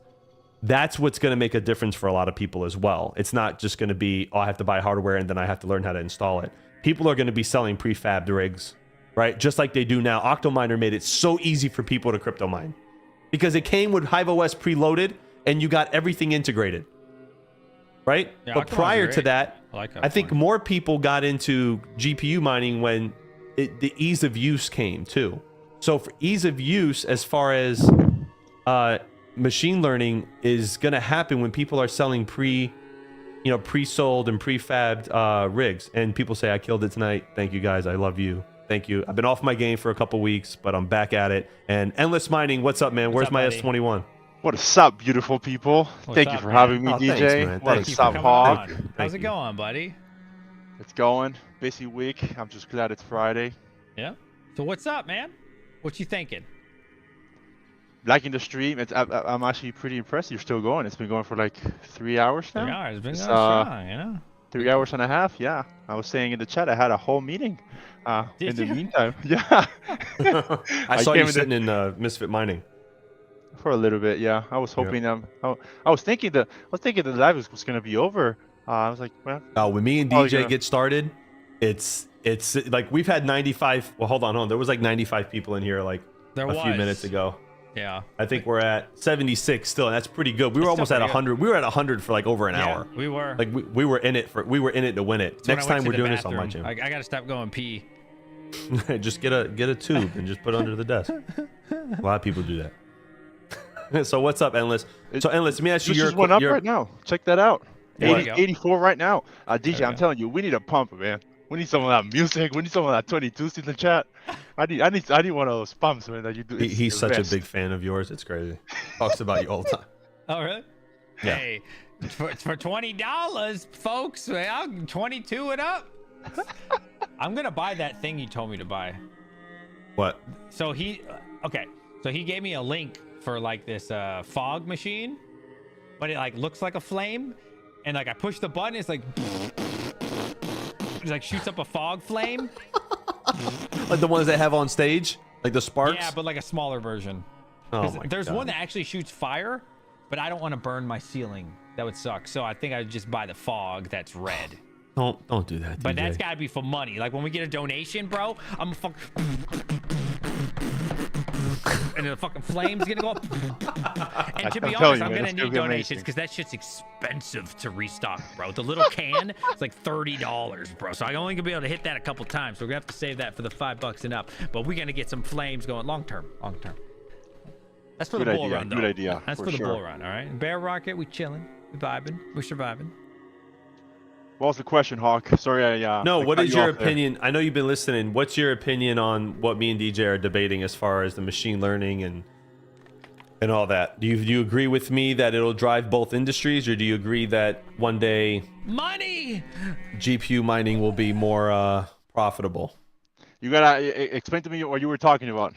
Did you not hear what we said? I'm not.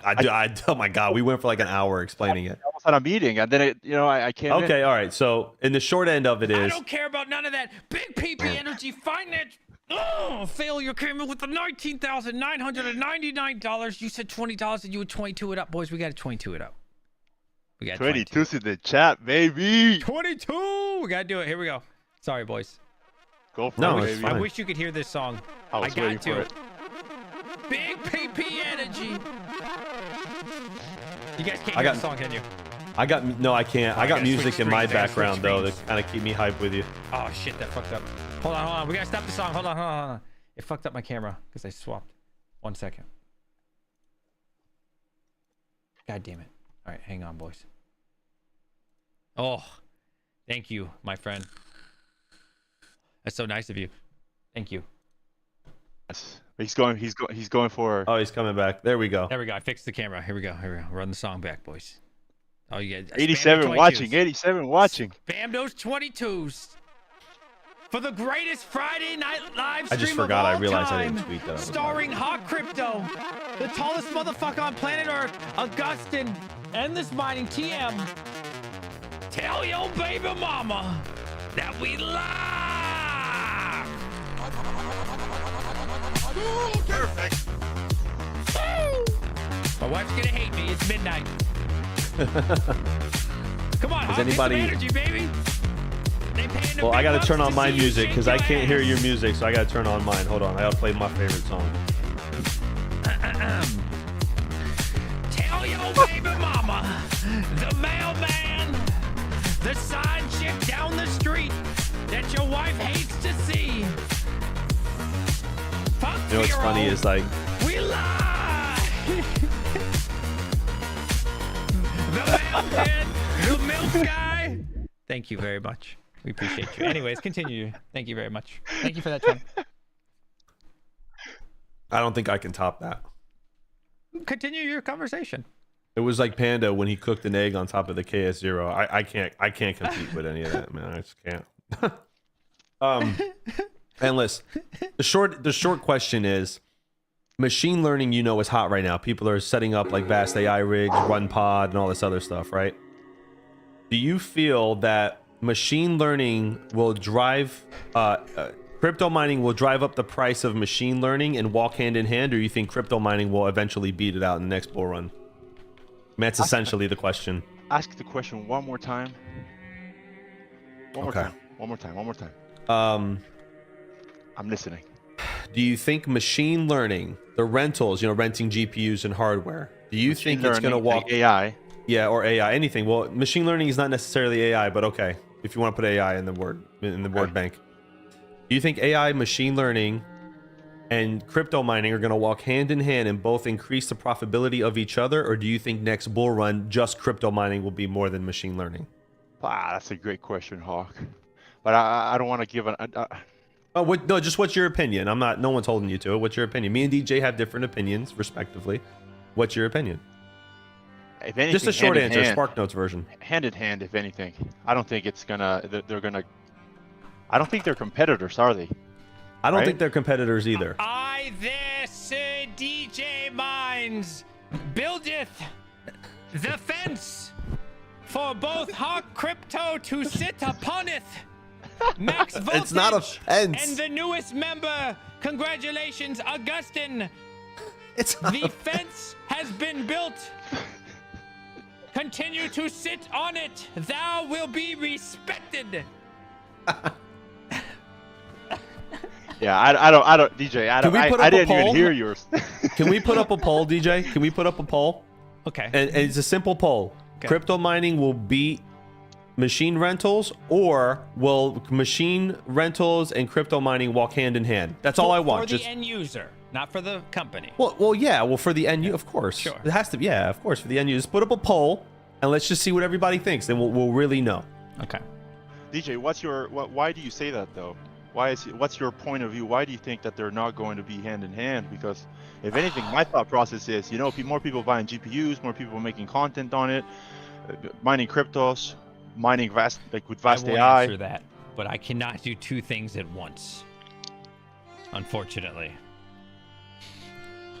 Fair enough. Fair enough. Fair enough. Put up the poll. All right. I really want to see what everybody thinks. Honestly, in all honesty, like no trolling, just what everybody thinks is going to happen. Remember, machine learning and crypto mining walk hand in hand, or will crypto mining outdo it just outdo it completely? Now, this is, again, chat, this poll is not for the brands, the coins, the companies. No, end This is user, people for who are renting the end hardware. User. Here we go. Right. People who are renting the hardware. Right. Okay. People are going to follow whatever's more profitable. It doesn't really matter if it's AI, machine learning, whatever it is that. Well, that you it didn't is. put the question in. Oh, okay. Well, you put hand in hand, I guess, would be. Sit uponeth, thou fence. You have been summoned. Well, the AI rendering machine learning will work hand in hand with GPU mining. You have to kind of rename it though. Like, okay. Well, whatever. They get the point. Ask me your question. AI rendering, again. yeah, AI rendering. Using your GPU for actual, Yeah, but it really does depend. That's I not think the question. You didn't put whatever the is- question properly. That's what you said. They get No, the it's point. not what I They've been said. here for I 2 said hours, crypto but they mining get and the machine point. learning. No, crypto mining and machine learning walk hand in hand, or just GPU mining. No, that's not fair. You can't put. Then you need a third That's option. the whole. That was the premise of our whole argument. No, it wasn't. No. It was never. Third Time to option. change the name, boys. We've got endless sitting in Hawk chair. Do we? I think the names are good. Anyways, how's business, buddy? Talking to me? Yeah, how's business? This is September was the slowest month of the whole entire year, and now October is picking back up. Good. We already beat September, so Good. Boom. You Congrats, set dude. me up on this. You Congrats. set me up on this because you didn't put the correct information in the poll. It looks like the brave knights of YouTube. I dubbeth thee believers You didn't put. of You GPU didn't put the mining. correct information in the poll. You set it up. I dubbeth thou true believers. Congratulations. You didn't put the correct information. What would you like me to put, Hawk? Will You GPU mining and machine learning walk hand in hand in the next bull run, or will GPU mining beat it all out? That's what I said. That's not fair. Yeah, it is. No, then you got to put all three. Why would you put just GPU and then the two combined? Of course, the two combined statistically would have. a Okay, better so at chance. least put the three. At least put the 3 because it's not a fair assessment. All right. It's not a fair All assessment. right. Tell me how to 41 type volts. this. Check What that out. exact question would you like, Hawk? What was your thing? What was for Timmy during the bull run? For the end user, what's gonna make sense? What's gonna work better? GPU mining crypto, AI machine will learning, make, Timmy more money for the what would make more money for the end user or for Timmy, right? Is it gonna be GPU mining? Okay. Is it gonna be machine learning or both walking hand in hand? Kumbaya. It's not kumbaya. It's all about making more money. Both. Fence. Walking sitting. hand in hand. How do you spell fence? Fence sitting. There we No, go. stop it. Stop Well, it. I gotta be honest with the kumbaya shit, so that way we don't hurt this group of people's feelings. Plus, No, this group, what's gonna we make them more? all Both? happy. This is this is fair. This is a fair question, not the other one where you set me up for destruction. Nah, it's No, so it's the right question. It's like these fucking technical analysis guys that I watch that drive me nuts. That they're like, it could go up, but it also could go down. Well, no shit, jackass. Why do people watch your channel? Duh. Stocks go up and down, stupid. You give us both, so that way they fence it, so they're never wrong. It's not fence sitting. But we want It's fact. execution. We want execution. We want to know Timmy's out there. He's on his last penny before he has to suck his first penis, and he needs to get out of the recession.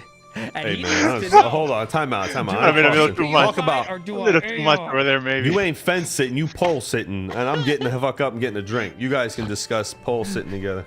Anyways, business. How is business going, Endless? I'll be right back. I gotta get a drink. Well for Bro. October. Let's give the people the meat. Let's give the people what they want, man. Let's talk about some serious What the business hell? here. All right, Come go on. ahead, Augustine. What do you got for the people? Well, what do you want to know? What do you? Let's give the people some scenarios, some actual, Oh, then you know, ask some me a actual question. stuff, Then man. ask What me a do they want to question. know? I will answer any question. How much money are you making on YouTube? Boom. Okay, I will show you. How much does a YouTuber make? Oh, this is full disclosure, I stopped making videos a long time ago, so like super bad here. I'll just share the screen. I don't mind. I'm like I don't want to put you on the spot. I don't want to I put you on don't the spot, care, even bro. though I did. Listen, my whole channel is about honesty and integrity and no fucking bullshit. Here, I don't mind, bro. I never mind talking about money. Look. Damn, bro, you're a real one. Yeah, I don't What? give a shit, bro. Let's look. Analytics. It's not much. 183 bucks this month. Damn. Yeah. This month. It's so a October. rough time. To be fair though, I don't really make content anymore except for live streams. There you go. Yeah. I That is don't fire. mind, bro. That is nice. It's definitely but- down big, but that's also because I don't make videos anymore and I stopped making content for the most part. So typically, as a YouTuber, All right. you have Yeah, to be sorry. above a certain subscriber count to make more money, or is it No. all views? How does it typically No, work? no, no. It's The easy. 1,000, right? Sorry. Make videos. That's it. I'm just not making them because it's not worth my time most of the time.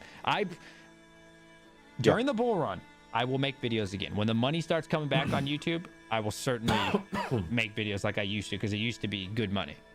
The thing is, I kept making videos, but Yeah. the money wasn't there anymore. So I said, you know what? Let's just have some fun. Let's just live stream. You know what I mean? Because live stream is chill, Yeah. cool. You know what I mean? I get to hang out with the boys, get to hang out with you guys. We get to hang out and chat. We all get to kind of connect together. You know what I mean? We're just vibing. Yeah. So I Yeah. would rather just vibe. Let's just all survive the bear market.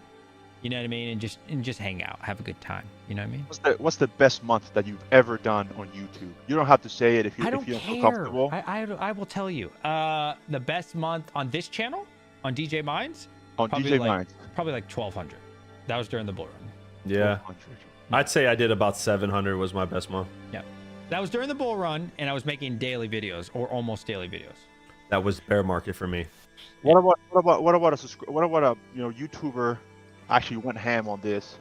100,000 subscribers, uploading videos almost every other day. Yeah. How much do they possibly make? How much can you make? Do you make It's such an again open-ended, right? It really just depends on what their target audience is, what kind of ads are being run. You know, are they getting paid for endorsements? Are they getting super chatted on live streams? I mean, So I can answer those. I know it's hard all to those answer them, people, though. but I'm not gonna like personally put out people because that's like my friends. Okay,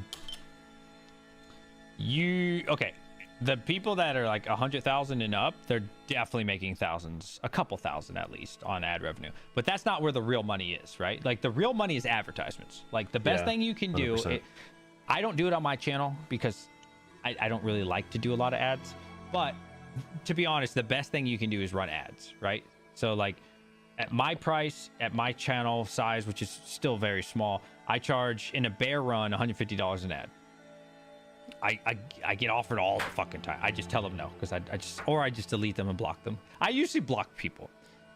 But like the bigger guys, right? Like they're gonna charge anywhere from $300 to $500 probably, unless you buy like a package. Like if you buy like 4 to 8 to 12 to 16, maybe they'll cut it down to like 200, 250.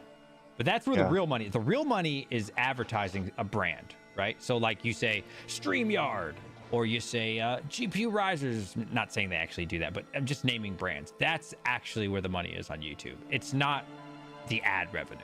You see what I'm saying? Ad revenue is like the worst way to make money. Yeah. And I'm guessing. Actually, I just remembered the first time I spoke with you, DJ. You were very defensive. You were very like you were setting your boundaries. You weren't being too friendly with me. So I definitely shame on you.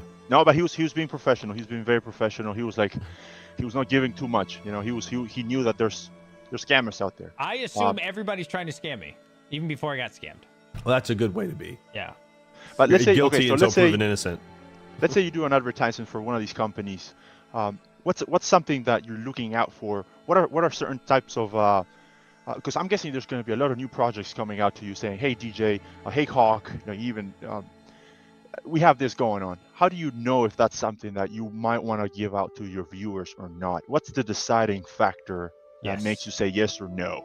For me, it's either a product I've already used, a product I would legitimately use, and I'm different, right? Like I've literally worked with only like 4 brands ever because I don't believe in the product, or I think it's too expensive, or I honestly, like if I'm going to work with somebody or some brand, I have to believe that it's a good thing for the customer. I can't personally be like, yo, check out this place or check out that place, because I know in the back of my mind I would not ever use it. I know I could go talk to my boy Endless and get it for half the price. I know I could go talk to Charlie or something. So I couldn't promote that website knowing that it's not good for my viewers, because at the end of the day, everybody's different, right? No hate either way.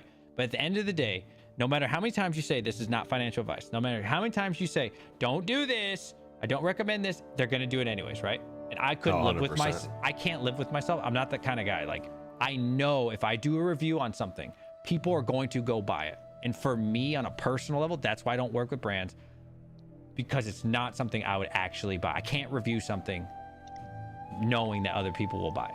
That's just and I'm me. guessing you make a big disclaimer before anything saying, hey guys, look, I'm recommending this, but maybe at the same time, like do your own research. This is not any financial advice. Never no. You're not gonna put anything on your channel that you wouldn't buy or do yourself, Exactly. right? So like, but Yeah. the minute that you do that, you kind of sell your soul a little bit, right? So That's what there's I'm been going at times right like now.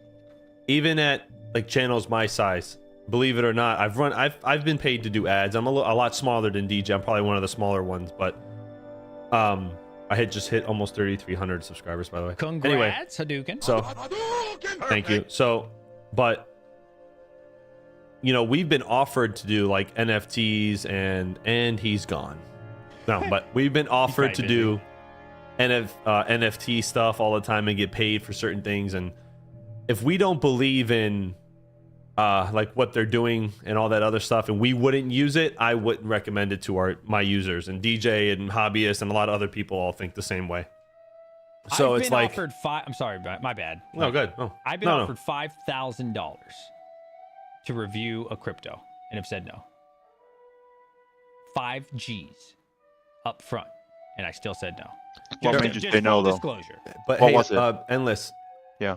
One thing that a lot of YouTubers get stuck in, though, and we've seen this with a few without naming them, but people can put the pieces together, is in the bull run, they get so used to making that money for advertisements, right? Especially in our industry. they get so used to making money in advertisements and people that'll pay them and they'll send them machines. And then when the bear market comes and that profit machine stops or it slows down significantly, then you start seeing people who did, say, crypto mining, they start branching off into other stuff, right? Because they got businesses, they got employees and stuff. So, you know, I think that's where like a YouTuber like crosses the line. And this is something like I've talked about this with Panda, because Panda is probably the second largest. As far as crypto mining YouTubers go, I think Panda is the largest, because the other people that I would consider to were crypto mining YouTubers are no longer crypto mining YouTubers. They're just crypto tubers, right? Now, because they have opened up and broadened their horizons to other things so they can make more money in advertisements. But Panda, after talking with Panda a few times, and like Panda will not do an ad or anything for something he does not believe in or he wouldn't use himself. And if he was wrong, he always makes it right, and he makes a video about it, which he, you know, that's just his personality, right? So, you know, a lot of these people, they get caught up in all this, the money train, and that's the barrier between what you would use yourself and what you're getting paid to say. That's where you gotta see the separation there. You're basically saying, you know, if a YouTuber stays true to themselves, they're not going to start branching out, you know, to new content that otherwise they wouldn't have done if they would have been profitable. We're mining channels, right? Yeah. DJ Mine's mining channel, Hot Crypto Mining, Red Panda Mining, Iowa Crypto Mining. Everybody's got the Mining King. We're all mining channels. If I start talking about NFTs and I start talking about, you know, things that don't pertain to crypto mining, okay, what are you going to suspect when you watch my channel? I'm selling myself out to advertisers, because why is Hawk advertising an NFT project, or why is he advertising some new coin that's not even mineable? Because it'd be obvious that I was getting paid to do that, right? And then you go from the loyal base of people to just people who are just watching your channel solely for information, and they'll watch it for a couple minutes and they don't care. Charlie. So, Charlie, what's up, bro? What's up, buddy? You get back to my Chat. message. Thanks, Charlie. Yeah. I'm not against. I want to make something clear. I'm not against advertisements. I'm really not. No, me neither. If the right brand hits me up and I've used their product, or it's something, listen, I know every good brand. Who doesn't? Like, if you're in here in the bear market, you pretty much know who's good, who's bad, what's good, what's not, right? Like, if Tera hit me up, right? We met them at Mind Disrupt, and he's like, yo, dude, I want to send you an ASIC. I'll review it, throw some ads. Absolutely, I would do it. You know, like, if the right brands hit me up, absolutely. But, you know, it's 99% of it is dog shit. And I'm just like, I'm not going to display your marketplace, because your marketplace is not competitive with, let's say, Crypto Miner Bro. Why would I can't personally do that, because I know they're going to go spend an extra $300 to $500 on something when they could just go get it somewhere cheaper. So for me, you know what I mean? It's just not worth it. Because I like to think of it like this, right? Integrity, like your brand, your name, like Hot Crypto is a brand, DJ Mine's a brand, Endless Mine's a brand. The short-term profits that you can make from, like, oh man, I got $1,000 off these advertisements, is not worth it, because this is a long-term play for me. Like, I plan on using DJ Mines for the next 5 years, right? So if I ruin my brand in the beginning of it for a little bit of profit, shilling all these little marketplaces, all these dumb shit, when I know one day I'm going to be a 50,000, 100,000 sub stream, you know what I mean, channel, and it's going to be 20 times more money than it is now. So that's how I think about it. No hate to anybody else who does it, though. I never judge. I don't care. Yeah. Well, that's the thing. Like, content creators, they get so much due. Like, certain people have got so much money in the bull run, and they create businesses and they do things, and then, like I said, they really turn into just the ultimate shill when you have to pay those bills and the markets suck. So as a content creator, I mean, what's your objective? Are you here to make good money? I'm sorry, are you here to make a lot of money and just milk it and you'll advertise anything you want? Hey, if that's your MO, that's great. That's what you're going to do. You're not going to get a lot of loyal followers, in my opinion. I think DJ would agree. But, you know, are you here to just, you know, you're going to stay in your lane? This is what you're going to talk about through the ups and the downs and just build that loyal following, kind of like a Red Panda Mining? Then yeah, long term, that'll pay dividends longer, because I could tell you this, channels that have pivoted have lost more, while people like Panda, the Mining King, Chump have only grew in bear. DJ and I, everybody, New England Crypto, we've only grew in the bear market. I didn't grow 'cause Slowly. I don't make videos. But no, your subscribers are higher than when from when the bull run ended. I've watched. I keep an eye. It's like my thing. I watch. Like I want to see like what the growth is. Everybody has been steadily growing that I've named. So why is that? Is because you're getting true followers. You're getting true subscribers. You're getting true people that watch you because they care about the subject. They're not just there because you're talking about the next NFT, the next crypto, the next. You know what I'm saying? It's just mining. Like, that's it, right? You watch Hawk Crypto Mining because you want to know about mining. You're not watching Hawk Crypto Mining to go learn about the next NFT project or, you know, what these other projects, whatever. You know what I mean? Hawk, I don't think I've ever had an advertisement that didn't talk about anything related to mining ever. I gotta kind of I agree with what you guys are saying. I really do, but I do disagree a little bit with it. And the reason why I disagree a little bit with it is because what happens if tomorrow mining is not profitable anymore? It hasn't been profitable for the last year. No, genuinely, you're mining for nothing. You're literally wasting electricity by this point. You're just collecting coins that are worth nothing. You know, it's been 10 years now, and you're gonna run a business. You got editors, you got people you gotta pay, you got a business to pay. Because I'm guessing being a YouTuber with 10,000, 50,000 subscribers, 100,000 subscribers, you got people to feed under you. So I'm just thinking, is it wrong for YouTubers to pivot if they see that, well, crypto mining is not too profitable anymore, and maybe we can start talking a little bit about coins themselves. Maybe we can start talking about projects. Depends on what your lane is. This. I personally would say there's nothing wrong with that. If that is your goal, right? So like if you're running your YouTube channel as a business, I don't think there's anything wrong with that. But just be direct about it. Like I am here to run DJ Minds. That not me. Let me not even. I don't even want people to misquote that. I am here to run X YouTube channel. This is a business for me. I have no problem with that as long as that. But don't be wishy-washy, right? Don't be like, yo, I'm for the boys, and then also try to make a bunch of money off us. Like I feel like my channel. You guys correct me if I'm wrong. I feel like it's for the boys. Friday night, we turning up. 22's in the chat. Tell your baby mama, let's make some fucking money tonight. You know what I mean? It's for the boys. Not literally. The girls are welcome here as well. But you get my point, right? But then there's some people who are business oriented. There's nothing wrong with that. Like, yeah, I don't think there's anything wrong with that. Like, if you gotta, it's better than sucking a dick for some money. You know what I mean? If you gotta do an advertisement, time. if you gotta. How many times are you gonna reference that tonight? Well, that's the it's third true. time. So, you know, if it can, I'm a different situation, right? I have a full-time job. I'm doing this for fun. There ain't no damn money in this. Let's be clear. I showed you. It's $180. There's literally no money in this. So I'm doing this for the homies because we're having fun. But there is absolutely nothing wrong, in my personal opinion, if you want to run your channel as a business, and that's your direction. Go ahead, Hawk. No, I'm just, you know, I run my channel as a business.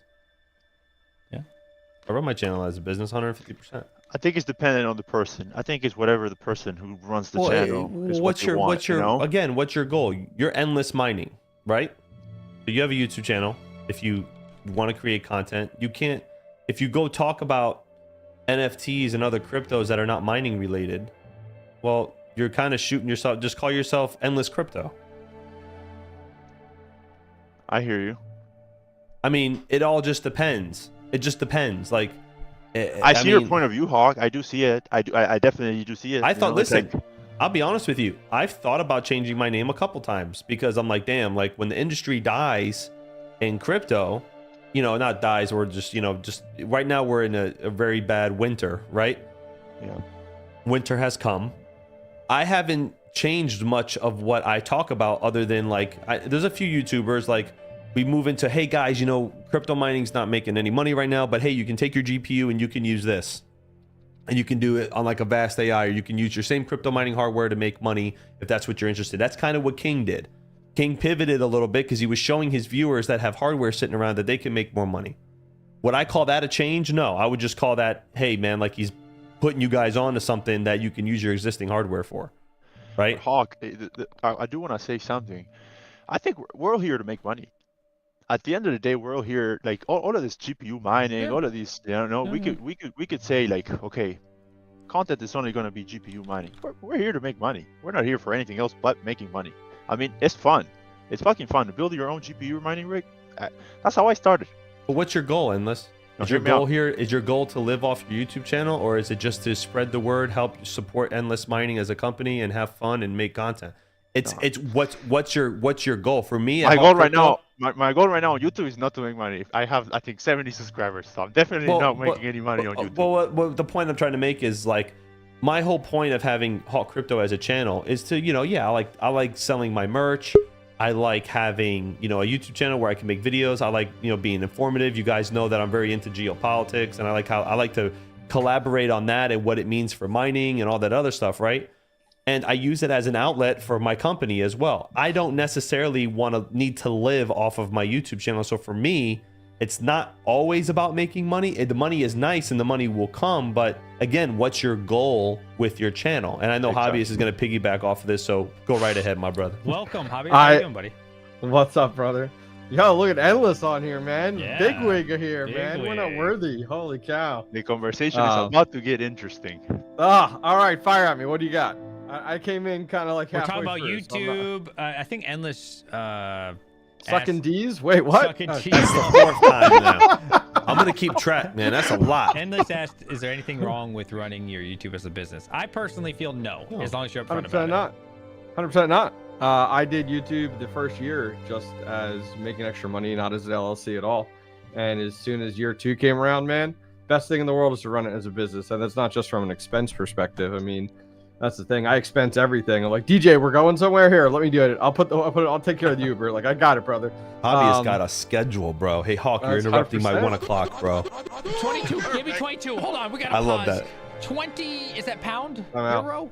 Thank That's you. euro. We love you. Is it pound or do you have euro? a question? No, it's pound. 22 for the boys. Alexander Hudson. Alexander Hudson from Neoxa. 22, baby. I miss Nice. Neoxa. Thank There you you so go. much. Continue. I'm sorry. Thank you so much, my No, friend. no, What's it's up, just Chief? saying. So like, it's not just from the expense perspective and stuff like that, but it's also from the, like, you run, it depends how serious you take YouTube. So like for me, like, after I turned it into a business, it was like, all right, we're doing things like, it comes down to the marketing side, like DJ and Hawk, they've seen me in action. Like, it's yeah. all business for me when it comes to Fuck out of marketing, my way. advertising, meetings. Like, I mean, I seriously, the other night I had a 1 a.m. consulting call. Like, that's just the way I do things. Like, it really depends how serious you want to be. If you're just like, this is just a fun little thing on the side, then that's all it's ever going to be. And that's 100% okay. But if you're like, hey, I'm in this to grow, I'm in this to make money, to make connections, then, you treat it differently. It really comes down to what here's the last thing I'll say. You get out of YouTube what you put into it. 100%. 100%. I work just as much on YouTube every day on YouTube as I do my full-time career. I still have a full-time career. I work 8 to 5, 8 to 6 every single day. But if you put 30 minutes in, you're going to get 30 minutes worth of value every day. I put in 8 to 10 hours a day on YouTube every single day. And it's like you get what you put into it. So, it is what it is. 100%. I did not know you had a full-time job. That's impressive. Yeah. That's Yep. impressive. I've kept it. And actually, I saw Panda in chat. Him and I have chatted about this immensely over the last few years. Especially when he left his career to do YouTube, and he was one of the individuals that told me like, hey, stick with your full-time career, because like if the bear market comes, you're going to be really thankful you did. And I'm 100% happy that I did, because I mean, look at it now. I mean, YouTube views are down 90%, if not more, which means your revenue is down 90%. Can you imagine? Like, I got a family of 5, I got 3 kids, I got a mortgage, I got a car payment. Like, shit, man. Now take 90% of your income away. It's like, it is a huge gamble. So yeah, I don't think I'll ever get away from my full-time career. Doesn't matter if I'm 200,000, because who's paying for insurance? Who's paying, all that? Like, it's crazy. I almost Stresses me out just thinking about it. I almost quit my job because the bull run money was so good. It was insane. I was making like $200 a day from just my GPUs, and I was like, that was my first time mining it, right? So I'm like, yo, this gravy train's never ending. But 2 Uh-huh. properties to mine off. I was at 12 cents. I was like, I'm making this big farm. Then it went up to High 15, life. 16. High life. And the best thing I ever did was keep my full-time job throughout the bear market. Oh my God. It felt good. It felt good. I can't imagine right now trying to live off of YouTube revenue right now, bro. Yeah, and I mean, don't get me wrong. I mean, I still make really, really good money off of YouTube right now, but it's not specifically YouTube. Like, it's the world around YouTube. It's partnerships, it's contracts, it's agreements. You know, it's social media stuff. Like, that's all the kind of things that I'm doing during the bear market as a YouTube content creator that I didn't really invest into during the bull run, because YouTube was just, you know, everybody and their brother was checking out YouTube. So, yeah, it's all those additional things you have to do during the bear market to make up for that revenue 100%. I think everybody should have a YouTube channel. I really do. They should at least try it. You can the power of YouTube is incredible, man. You can market just about anything for a fraction of the price. Just coming online and like, hey guys, look, I made this thing. Anybody want to buy one? I don't know. I'm trying something out. You couldn't do that on Facebook. I mean, you'd have to pay for ads and do all this stuff. Sure. It's just, YouTube's such a powerful. Hawk, what are you giddy about over there, brother? A son of a tech just posted this thing on Twitter, and I'm fucking dying. DJ, I shared a screenshot in here at StreamYard. This is basically everybody in the bear market. I'm cracking up at this. I stopped. It's on the bottom of StreamYard. Just hit share. Oh. Whoa! What the? Pull the trigger. My man, you tell. Oh, he's at a rock concert. That's right. He's fucking. If you can summarize the bear market in one photo, that's crazy. Here you go. Let's go. That's how everybody feels right now, myself included. Man. See, I take this as bye or mind my mind. Like, get in it, just do it. That's how I take it. Big PP energy right there. Oh man, he's a good dude, man. He means well. Energy. So King said, I will disagree with the hobbyist on this. I'm not sure what he disagrees with, but anyone catch that? I didn't actually see that. Yeah, not that I'm arguing. I'm just curious on what he's disagreeing with, because I always like other perspectives.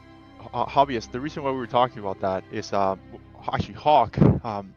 After Ethereum emerged, endless mining, we were only really selling GPUs. That was my main thing. And I pivoted to ASICs, and I was actually you had to, but I was kind of against it. You see, I really was. I was really kind of against it. I was like, you know what? I don't want to be buying from just one manufacturer who just, it doesn't really fall into the diversification of cryptocurrencies of Bitcoin. Anyways, I just think that, you know, sometimes it's needed. Sometimes that pivot, it can really be needed, especially if you got a company running, if you're making a living out of it, if it's your life, you know, if you got bills to pay, family to support. I know I'm not disagreeing with you, Hawk. I still agree with your point. Don't get me wrong. I still agree that, you know, if you start bringing in too many things into your YouTube channel, okay, NFTs, projects, cryptocurrencies over here. Now we're gonna talk about real estate and this and that. It gets confusing. It doesn't. I'll give you a pure example. A couple examples. Panda, during the bull run, he gave everybody, he did what was it, 5 or 6 videos on just redoing his entire house, right? But it was crypto mining related, because that's where he was putting his rigs. You feel what I'm saying? Mining King went from talking about, hey guys, mining's kind of dead right now, but if you have this hardware, you can move it to this and make money, right? You can pivot. Now, there are other things that we can talk about that are mining related. One of them that I want to talk about, I think I'm going to do a video on it, honestly, hobbyist, is the Cadena Mining Club NFT. Oh yeah, you like that? Yeah. Yeah, and it's a mining NFT. NFT gives you a certain hash rate, and it mines crypto, and it's legit. Hobbyist has vetted it. I've vetted it. We met these guys. We talked to them, and it's legit. So, am I pivoting so much as I am just maybe broadening the horizons a little bit of diversifying in the same field?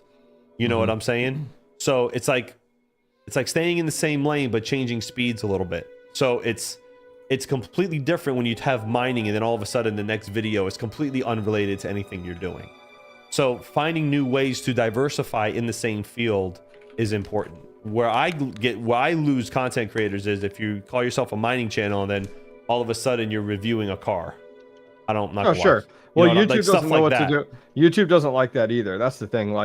If those of you guys that are dabbling into YouTube or you're looking to get into it, So like YouTube is not, every video is not unique.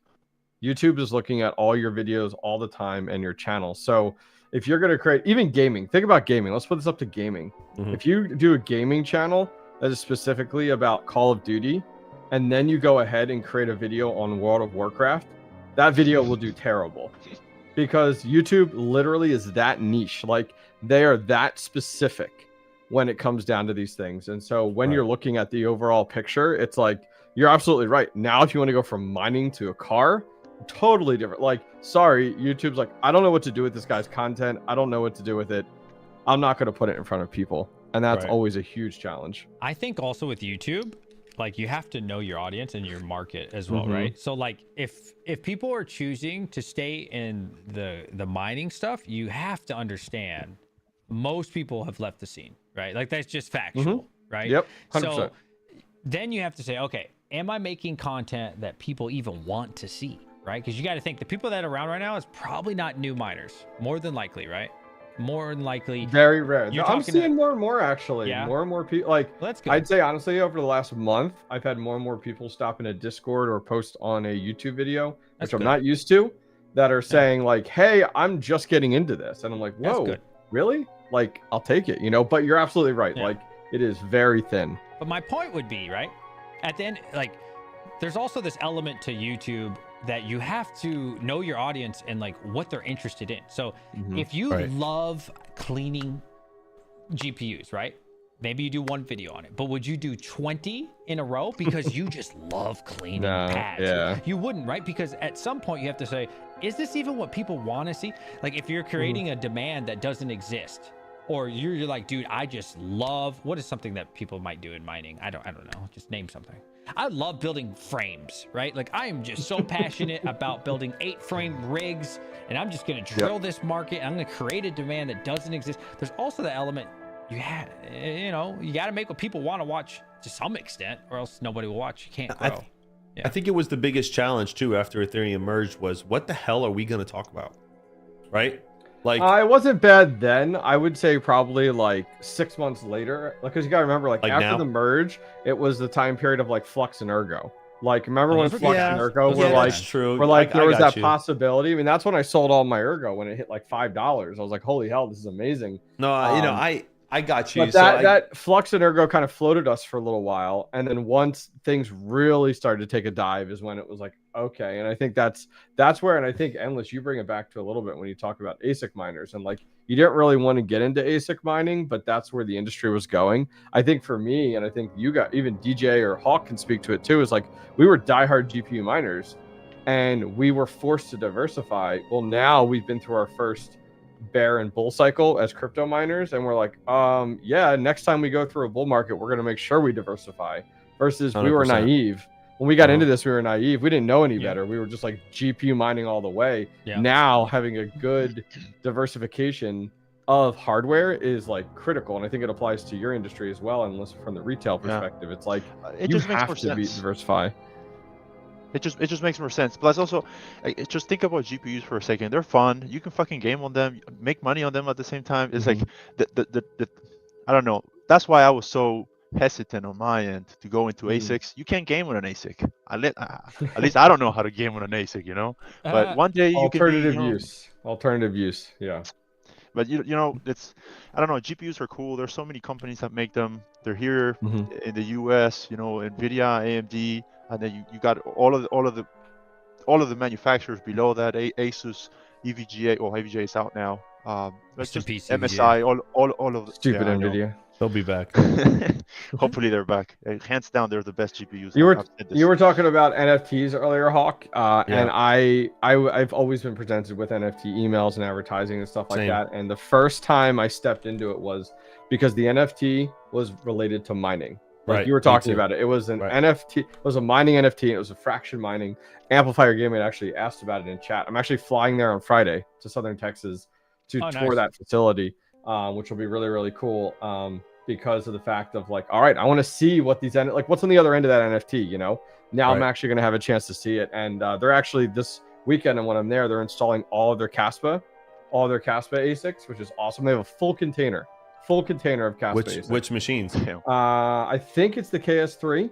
my is God, my really? understanding. Yeah, like they're the big boys. They have a damn. full container too, so I might get my hands dirty and help them out with that while I'm down there. But That'd be dope. Man. you're absolutely right. Like it needed to be mining related because I got hit up for NFT projects and these launches and all that stuff all the time. And then the Cadena Mining Club was the second one I came across that was like, hey, this NFT purchase provides you X hash rate. So then it becomes a little bit more mining related. But I have been getting my payouts with the Fractional mining NFT, which has been awesome.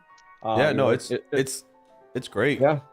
Yep. Speaking of Caspa, I don't want to touch on this What a little happened? bit. What happened?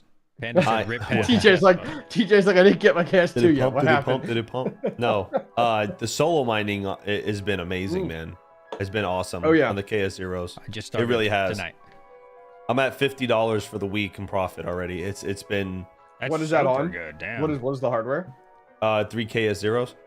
3 KS zeros. Okay. And what do you pull you on for your solo mining? Caspapool.org. Okay. And So I've been on Hero Miners since I did that video comparing it. And after I did the solo mining and it actually was like 400 Caspa more profitable at that time, I put my 2 KS zeros on it and they've been on it ever since. And it works. Fantastic. I haven't touched it either with the firmware Yeah. stuff. I know you have, Nope. DJ, and a few people have. I just set it and I'm just letting them run, man. And I got my V1 mini Wi-Fi on Unminable doing Caspa, like you said. I had to reflash obviously. mine because it worked for like 3 or 4 days at 160. Maybe that was too aggressive, to be honest. That's like the most you could do. Maybe this weekend I'll put it on like 120. You know, that's not very aggressive. But no, endless to talk about what you're talking about for ASICs.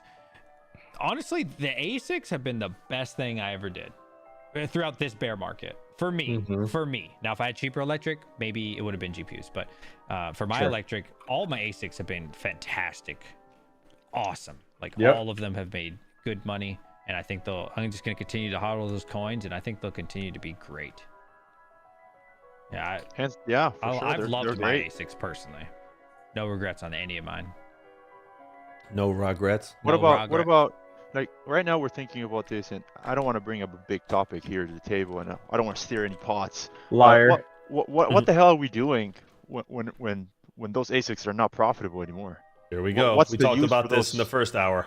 But seriously, what are we doing with all that metal, with all that, all that scrap metal? Like, what kind of use can we give them? Like, the answer is really, it's kind of hard to know, because what can you use a piece of? Yeah, but silver look at for? S9 still. S9s are still being used to this day. Now people are solo mining with them. They're sending them to Paraguay to mine down there. Like, they're still in use. So like, even when the halving occurs and you're like, oh, these aren't going to be worth anything. Well, that depends where you are, where you're located, and what you're doing with them. I mean, that's the nice thing. There's a about it. company that I saw. I can't remember the name of it. I have to Google it now and try to find out. There's a company that is recycling a lot of this stuff and selling back the raw materials. That's Now, what we're I don't gonna know. need. There's already dude. There's companies that do this, man. Like, even like, and there was a lot of talk about this even in the electric vehicle market with the batteries. Like, there's companies that are recycling these things at 100% efficiency. So like, it's you make a point. A lot of kind of like a environmentalist a little bit, but these things are going to be reused, man. Like, the ASIC chips will be reused. Everything will be reused. You know what I mean? And I think he said, like, out of like an S9 or an S19, I think he said like 75% of it can be reused. Okay. So like, be recycled. I don't know about the control boards. I don't know if you could do anything with those. I don't know if those could ever be repurposed. Look at those little compact like USB stick deals. Like, they're just repurposed into these smaller chips. Right. You know, exactly, like the little these saw that. things here. Oh yeah, I got one. Right Yeah, over like here. that's the thing. People are going the solo mining route. I actually saw, where did I see? It was a really cool idea. That talking about, like, and I know DJ would be all over this idea. DJ,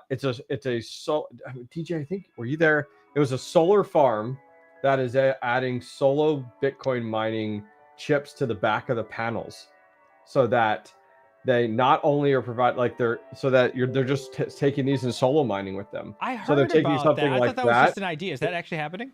No, there's a company that does it. Wow. That installs them, and so literally, like, on the back of every panel, there's one of these or whatever, Oh, and there's that's just so they're cool. all Yeah, over I an remember hearing entire about that. farm, and it's like, this is what we're doing with them. There was another company at Mining Disrupt I was talking to that was like an alarm company, and they used like these old solo Bitcoin miners at like low power, and they offer them as part of the alarm, like as an upsell. for people to get into crypto, and they like That's upsell cool. them and install them in like oh great, here's our little alarm system, and here's a little PC it plugs into and it runs type of deal. That's cool. Like there's all like, so that's the thing. It's like now yeah. it's like, man, every like that's why like this like Mars lander back here, like yeah, it's like flashy and looks good on camera, but it's like really like that thing is just a lottery ticket, and it's like everybody should have something solo mining Bitcoin. Let's be honest. I agree. Even I mean, DJ's all about it. I mean, seriously, Right here. one USB Gecko stick, science, baby. even.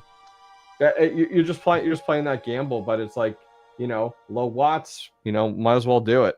Yeah. Yeah, I Absolutely. agree. Absolutely, man. I agree. It's I mean, I got the S9 behind me that I ripped out of that heat bit, and I've converted it, and I'm gonna put it on. I literally spent more money, I think, like buying the right chassis for it, getting the fans I needed for it, everything. It's a fun little pet project. People that are looking for profitability, there's nothing there, but I'm putting brains on it. I'm gonna lower it down to 300 watts, and I'm gonna solo mine with it. Yeah. Like, It's worth it.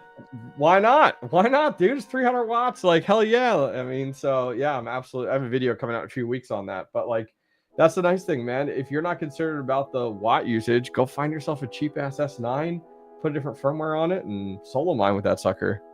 I think it's good. there's so many things you can do with it. There's so many things you can do, and the recyclability aspect. Companies are buying them, like you said, converting them to USB miners, and this alarm. I was standing there when you were talking to the alarm guy. Oh yeah, the alarm guy. He was right next to That's the pretty iPolo cool. booth. Like they offer the alarm services to you as long as you plug this unit in. Yep. Yep. And it's not you like know- it goes to their wallet. They sell it to the customer, so it's like they are participating in crypto and stuff like that. Like, Right. it was really neat. Yeah, it was. It was. So there's. endless. Sorry. Go ahead. No, Endless. Your question was, what do you do with the ASIC, right? So I've actually adopted fully electric strategy to some extent. Maybe I extended it a little bit more. But he told me last bull run, I remember this. He said, because he's been doing this so long with the ASICs, he mines with it when they're brand new, right? State of the art technology.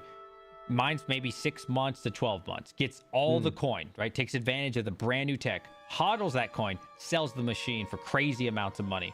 But he got to keep all the coin, because if you buy like an older machine, you're not really taking advantage of the technology necessarily. I mean, you're still using it, and it's nice, but you're not really getting that, wow, this is the best of the best. And so I've been trying to do that. So like, I definitely plan on selling my K7, my D9, my S9X. So you're Maybe I'll just, keep yeah, the you mine it, S19XP. flip it type of deal. Mine it, Yeah. flip it. That's my strategy. Then when the new one comes out, boom, I'm gonna buy that. I'll buy like the L9 when it first comes out. Then when the L11 comes out, you see what I'm saying? So I'm just gonna keep doing that. Keep getting the state of the art shit on a small scale. It's fun, you know. Yeah. Yeah, there's I know the guy I heard earlier, I was listening when you were talking earlier, Altair Tech, or that came up in like one of your live streams more recently, but I met him as well. He works closely with the Gecko Science guys, and they actually, and I laughed a little bit when he told me that they're building like these little heaters out of old like ASIC chips, because it completely reminded me of the heat bit situation I had. And he's like, the biggest difference from us is like we're selling these for a couple $100.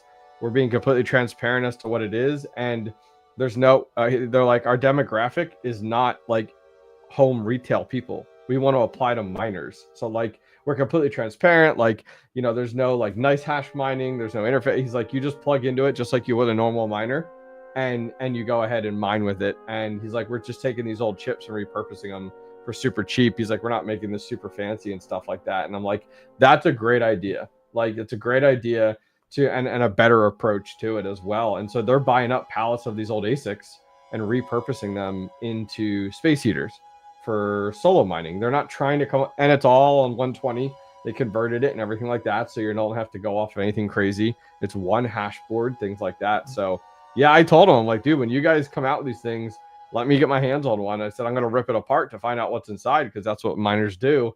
But I'm like, I think it's a really good idea to repurpose some of that old hardware. Yeah, because I know Octominer, when they came out with their heater idea, I thought it was really cool until I saw the price. I think that shit was Oh, like are you talking more about their immersion system? Yeah, is that what it was?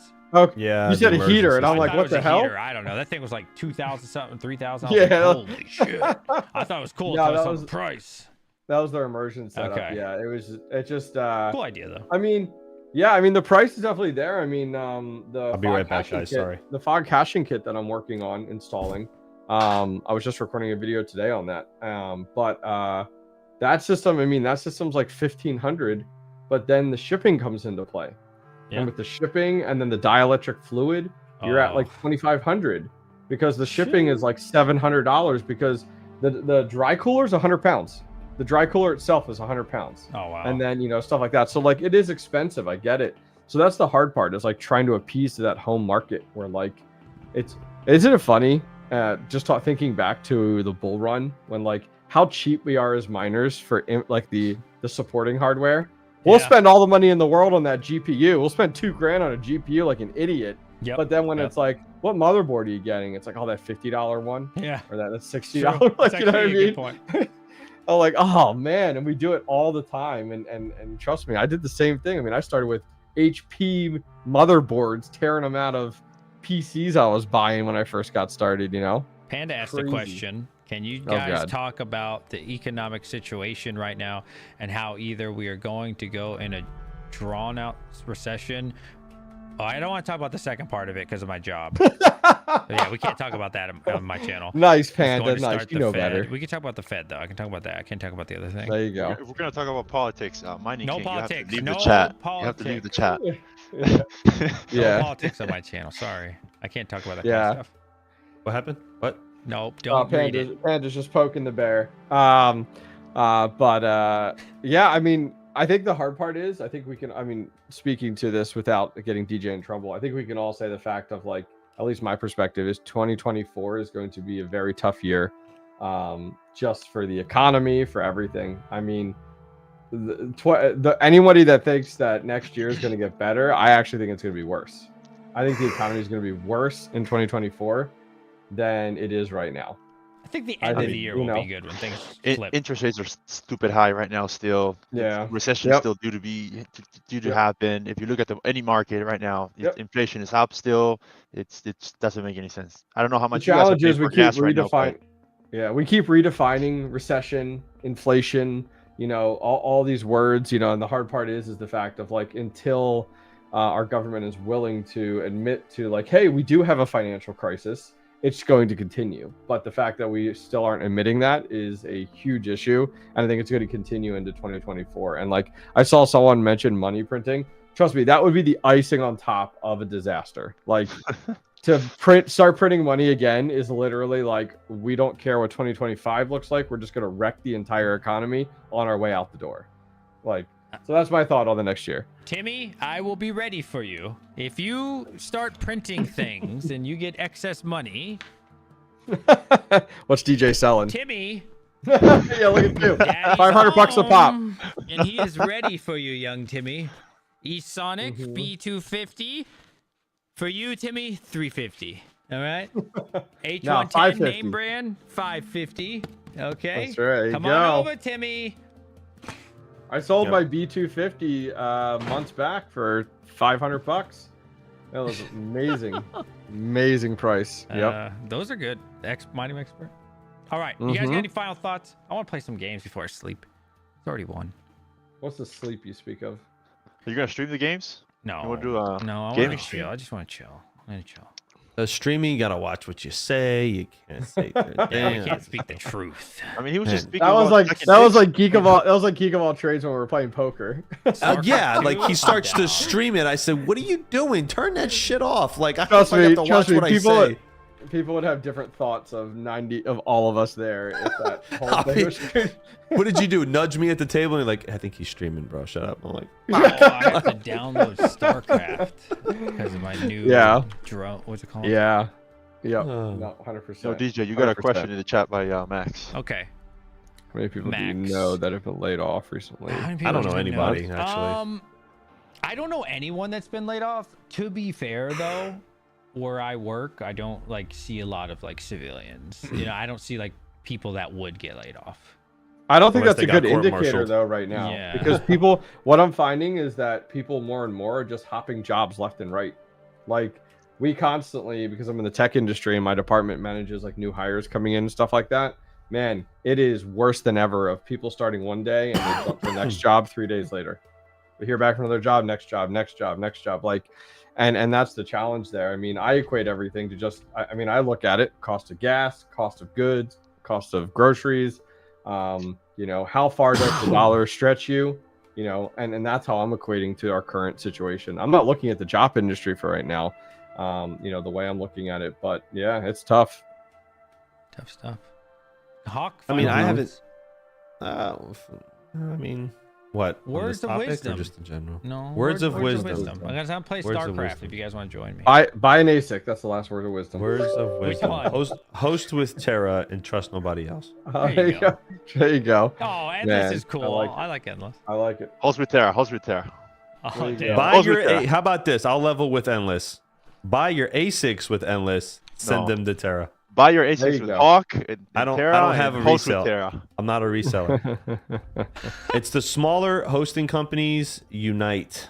We're like I was talking to Coastal Crypto and those guys, man. Like he made a good point, man. He made a good point. He said, you know, like, hey, like we all have to kind of work with each other because these big dogs will wash us out if we don't. And he made a good point at Cypherpunk. So shout out to John. The hard part from is Coastal right Crypto. now in the U.S. is like a lot of hosting is exiting the U.S. because it's just, unfortunately, those profit margins are so thin. So like in the U.S., if you can find good hosting, man, it is rare. I should say good hosting, good electric rates. It's really rare. It is. Electric, so it really is. there's so much that you can only go so low on the electric rates. If you're connected to the grid, there's only so low that you can go at those rates. Like it's really, Yep. if you look at the market, there's a magic number out there that is like it just doesn't go below that. So otherwise, the other scenario is you generate your electricity. You either have your own dam, Mhm. you have your own gas generator, whatever kind of generation, solar power, wind power. But otherwise, you gotta start looking outside of the U.S. You know, I Kazakhstan, wouldn't Yeah, it all- trust hosting Paraguay. companies outside the U.S., man. Yeah, it all depends in the U.S. on size too. Like I was talking, I don't know, it's public, so I won't say their name, but I was talking to an individual who has around a 30 megawatt facility on substations right now. So like the big setup and multiple different ownerships, things like that. But they're like sub 4 cents all in. It's like 3.9 or You said something in like the US? that.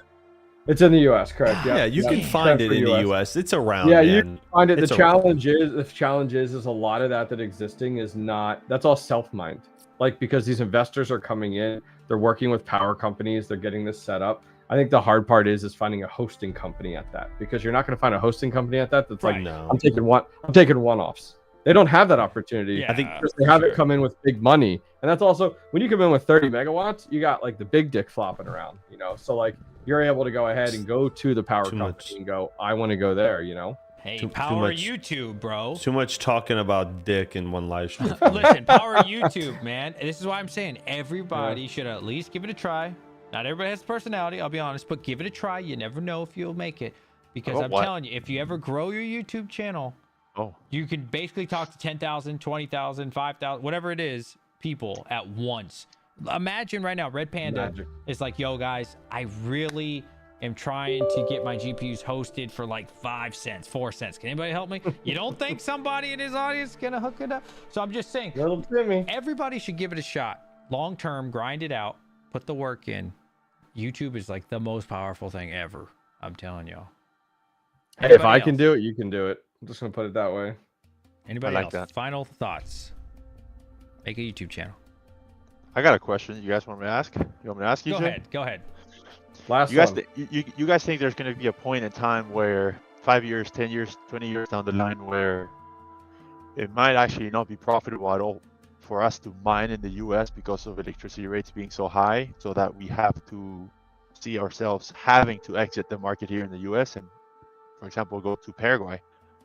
You guys see that Oh, ever man, there's happening? so many factors that go into that answer, bro. Like administration, Yep. economy, situation, politics play a huge part in that. What's real estate cost? Is oil down? I mean, are renewables in play? Oh my God, that So I is a think some of question that these- doesn't yeah. have any right answer.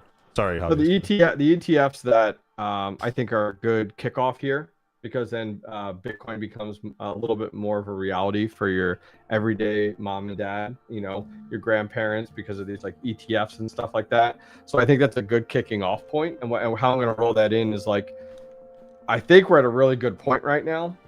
and I'm hoping we only go back to where we were, where it's like, okay, mining, Bitcoin, all of this starts to play. A different administration, 2025 starts to play. I mean, I think it all comes down to the electric rates. The hard part is like there's nothing going for home miners or big miners or hosting facilities right now. Everything is working against you when it comes down to the economy and operating costs with electric. So if we can get Bitcoin more of an everyday name with like these ETFs and everything, if we can get a different administration in there, if power companies are going to get more on board with Bitcoin mining, I think it'll slowly move us back in the direction. The hard part is we need the economy to recover so that either one, prices of crypto can go back up, and then we're not as concerned about electric rates. I mean, think about it. During the bull run, no one cared about what the electric rate was. Yeah, nobody. You were just mining.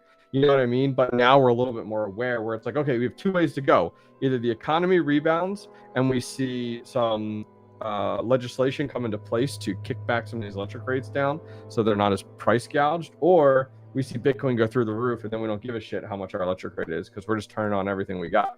Ooh. So Again, it's there's no right all. answer to that question. I mean, who's to say that electric rates in other countries don't rise because of the economic downturn? You know what I mean? Don't think just because other countries have cheap electric that other things won't cost money in these places. You know, it could be. You know, dude, there's so many factors when you ask a question like that. It's just, nobody knows the right answer. It's too. Yeah. I'll changes take so your fast. question in a different angle. I'll ignore all the politics type shit. I would say as a consumer, because I like getting hosted. I'm a huge fan of getting hosted. I've, like I said, done 3 times now, about to be 4th with Tera. I'm good with it. I love it. So if the opportunity came up and it was like 4 cents, send my stuff to South America, and I trusted them. That's a hard one though. That's a big one. I personally would, but I would give them machines that aren't good. I'd give them like... You're willing to lose. Yeah, like that I know that I won't get back, and I don't give a shit if I get them back. Like 95 terahash type shit, 100 terahash. Yeah, I wouldn't send them S21s, KS3s, you know. I would send them some shit that's like, okay, in America it's pretty trash, but over there it's pretty good, and you give it to me for basically free, so... Got to be careful with that overseas stuff. Now, I know a few companies that are reputable are looking into it, but I have a client right now that's mining with Tera. He's got over 35 machines, and he is in a really long battle with another hosting company because they sent his stuff to Siberia, and the government there... Huh? Was it Compass Mining? I'm not gonna say it's unprofessional, I mean, but Compass I'll tell Mining you was off. I'll tell you superior, off. so- off Everybody off and their stream. brother lost the hardware with them, so that's why I say that. No, I mean it may or may not be, but That's fine. That's fine. he is in a huge lawsuit with this company because the country or the region in this country made it illegal and they seized all the hardware. And so mining abroad is great if you can trust the company and you know for sure that the country is not going to outlaw it. Like, what was the other country that did that? Like Tajikistan or something, right? Kazakhstan. Was it like Kazakhstan? India or something like They're that, like or the something number like that, I 2. thought? Kazakhstan is a Kazakhstan? big one. They were the Kazakhstan- number 2 most biggest. Yeah, well, they were until they made it illegal. Yeah. And then all those companies that rushed over there, oh my God, they lost everything. But think They about lost the U.S. There was billions of a dollars.